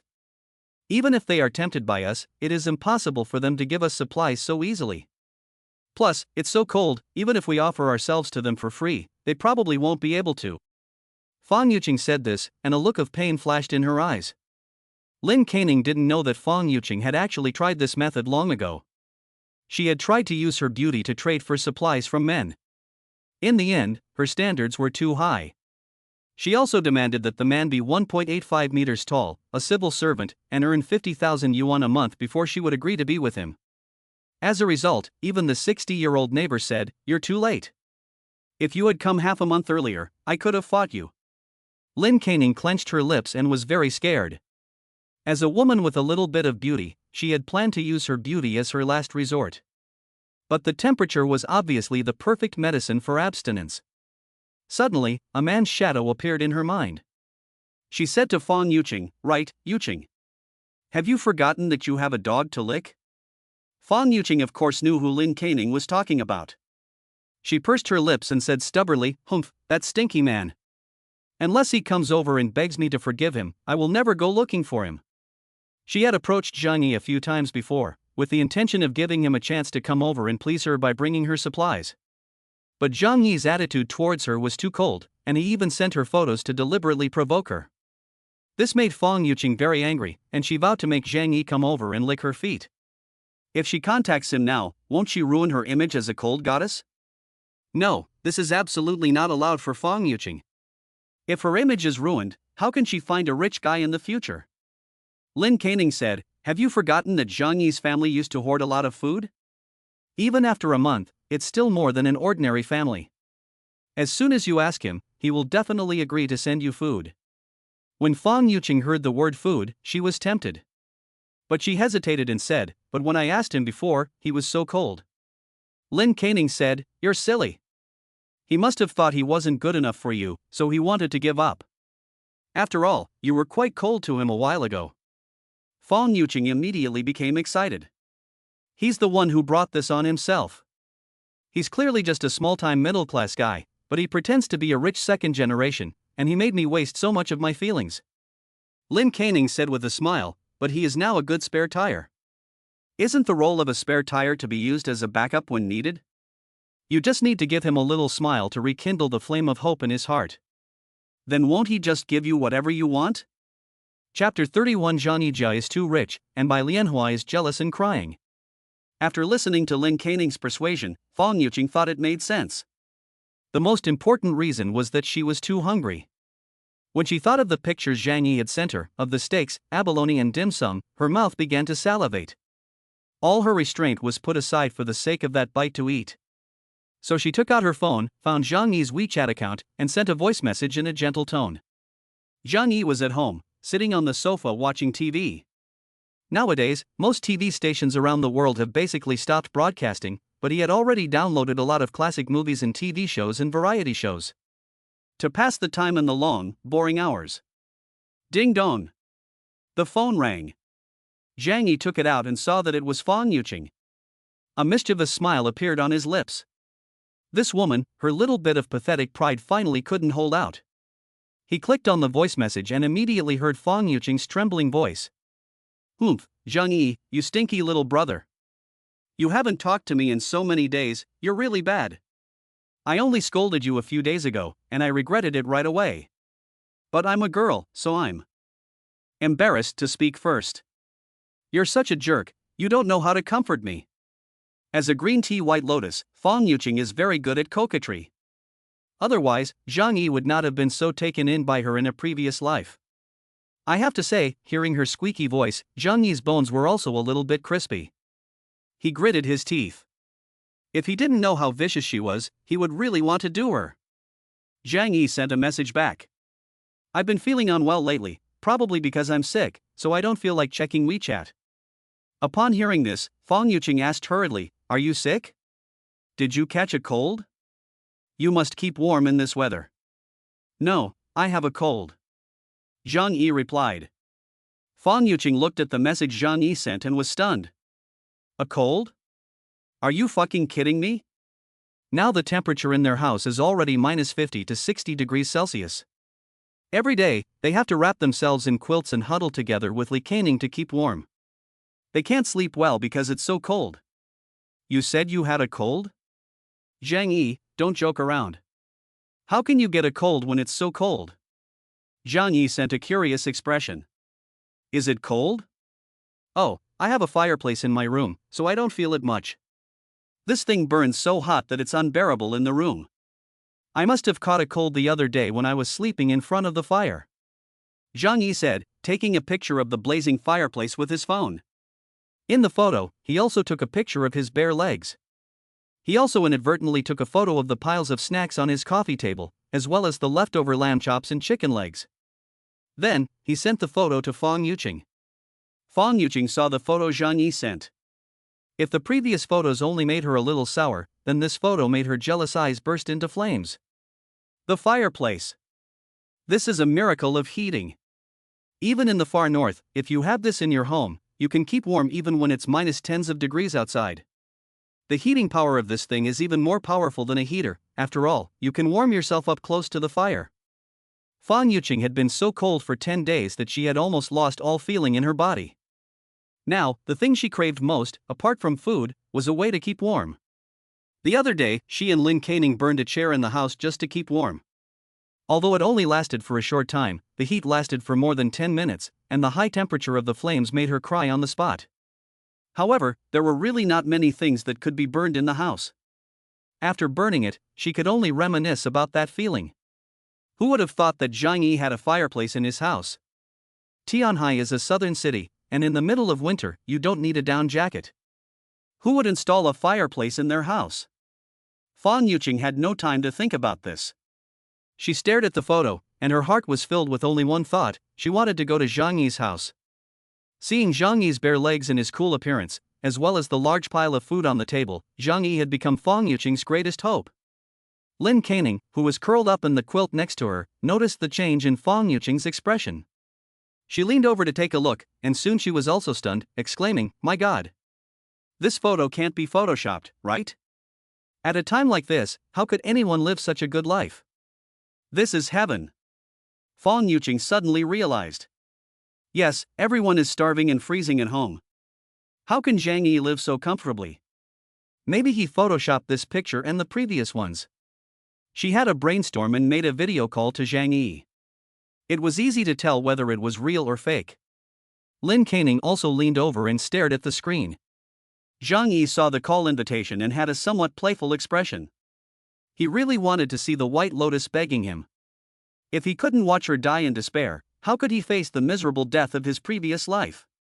So he reached out and accepted the call. As soon as the call was connected, both parties saw each other's current situation. Zhang Yi had just finished exercising and was lying on the sofa, naked and lazy. The room was brightly lit, with fitness equipment behind him, and he could vaguely see a lot of ingredients piled up in the kitchen. Occasionally, he would cook for himself as a leisure activity. So in the kitchen, there are a few boxes of dried scallops, fish maw and abalone, as well as instant noodles from 7-Eleven, and high-end canned goods like caviar and truffles. To him, these things are fast food to be enjoyed occasionally. But for the two women on the other side of the camera, they are the most delicious food in their dreams. Compared to Zhang Yi's comfortable and carefree state, Fang Yuqing and Lin Caning on the other side of the camera looked very disheveled. Both of them are wrapped in thick quilts, and because the temperature is too low, many of their cosmetics are unusable, so they look a bit haggard. They are not as delicate as they used to be. When he saw Fang Yuqing, Zhang Yi's eyes revealed a hint of disappointment. The goddess he had pursued so desperately turned out to be just SOSO without makeup, at best a 6. Thinking about how long he had been obsessed with Asian witchcraft, he cursed in his heart, "Shake it, old horse." The two women didn't notice Zhang Yi's expression. At this moment, their eyes were completely drawn to the things in Zhang Yi's house. The bare upper body represents the absolute comfort of the indoor temperature in Zhang Yi's home. The bright lights, in a day when the power is cut off for less than an hour, they dare not even think about it. After all, there are official regulations that prohibit them from using high-power appliances, or they will be forced to cut off the power. Especially in the kitchen, the mountains of food piled up there made the eyes of the two women, who had been eating compressed food for a long time, glow green. Chapter 32, The White Lotus Softens and Hardens. Through a video call, Fang Yuqing and Lin Caning saw Zhang Yi's current living conditions. The comfortable life with plenty of food and pleasant temperatures left them dumbfounded, as if they had seen paradise. They probably couldn't imagine that 10 days after the end of the world, there were still people living so comfortably. Zhang Yi asked lightly, "How have you been lately? You've both lost weight. Congratulations." Fang Yuqing and Lin Caning really wanted to curse. They were not trying to lose weight. They were just hungry. Now they only dare to eat 1 pack of instant noodles a day, otherwise the food in the house would have been used up long ago. Lin Caning's eyes were fixed on the food in Zhang Yi's house. She swallowed and said greedily, "Zhang Yi, how did your family have so much food? Was it the food you hoarded when we went shopping together last time?" Zhang Yi glanced at the kitchen and said indifferently, "You mean that? It's all junk food. I eat it when I don't feel like cooking. I don't move much." Zhang Yi was telling the truth. In his other world, delicious food piled up like a mountain. After all, he has ordered countless delicacies from various restaurants. And just in the Walmart warehouse alone, there are billions of dollars worth of food, with over 100,000 different kinds of food. His casual remark was a blatant display of wealth to his friends Yuqing and Caning. After all, a pack of instant noodles has been sold for 2,000 yuan in their group of owners. Zhang Yi could clearly see that their throats were constantly writhing, apparently swallowing saliva. But Zhang Yi didn't say anything, just quietly enjoying the longing in their eyes. Zhang Yi's brother's family eats a lot. It's amazing. Now many people outside can't even afford to eat. Hee, you're so smart. No wonder you bought so many things. You had a plan all along. Fang Yuqing said with a smile. Her address to Zhang Yi was also unprecedentedly changed to Zhang Yi's brother. Zhang Yi's mouth curled up slightly. "Hey, it's nothing. It's just good luck." Fang Yuqing asked again, "Brother Zhang Yi, your home looks so warm. And it's not even the time for the power to be on, so why is your home so bright?" Fang Yuqing asked her biggest question. There is nothing more desirable than warmth in the midst of extreme cold. Zhang Yi smiled lightly, turned the camera lens of his phone upside down, and aimed it at the fireplace. "We have a fireplace in our home. This thing is very warm, and the house is so hot that it's uncomfortable." He also said deliberately, "Oh, you look so cold. Is it really that cold outside? I haven't been outside for 10 days, so I don't know what's going on outside." Zhang Yi's words can be said to have filled the hatred meter to the max. How could he not know what was going on outside? Just by looking at the chat group for owners, you can see how miserable everyone is and how low the temperature is in other people's homes. Fang Yuqing and Lin Keining were seething with hatred. They knew that Zhang Yi was saying that on purpose. But they can't help but feel that they are living in paradise now. They have the capital of Versailles. Fang Yuqing now had only one thought, and that was to move into Zhang Yi's house. Judging from Zhang Yi's condition, their family's food is very plentiful. Plus the warm environment, who wouldn't want to live there? Fang Yuqing immediately put on a look of weakness and helplessness, blinked her eyes, and said in a high-pitched voice, "Zhang Yi, you're so amazing. I admire you so much. Can I go to your house and take a look? I haven't seen you in a long time, and I miss you so much." Fang Yuqing thought that this trick would definitely work.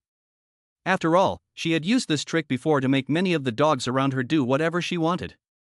After all, Zhang Yi had also pursued her. She thought that if she used a little trickery, Zhang Yi would certainly agree to her request. As long as she could enter Zhang Yi's home, she would naturally have more ways to stay there with justification. At worst, she could just give Zhang Yi a little bit of sweetness. Aren't all men like this? But she didn't expect that Zhang Yi, who was on the other side of the camera, felt a wave of nausea when he saw her acting like a spoiled child. He really began to wonder if he had been crazy in the past, or how he could have pursued such a woman for 2 years. In the past, they both worked in the warehouse area, and there were not many female employees. Fang Yuqing was cute and pretty, and she knew how to dress up, so over time, Zhang Yi came to regard her as a goddess. In the mode of being in love, the goddess filter was on, and Fang Yuqing became the white moonlight in his heart. But since he was betrayed and killed in his previous life, this goddess filter has completely disappeared. Looking at Fang Yuqing, who was barefaced on the other side of the camera, Zhang Yi didn't feel the slightest fluctuation in his heart. He even thought it was pretentious and made his skin crawl. A slight, mocking curve appeared at the corner of his mouth. Then leaning back on the sofa, he said lazily with one hand on his cheek, "It's so cold, so stay home and rest. Don't go out and run around."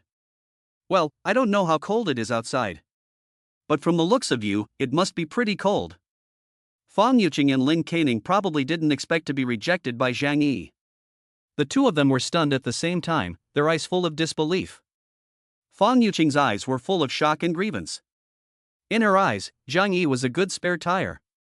As long as she winks her finger, he will obediently come over to serve her. Now she has taken the initiative to go to Zhang Yi's house, but he has directly refused without even thinking about it. This seriously hurt her self-confidence. What made her feel even worse was Zhang Yi's tone of voice. No, she can't accept this outcome. She knows that there is a warm and well-fed paradise in her own building, but she can only starve at home.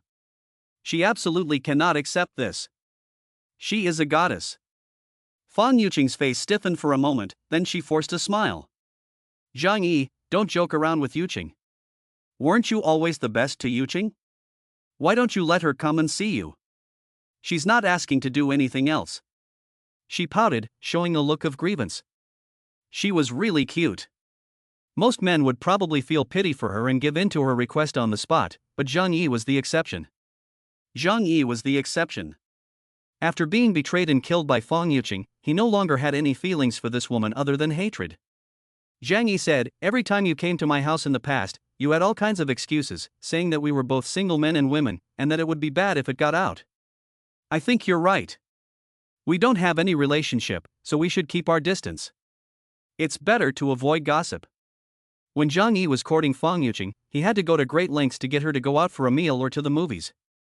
He had to prepare gifts, plan surprises, and book a high-end hotel to have a chance. When he wanted to take things further and asked Fang Yuqing to his home, she always had various excuses. Now, Zhang Yi took out those words she had said at the time and playfully gave them back to her. Chapter 33, Crazy Face Slapping. Fang Yuqing's face changed slightly. After all, she was a bit embarrassed by what she had done in the past. But why would the little fairy feel embarrassed?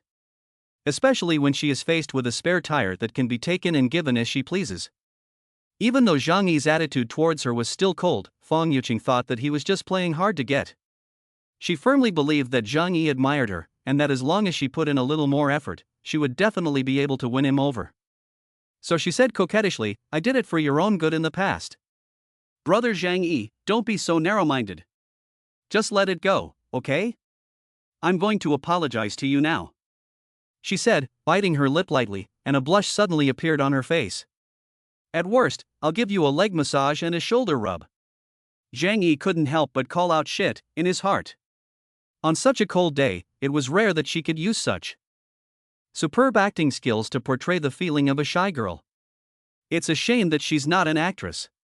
Unfortunately, Zhang Yi doesn't buy it.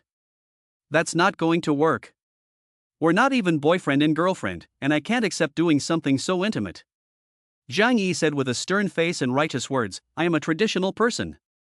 Fan Yuqing was almost blown away by Zhang Yi's words. She was already offering herself to you, why are you still pretending to be modest? Does she have to be so blunt? As long as you let her stay in your house, there will be many benefits and advantages in the future. It's not even impossible to get to the plate. She thought it might be that she hadn't made herself clear. In order to be able to enter Zhang Yi's home and live a paradise-like life, she didn't care that Lin Canning was standing next to her. She said directly to Zhang Yi, I've always had a special feeling for you. You know, you and I could be boyfriend and girlfriend. After all, feelings develop over time. As she said this, she pretended to be shy and covered her face. Oh, I'm so embarrassed. You really want me to say it more directly? Her shy look and her little eyes that seemed to say no but yes were really very seductive. If it were Zhang Yi in the past, he would have let her in at this point. I have to say, it's not easy to be a white lotus in green tea. This tea art cannot be done without 10 years of experience. Zhang Yi quickly thought it over in his mind. Should he let Fan Yuqing, the white lotus, into his home? Don't get me wrong, he's not some kind of saint. He simply felt that he had pursued her for 2 years. If he could get her into the batter's box and beat her up, it would be a way of making amends for the past. But this thought only flashed through his mind for a moment before he firmly rejected it. Because this is the end of the world, and he must eliminate any risk that may exist. Therefore, he would not open the door to let others enter his impenetrable fortress. Living is more important than anything else. Zhang Yi sneered, and his eyes were full of mockery as he looked at Fan Yuqing. Fan Yuqing, have you misunderstood something? He spread his hands and said, I admit that we had a good relationship for a while. However, he leaned his head closer to the camera and said with a mocking look, you don't think I like you, do you? For a self-confident green tea white lotus, this sentence is too lethal. Sure enough, after Fan Yuqing heard this, her face suddenly became very ugly. Lin Canning, who was standing next to her, also glanced at her secretly, with a trace of joy in her eyes. Sure enough, best friends are all plastic sisters. On the surface, they care about you for your own good, but in reality, there are many people who would be happy to see you embarrassed. Fan Yuqing asked, Zhang Yi, what do you mean by this? Didn't you used to like Qing the most? Zhang Yi snorted. Don't get me wrong, you are indeed quite pretty and a beautiful sister. But I never intended to fall in love with you. At most, it's just a game. With my qualifications, it's not hard to find a girlfriend with looks and a good figure in Tianhai City. Where do you get the confidence to think that I am desperately pursuing you? Zhang Yi couldn't help but burst out laughing. He was telling the truth. As a native of Tianjin, he had a Tianjin household registration. He has a house worth several million yuan in savings, and a stable job with a monthly salary of over 10,000 yuan. With his tall and handsome appearance, he is definitely a high-quality man in the Tianhai City blind date market. Otherwise, Fan Yuqing would not have listed him as her first choice after failing to catch a rich man. If Zhang Yi had been simple and kind in his previous life, he would have had countless women by his side. Zhang Yi's words were like knives, directly piercing into Fan Yuqing's heart.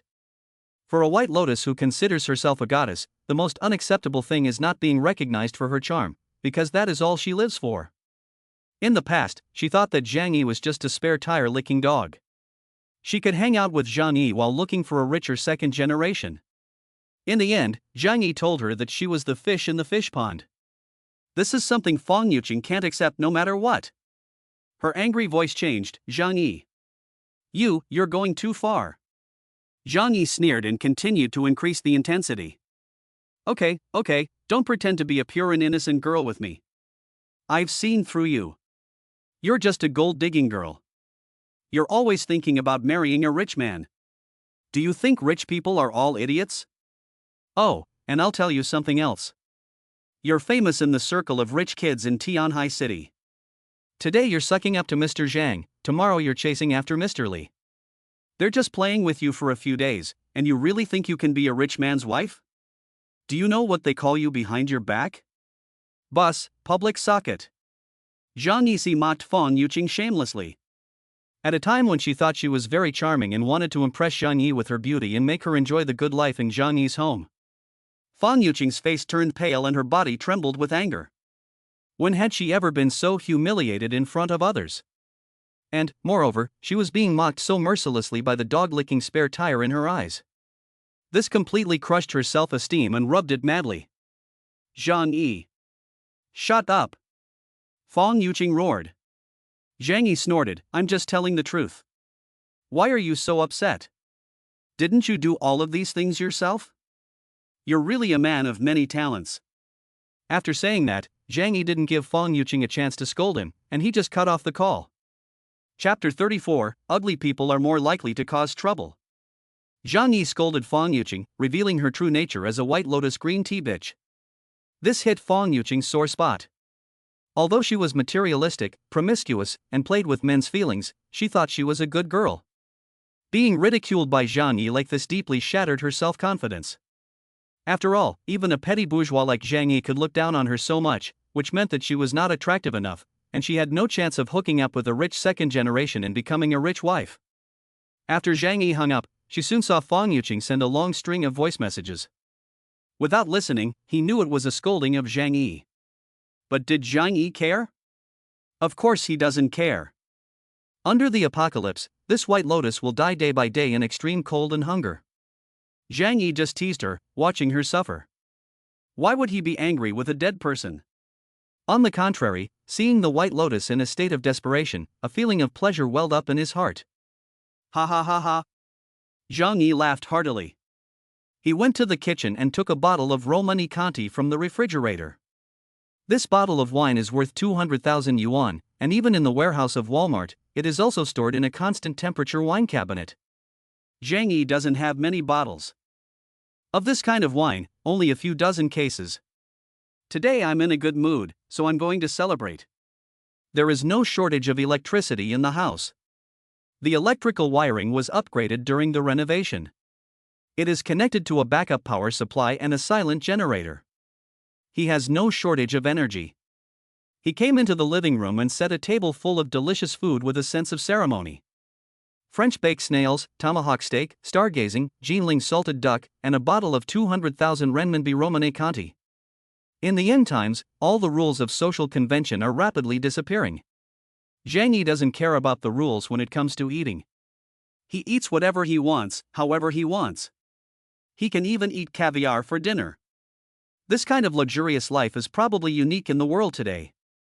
Because the end of the world is so sudden, even the most powerful and wealthy people in the world have not had time to make adequate preparations. For example, Su Hao, whose father was also the head of a well-known conglomerate in Tianhai City. But in Zhang Yi's memory, his father died half a month after the end of the world. After all, his wealth had become worthless, and the fat, bloated old man did not have the necessary skills to survive the end of the world. At this time, Fang Yuqing and Lin Caning were living in a shared apartment. Fang Yuqing's state of mind was somewhat broken, and she angrily smashed things and yelled at Zhang Yi. If it were normal, she might not be so angry. But now, she had seen the happiness in Zhang Yi's home, like paradise. The warm and comfortable environment and the abundance of high-end food are the most precious things in the Ice Age. The paradise that was so close to her, but she couldn't step into it, this made her completely unable to accept. Zhang Yi, you damned bastard, what are you, you dare to scold me? If it weren't for the snowstorm, I wouldn't even look at you. Fang Yuqing said angrily. On the sofa next to her, Lin Caning stared at her, her eyes flashing with a hint of contempt. If it weren't for you playing around in the first place, we could be enjoying the delicious food in Zhang Yi's house and the warmth of the fireplace right now. Fang Yuqing snorted. What is he? He just has a house and some savings. I, Fang Yuqing, am going to marry into a wealthy family and become a rich wife. Lin Caning frowned, but now, Zhang Yi has so much food in his hands and a fireplace to keep him warm at home. This is much better than being a rich second generation. She looked out the window, and the snow was falling, showing no signs of stopping. According to the news she had received on her phone in the past 2 days, the whole world was covered in snow. She said worriedly, "Will this snowstorm last forever?" On TV, the few remaining official channels were still encouraging people. Experts in thick down jackets were shivering and saying that the disaster would soon be over. Our people have the strength, and perseverance is victory. But there is no sign of the disaster passing. Lynn Canning hugged herself tightly. If the snow doesn't stop, we'll either freeze to death or starve to death at home. Lynn Canning's words instantly turned Fong Yuqing's anger into fear. It had been 10 days since they had been sealed inside the house. These 10 days were longer than 10 years. If you haven't experienced this kind of thing, you can't understand how agonizing it is. It can even cause a person's mental state to become chaotic. Even though Fong Yuqing and Lynn Canning were a combination of green tea and white lotus. But as women in their 20s, their hearts are also very fragile. Facing the snow that would not stop falling, they thought of death. Fong Yuqing curled up on the sofa, and the thought of Zhang Yi's warm and well-fed home came to mind. She said in a sad and angry voice, "This is not fair. Why is Zhang Yi able to live so comfortably, while I am so beautiful, but have to live so miserably?" Lin Canning glanced at Fong Yuqing and said nothing. She wrapped herself in a quilt and took out her phone to find Zhang Yi in her contacts. Soon, Zhang Yi received a message from Lin Canning. Zhang Yi was drinking a top-quality red wine with a luxurious meal. When he saw a message come in, he had a mischievous look in his eyes. In the end times, watching the painful struggles of women like them is really more exciting than watching a movie. Zhang Yi glanced at the message sent by Lin Canning. "Zhang Yi, I was so happy when I just saw you scold Fong Yuqing. In fact, I have long known that Fong Yuqing is a gold-digging woman who never really took you seriously. I always hoped that you would see through her true colors one day." "That's great. Congratulations on your awakening." Zhang Yi laughed. They really are plastic sisters, selling Fong Yuqing so quickly. But that's normal. As the saying goes, birds of a feather flock together. Neither Lin Canning nor Fong Yuqing are good birds. He replied, "Well, nothing." Lin Canning continued, "I was actually very sad when I saw you pursuing Fong Yuqing. Zhang Yi, I've always liked you, you know? Now that you don't want Fong Yuqing anymore, let's be together." Zhang Yi almost vomited the red wine he had just drunk. "Damn, this girl is really direct." He shook his head and said, "Gee, what a bunch of realists. It seems that she has had a miserable time in the past 10 days. In the past, Lin Canning was also unyielding to Zhang Yi. Although her own conditions were not very good, it did not affect her at all that she felt like a fairy. Now that she saw Zhang Yi reject Fong Yuqing and saw that Zhang Yi's family had such a high quality of life, she immediately wanted to take advantage of the situation. Chapter 35 Plastic Sisters. Zhang Yi sighed. "This woman doesn't think I'm a junk collector, does she? Although Fong Yuqing is a green tea white lotus, she at least knows how to flirt and dress up. What else do you have besides being a cheap narcissist?" But out of a sense of bad taste, Zhang Yi still smiled wickedly and said, "Oh, is that really the case? But I just scolded Fong Yuqing severely. You two are good friends. If you follow me, won't it affect your relationship?" Lin Canning's eyes lit up and she thought there was a chance. She said without hesitation, "What best friends? We just live together as roommates." In order to gain Zhang Yi's trust, she told him all about Fong Yuqing's dirty secrets. "You don't know how much I dislike her. This woman is so lazy. These days, she says she's afraid of the cold and doesn't want to go to the bathroom. She uses a mineral water bottle to pee, which is disgusting. Don't be fooled by her innocent appearance. She actually goes to nightclubs every day to find men. If she meets a rich second generation, she will try every means to get him to pay for her. If she runs out of money, she'll go out and sell herself. Otherwise, she only makes 5,000 yuan a month, so how can she afford all the cosmetics and designer handbags? She only gets 1,500 a night, so she's cheap. Humph, I don't respect women like her at all." Zhang Yi also learned for the first time that Fong Yuqing had such a side business. He gritted his teeth and felt even more that the world was too absurd. Fortunately, he wasn't stupid. Although he was chasing Fong Yuqing, he wasn't a pathetic dog licker like Zhou Peng. In order to gain Zhang Yi's trust, Lin Canning continued to reveal Fong Yuqing's dirty secrets. "Don't look at her pretending to be pure, she actually has had several children. In college, she was also kept by several construction bosses for 4 years. Zhang Yi silently watched and then recorded what she said. Lin Canning obviously had a lot of opinions about Fang Yuqing. After all, Fang Yuqing is prettier and more coquettish than she is, which makes Lin Canning feel like a mere sidekick next to her. In this world, how many women are willing to be someone else's green leaf? Otherwise, why do you think that in college, the girlfriends of those goddesses are usually ugly and fat girls? After venting her emotions about Fang Yuqing, Lin Canning continued to profess her love for Zhang Yi. Zhang Yi, do you know how hard it was for me to watch you pursue Fang Yuqing all these years? Now I finally have the chance to confess my love to you. Let me be your girlfriend. I will definitely love you well in the future. And at this time, you are also very lonely at home, aren't you? Having a woman by your side can help you do a lot of things. Lin Canning was already making it clear to Zhang Yi that as long as she went to Zhang Yi's house, she could do whatever she wanted. Unfortunately, Zhang Yi didn't even look at this kind of goods. He forwarded the two of them's chat history to Fang Yuqing. Then he said to Lin Canning, although I am very touched, I think we should forget about this. Lin Canning asked in desperation, why? Don't you need a woman right now? Zhang Yi endured the nausea in his stomach and said to the phone, I do like women. But you are too ugly. After that, Zhang Yi muted the phone and threw it aside. Lin Canning listened to Zhang Yi's voice and turned pale. He actually said she was too ugly? This is a serious slander. Every time she posts a photo of herself on the internet, she gets so many compliments on how beautiful she is. Just as Lin Canning was in a panic, an angry scream came from her ear. Lin Canning, you bitch! Fang Yuqing saw Lin Canning slandering her and instantly flew into a rage.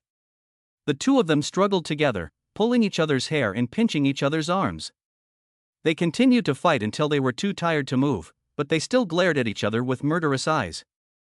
If it weren't for the cold weather and the fact that they still had to live under the same roof, they would have killed each other. Of course, Lin Canning understood what had happened, and she hated Zhang Yi as well. But like Fang Yuqing, she probably envied Zhang Yi more than she hated him. As long as Zhang Yi agreed to let them enter the room and eat some food at this time, they would abandon their dignity and crawl over like bitches.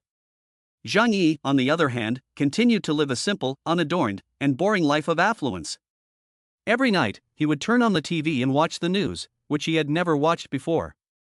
Although the news is still full of exaggeration, it is still a way to get some news from the outside world. Tianhai City has issued an official notice that in order to meet everyone's demand for electricity, power will be supplied from 1 to 2 p.m. every day. High-power appliances cannot be used, and only low-power appliances, such as kettles and cell phones, can be used to heat things. Now that the major power stations are out of operation, there is a shortage of electricity, so everyone is asked to reduce their electricity consumption. This will help to avoid large-scale, prolonged power outages. Zhang Yi saw this news and raised his eyebrows slightly. In fact, over the past few days, the power has been cut off every day, and the power outage lasts for less than an hour. Sometimes, the power was only on for a dozen minutes. At such times, the authorities are willing to supply electricity to the general public, even if it is only for a short time. Most power stations around the world are shut down, and before the ice age is over, energy will be used up. However, what caught Zhang Yi's attention was not the content of the news, but the tone of the female newscaster and the way the news was presented. This time, the female newscaster's tone was very serious, and the content of the broadcast was no longer focused on comforting the people. This means that the authorities have given up concealing the extent of the disaster. When they are unable to control the situation, they can only release information to the public, so that everyone can recognize the reality as soon as possible and then find ways to help themselves. Sure enough, Zhang Yi opened his phone and saw that the various chat groups had exploded. Some were scolding the government for inaction, some were crying in despair, and many were buying up supplies at high prices. The price of instant noodles has risen from 2,000 yuan per pack 2 days ago to 5,000 yuan per pack. Zhang Yi was still speechless. The greed of human nature is really obvious.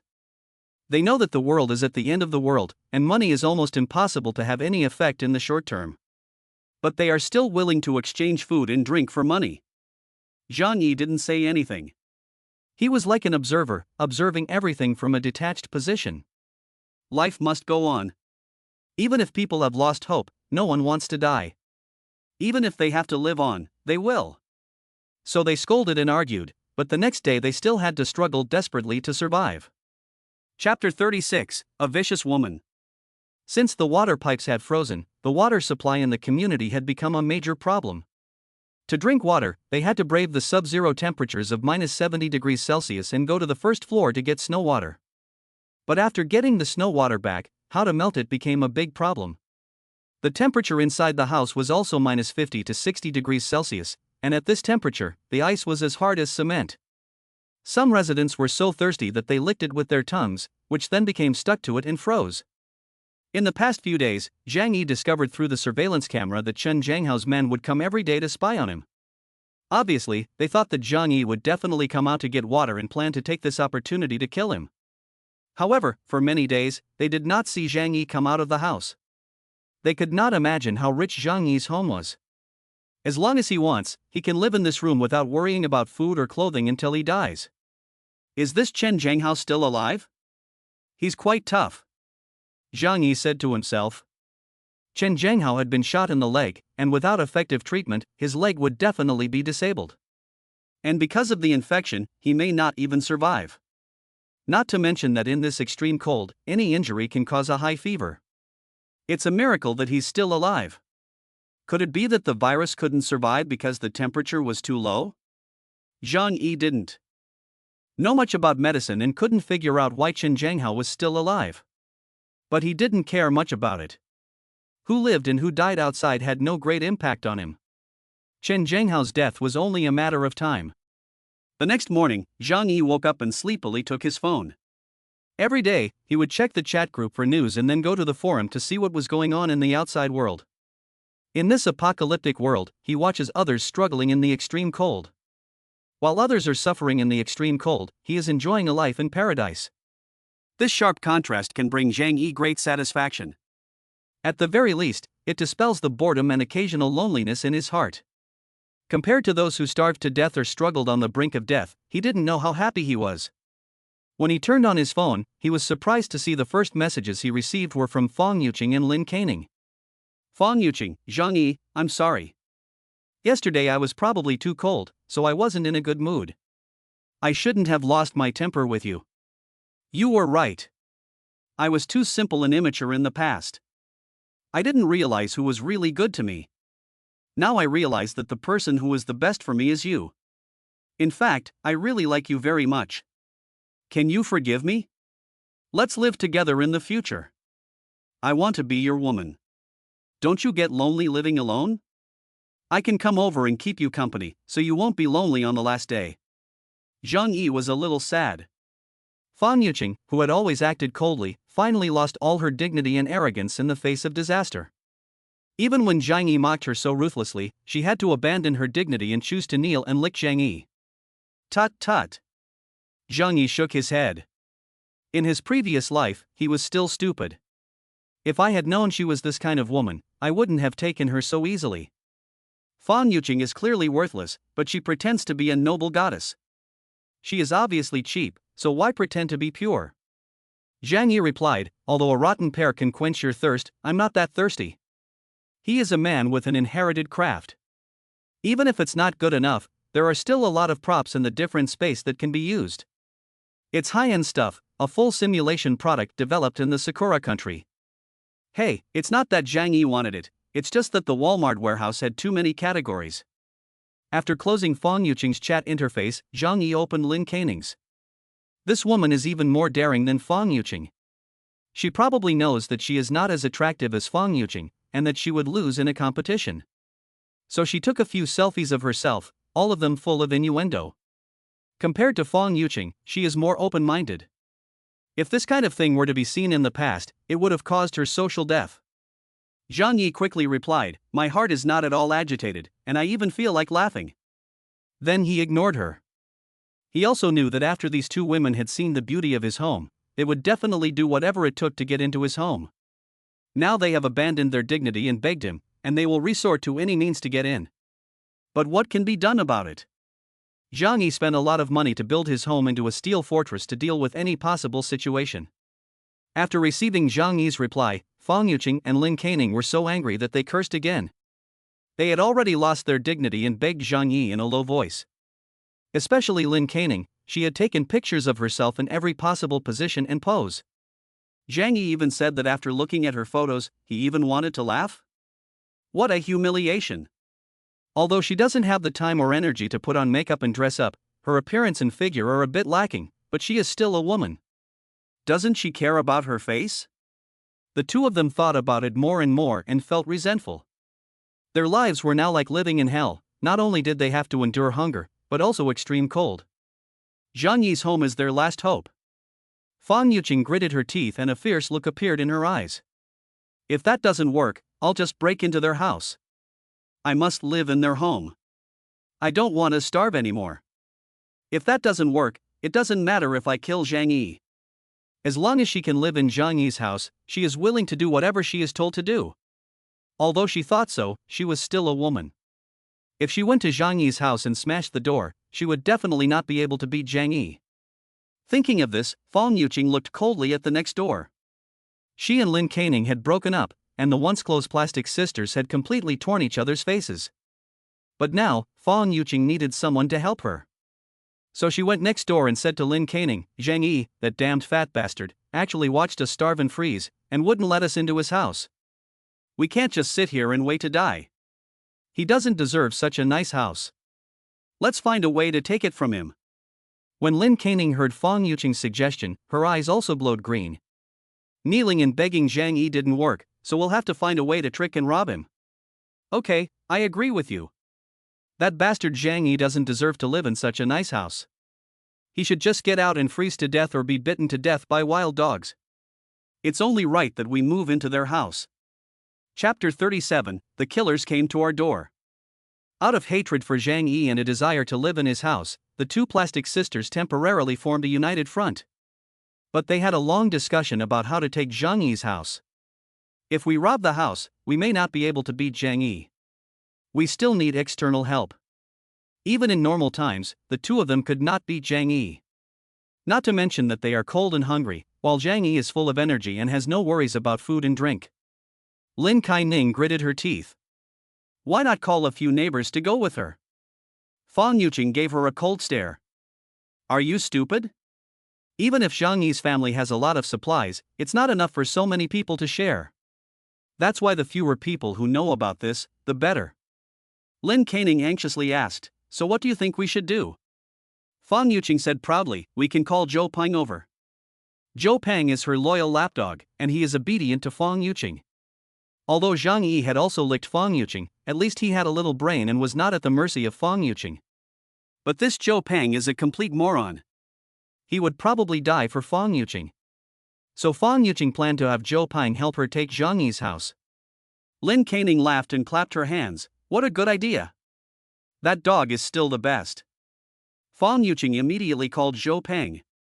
At this time, Zhou Peng was already starving to the point of being skin and bones.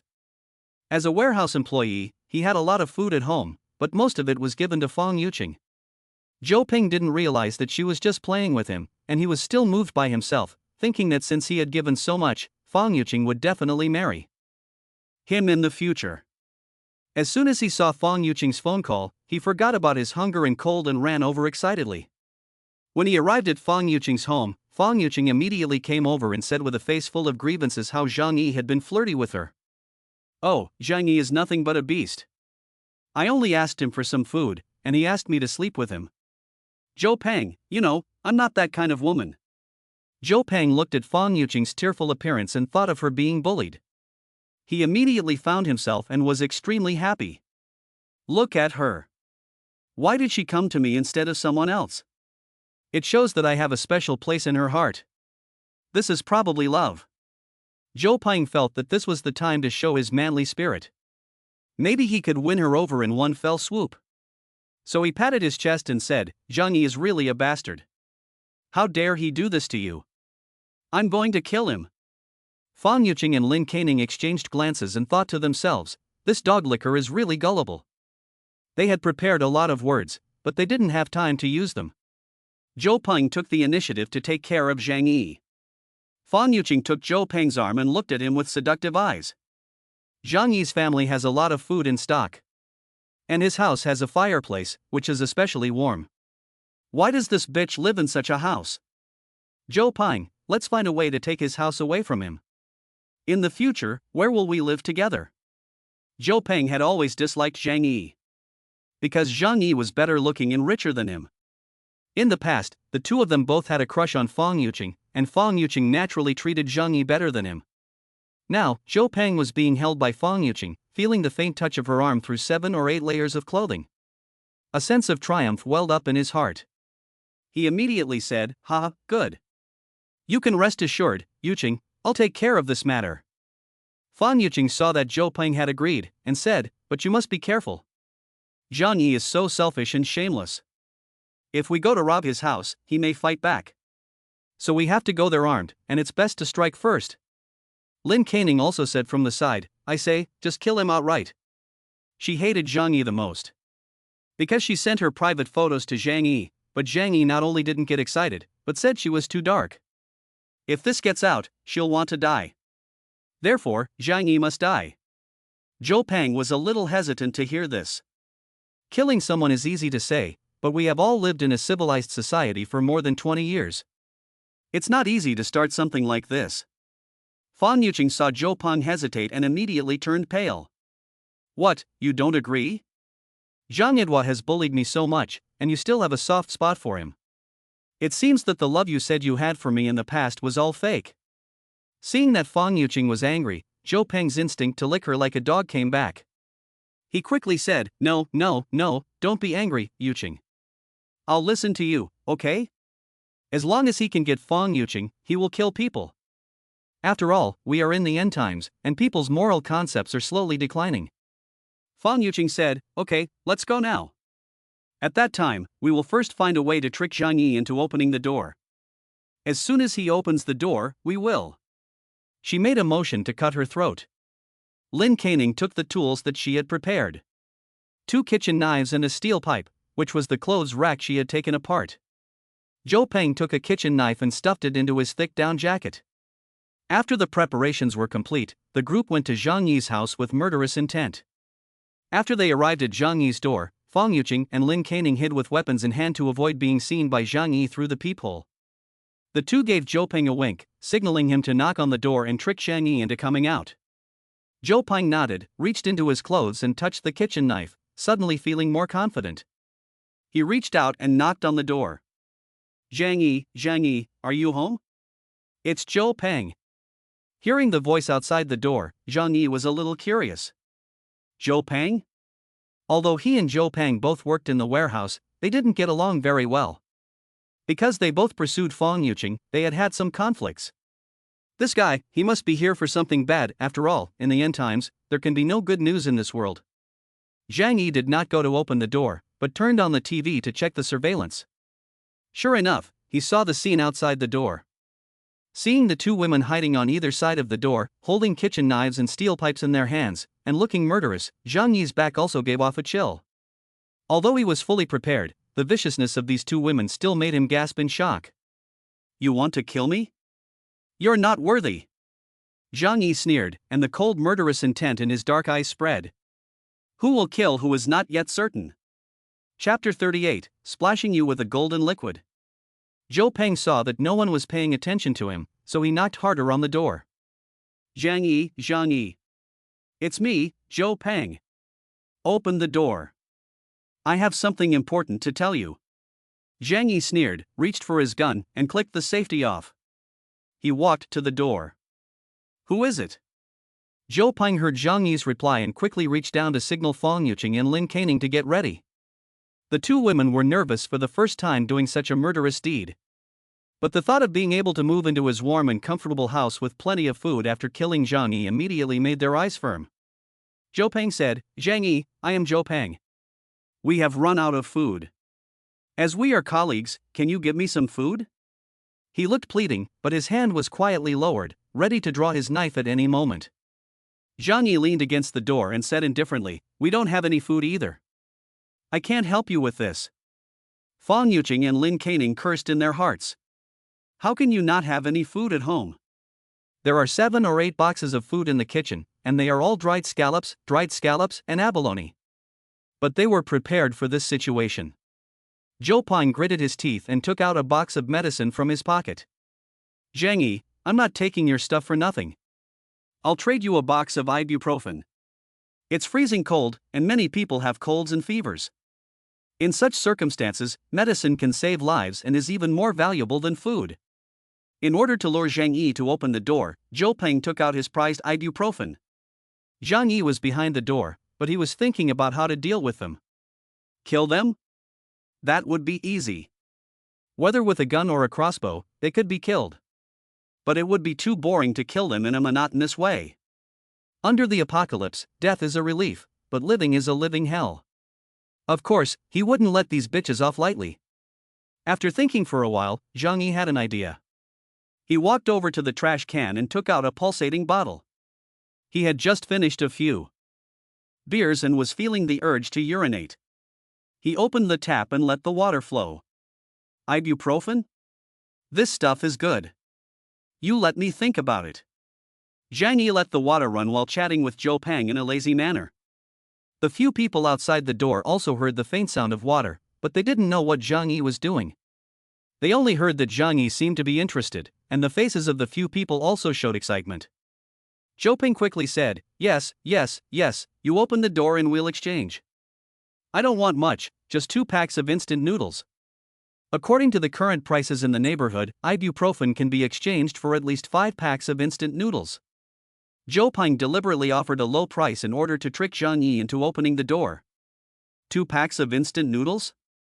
I'm afraid you'll be out of pocket, and that would be embarrassing. Zhang Yi finished the water and immediately had an extra bottle of iced tea in his hand. It was full to the brim and had white foam on the surface. Zhou Peng thought Zhang Yi was about to take the bait and said to him, leaning against the door, It's okay, I'm so hungry right now. We're colleagues, so it's better to give you a discount than to give it to someone else. Open the door quickly. Zhang Yi climbed onto a stool and stood in front of the peephole in the door, then poured a bottle of hot, fresh iced tea over the 3 people outside the door. Zhou Peng and the others were startled by the sudden liquid splashing on their heads. Fong Yuqing and Lin Caning screamed. What is this? It's hot water, and it's still steaming. At first, the warmth made them happy. But in less than a second, they smelled the pungent smell. This is urine. Aha! The 2 women screamed like pigs and immediately crouched on the ground, vomiting uncontrollably. Zhou Peng was also furious, pounding on the door. Zhang Yi, I had #Yuan asterisk. %Yuan. Get the hell out of here, I'll kill you.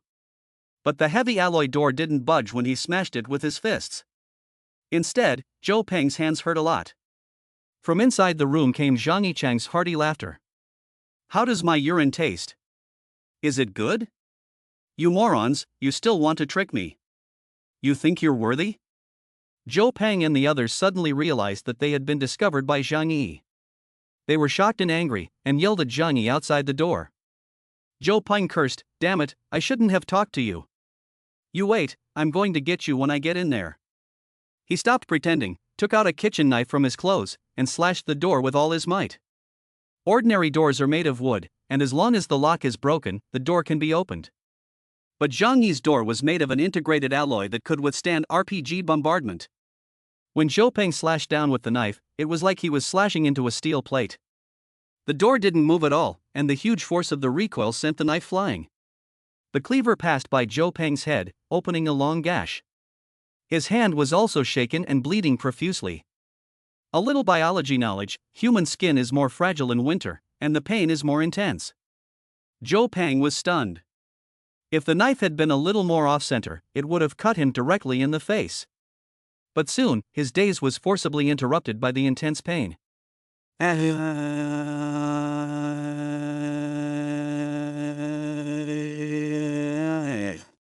Zhou Peng cried out in pain.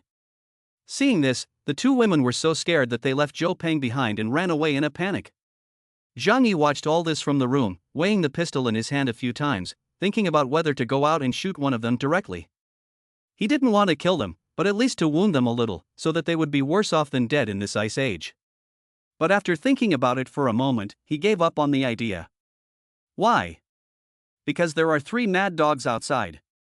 Although there is a high probability that he will injure them if he opens the door, there is also a probability of less than 0.00001% that he will be killed in return. Zhang Yi absolutely would not risk his life. Yes, he is the king of cowardice. Why get worked up over something so trivial when you're living such a comfortable life? It doesn't matter, I'll just wait here and die with them. Let's see how long they can survive in this apocalypse. Zhang Yi calmly returned to the sofa and continued to play the game. Zhou Ping and Fang Yuqing ran home, and he sat on the sofa, shaking all over. He was just a little bit away from death, and he was still in a state of shock. Fang Yuqing saw the urine on his body dripping onto the sofa and immediately screamed.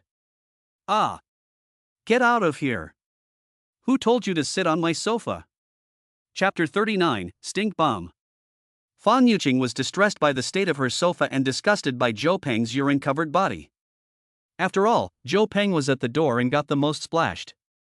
She immediately yelled at Zhou Peng, telling him not to sit on the sofa. Zhou Peng felt very wronged. He had only gone to trouble for Zhang Yi after listening to Fang Yuqing. Now he was soaked in urine, shivering from the cold, and had a wound on his body. And Fang Yuqing actually did this to him. However, a dog licking a dog is still a dog licking a dog. Zhou Peng thought to himself that Fang Yuqing had a point in scolding him. He had not done a good job for Fang Yuqing, and he was dirty. How could he defile the sofa in the goddess's home? The more he thought about it, the more he felt that he deserved to be scolded. He quickly stood up and apologized to Fang Yuqing. I'm sorry, Yuqing, it's all my fault. Please don't be angry. Fang Yuqing and Lin Caning were in a hurry to change clothes, so they waved at him and said, Get out of here, we need to change clothes. Zhou Peng didn't dare to say anything and quickly left Fang Yuqing's house. The two of them returned to their room and quickly changed out of the clothes that Zhang Yi had peed on. But after changing clothes, they could still smell the pungent odor. After all, it wasn't just on their clothes, their hair and skin were also covered in it, and it even ran down their necks. It was so cold that taking a bath was tantamount to suicide, so they didn't dare to do it. Therefore, they could only endure the nausea. The failed attempt to get rid of Zhang Yi and the resulting urine splashing made the two women even more hostile towards Zhang Yi. What should they do? Zhang Yi is too cunning and difficult to deal with. Damn it, no matter what, I'm going to take his house. We'll think of a way, I'm sure he has a weakness. While the two women were discussing how to deal with Zhang Yi sent a message to Fang Yuqing. This time it was urine, next time I'll throw shit at you. Omega. This time, Zhang Yi was in a hurry to prepare. If he had prepared in advance, he would have definitely served them with a big bowl of shit and splashed it all over them. Fang Yuqing and Lin Caning's faces turned green. If they were splashed with shit, they would want to die. Zhang Yi turned off the chat and stopped reading the messages from Fang Yuqing. Although he had already blocked the message notification, the number of characters displayed in the message was rapidly increasing, and he knew without looking that it was not good news. He went to the owners group to take a look. As soon as he entered, he saw a good show. Since her home was robbed by Qin Zhanghao, Lin's spirit seemed to have gone. Now she keeps sending voice messages in the group, demanding that everyone hand over their supplies to her. I am the director of the neighborhood committee. Whoever doesn't listen to me will be arrested when the snow melts. Did you hear that? Give me a response. You must deliver all the food to my house today. But this time, not many people were listening to her. After more than 10 days, everyone realized what the current situation was like. The government simply couldn't care about everyone, and the neighborhood committee that Auntie Lin was talking about was nothing more than a joke. She couldn't scare anyone, but was instead mocked. Damn old woman, why don't you just die already? I haven't even finished with you for the box of instant noodles you swindled from our family. Someone brought up the snowstorm again. If you hadn't told us everything was fine and not let us stock up on supplies, how would we be in this situation today? This incident instantly aroused everyone's anger. When it first started snowing, it was very cold outside, but some people still wanted to go shopping. But at that time, Auntie Lin kept saying in the group chat that the snowstorm would soon be over, and that anyone who hoarded supplies would be dealt with, so no one dared to go out. A few days later, the heavy snow had blocked all the roads, making it impossible to go out. If it weren't for her, we could have stocked up for at least another half month. Damn old woman, look at what you've done. It's all your fault. The neighbors were furious at Auntie Lin. And the second generation of the rich, Su Hao, also appeared in the group. I'll pay top dollar for supplies, whether it's food or drink. I'll give you 10,000 yuan for a pack of instant noodles and 5,000 yuan for a bottle of mineral water. The price of instant noodles has reached 10,000. Su Hao is really desperate. His money will become worthless if he doesn't use it now. Zhang Yi shook his head. At this time, he was still thinking about buying things with money. As soon as Zhang Yi finished speaking, someone jumped out. I have some food at home that I can sell to you. Zhang Yi was speechless. It seems that no matter what time it is, there will always be people who are so greedy that they are willing to risk their lives for money. Even if the hope is as slim as a needle, there are still people who are willing to gamble that the snowstorm will not last long. But only Zhang Yi knew that the snowstorm would continue for an incredibly long time. And after the snow, even if it stops, it will take a very long time for the world to recover. Money is not even as useful as waste paper, at least waste paper can be used to wipe your butt. Zhang Yi thought of this, and a wicked thought suddenly occurred to him. He had more toilet paper than he could ever use, but his neighbors probably didn't have as much. If they run out of toilet paper, what will they use to wipe their bottoms? He shook his head again. They probably don't eat much, so they probably don't have to go to the bathroom that often. But this also indicates that the uneasy harmony that is currently being maintained will soon be broken. Zhang Yi knew that once food was completely cut off, people would become terrifying beasts. The next day, Fang Yuqing and Lin Caning went to Zhang Yi's house and knocked on the door. They begged outside the door, hoping Zhang Yi would let them in, saying they were about to freeze to death. Zhang Yi ignored them completely. Freezing to death? That's exactly what Zhang Yi wants to see. Seeing that Zhang Yi did not respond, they said that for the sake of the past, even if it was just some food, they could accept it. Zhang Yi saw through the surveillance camera that they had even come with umbrellas. It seems that after being splashed with urine yesterday, they have been left with a psychological shadow. But Zhang Yi was not stupid enough to open the door for them. If he guessed correctly, they would all be carrying knives and ready to kill themselves at any time, then rob the house and supplies. Zhang Yi thought about it and opened the other dimension. The warehouse contained a lot of miscellaneous items that Zhang Yi had collected over time. Anyway, his other space is big enough, so he didn't have to worry about taking up space. He never thought he would need it now. He took 2 stink bombs from the toy section. These toys are used for pranks, and when they are lit, they emit a very unpleasant odor. And they are very difficult to wash off with water and detergent. He listened to the voices of Fang Yuqing and Lin Caning outside the door, and he laughed. He picked up the stink bombs and walked over. Chapter 40, Gunshots. Zhang Yi lit the stink bomb and quickly threw it through the firing hole in the door. After the stink bomb hit the ground, a large cloud of black smoke quickly rose. The pungent stench quickly spread throughout the hallway. Fang Yuqing and Lin Caning smelled the smell and felt like they had opened a can of feces that had been sealed for 10 years, and they vomited on the spot. What is it? Zhang Yi, puke. You're shameless. The stench in the hallway was getting stronger and stronger, so the 2 women quickly fled. Zhang Yi was not worried about the stench returning to the house. After closing the firing hole, the entire house was in a semi-sealed state. Although the air can still circulate, the house was built with a special air filtration system that prevents any odors or harmful air from entering. Zhang Yi laughed happily as he watched the 2 women walk away in a daze, vomiting. But soon, he received a complaint from the neighbor next door. Zhang Yi, what is that thing you threw out of your door? It stinks. Can you please consider the feelings of your neighbors? Zhang Yi's neighbors are a young couple who have lived there for 2 years. However, in daily life, Zhang Yi has no contact with them, and at most, they nod to each other when they meet in the elevator. Now, he didn't bother to maintain any relationship with his neighbors. In the end times, he only considers his own safety in everything he does, and he doesn't care about others at all. It could even be said that as long as he can live safely and comfortably, he can kill others without mercy. In the end times, there is no room for any kind of saintly mentality. If it appears, it must be strangled immediately. If you don't like it, come and fight me.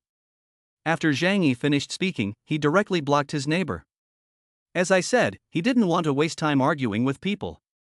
Soon, Zhang Yi discovered that his neighbor was spitting at him in a large group. But unfortunately, no one else had the slightest interest in their nonsense. Zhang Yi laughed, and it really felt good to have no sense of morality. That afternoon, Zhang Yi was suddenly awakened from his sleep. Bang! A loud noise echoed through the hallway and quickly spread throughout the entire apartment building. Zhang Yi's expression was a bit solemn. The sound was like gunfire. Someone in their community has a gun? Zhang Yi wasn't sure if it was a gun or a firecracker.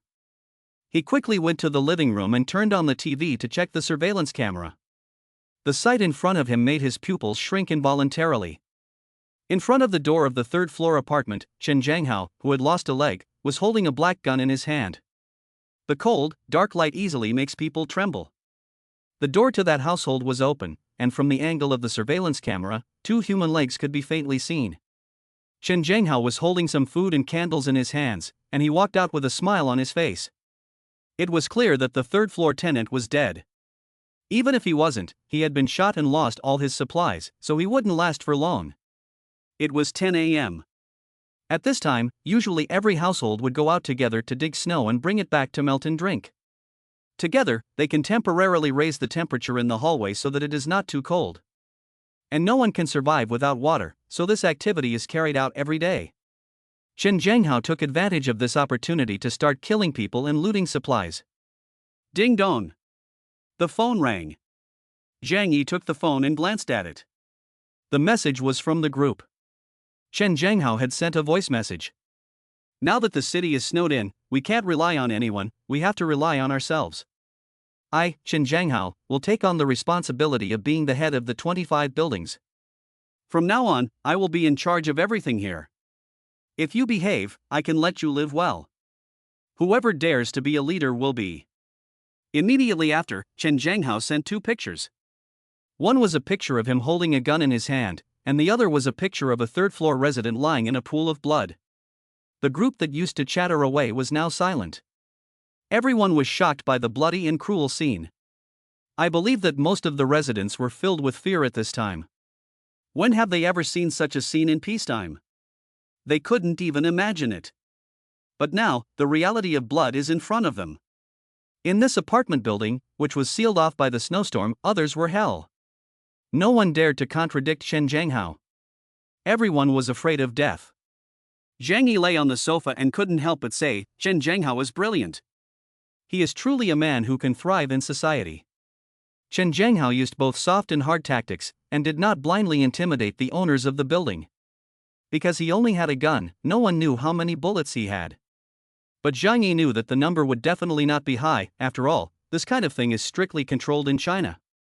Zhang Yi paid a lot of money for them, but they only sold him 100. And Chen Zhanghao only had 5 or 6 small Kalashnikovs. There are 50 households in the building, with more than 100 people. If he really pushes everyone too far, a cripple like him can't possibly stand up to them. Therefore, the best way to get these owners to listen is to use both carrot and stick, on the one hand, to paint a big picture for everyone, and on the other hand, to scare them. Human nature is always afraid of death. Even though they know in their hearts that Chen Zhanghao can kill the owners on the 3rd floor today, and they may be next in line tomorrow, they still have a sense of luck in their hearts. For example, those living on the upper floors think that Chen Zhanghao killed the 3rd floor today and the 4th floor tomorrow, and even if he kills him, it will be another half month. Then he doesn't need to fight desperately, because the people below will definitely resist. And so on. And those living on the 4th floor think that Chen Zhanghao may not necessarily kill in order. On the contrary, if they resist, they will definitely be killed, so it is better to stay at home and be a good boy. Maybe someone else will die first. Zhang Yi shrugged his shoulders. After all, these things had nothing to do with him. Other people are afraid to resist Chen Zhanghao, but he is not afraid of Chen Zhanghao at all. As long as Chen Zhanghao dares to show up at his doorstep, his life or death is completely in Zhang Yi's hands.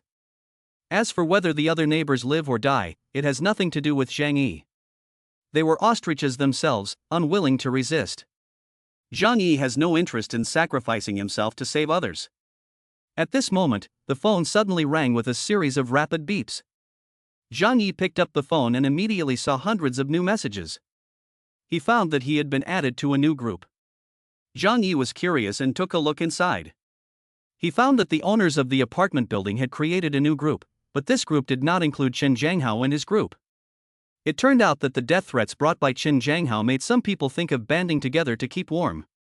Zhang Yi didn't say anything. After all, his own safety was definitely not a problem. He just wanted to see what these people could do.